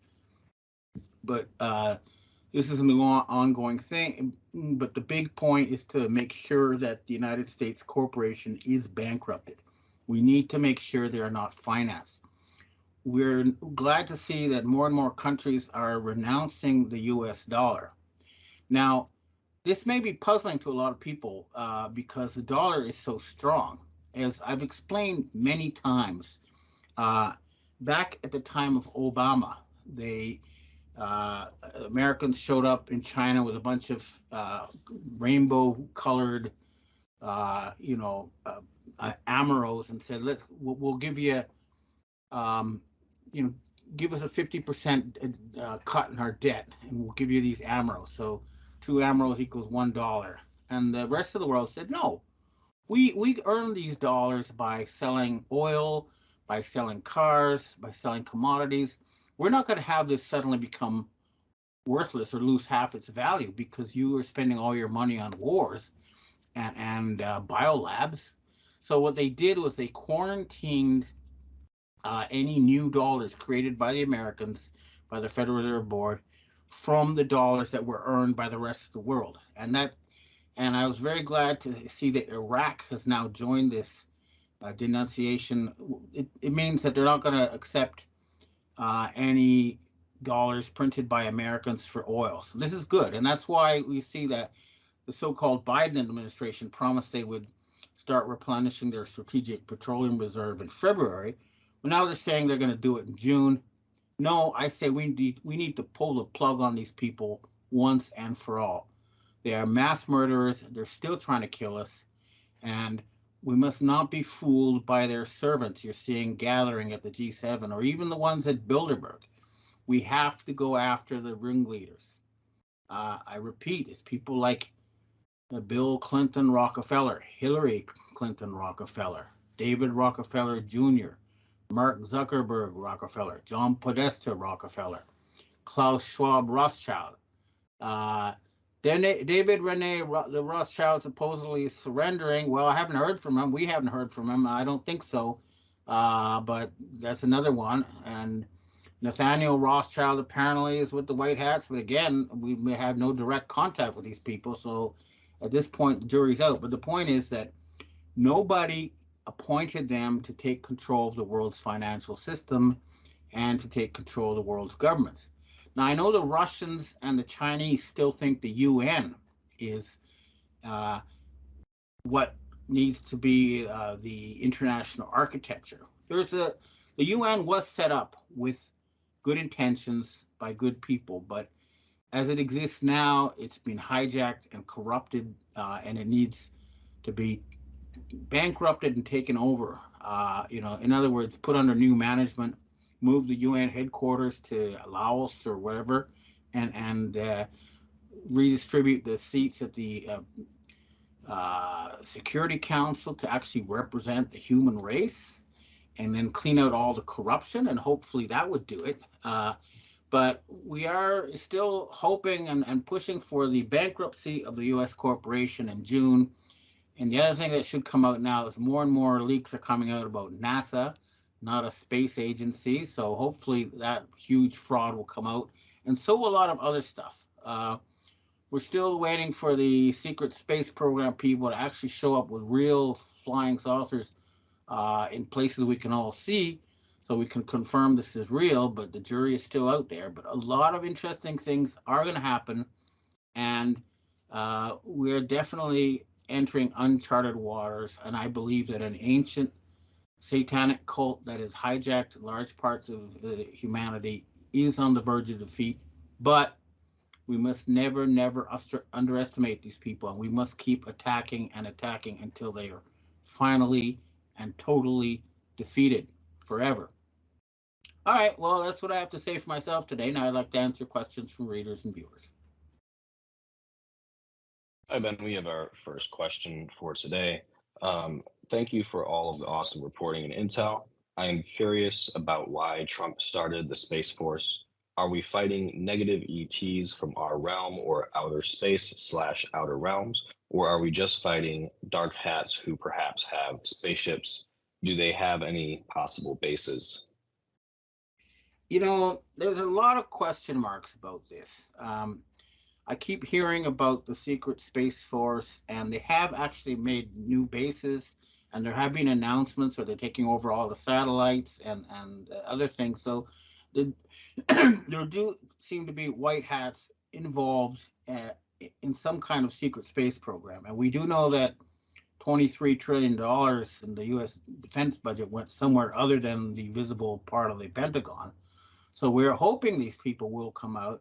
I was told that after the election was stolen, Donald Trump went to Mount Cheyenne, and then he was also going to the Thule Air Base in Greenland. And I keep hearing there's a lot of activity in our Antarctica, and that the spaceships are landing. But so far, it's not affecting our daily life. It's not yet there. I'm hoping that there are white hats who, I mean, I keep hearing about these people who went out and they colonized a whole bunch of planets and they came back here to help their backwards cousins on the planet's surface. But right now, as things stand, they're still in the closet, and that's not a good thing. But I hope that we will see this and we'll be allowed to leave this planet on anti-gravity craft and all that other wonderful stuff they're talking about. But I haven't seen anything with my own eyes. No concrete proof, just lots of talk so far. But supposedly I'm being invited to the Tule Air Base. Supposedly I'm going to get invited to Antarctica, in which case I'll share everything. But so far it hasn't happened, and I think it's still going to be up to us humans in the 3D surface planet to deal with this and not wait for some giant mothership to rescue us. Next question. Hi, Ben. Here in Australia, the government is still strongly pushing COVID boosters and specifically the flu vaccine. Do you know if the flu shots contain the same mRNA/DNA altering technology as the COVID jabs? What I do know from talking to doctors and people who are actually on the front line is that the only people who actually get the flu are people who get flu shots. I would avoid them.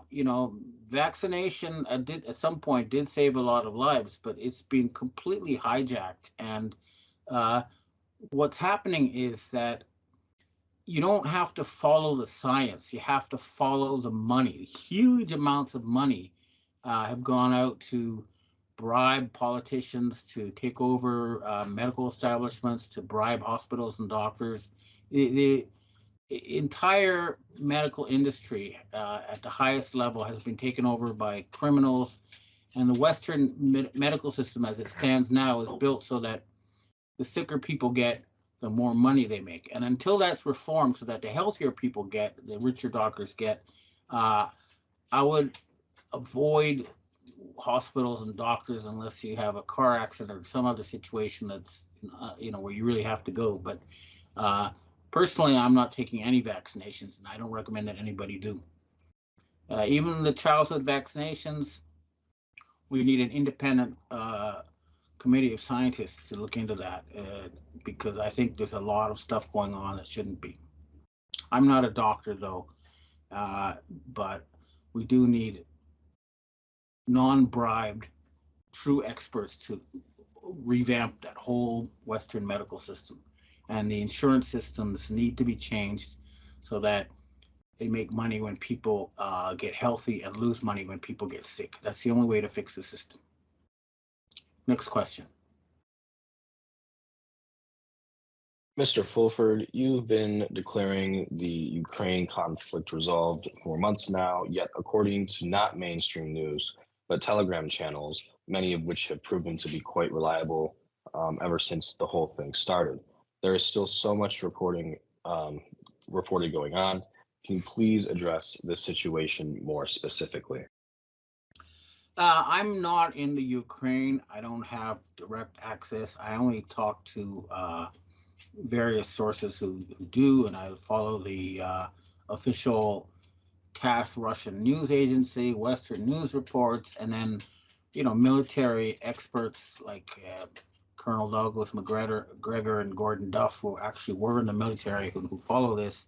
And it does seem that there is a mercenary army fighting a limited war in parts of the Ukraine, but in terms of, overall military strategy, the Ukrainians have lost big time, and all that's going on now is they keep lobbing a few missiles and doing other things to keep their bargaining position going. But if you ask real military experts who you'll see that the Ukraine has lost already, and anything you're seeing is mostly PR and then a few hired mercenaries and diehard Nazis. But militarily, it's game over. I think any real expert will tell you that.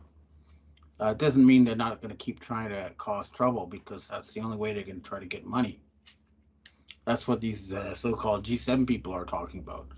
They're saying, hey, let's buy more missiles and shoot them at Russia so that we can keep our bargaining position, strong.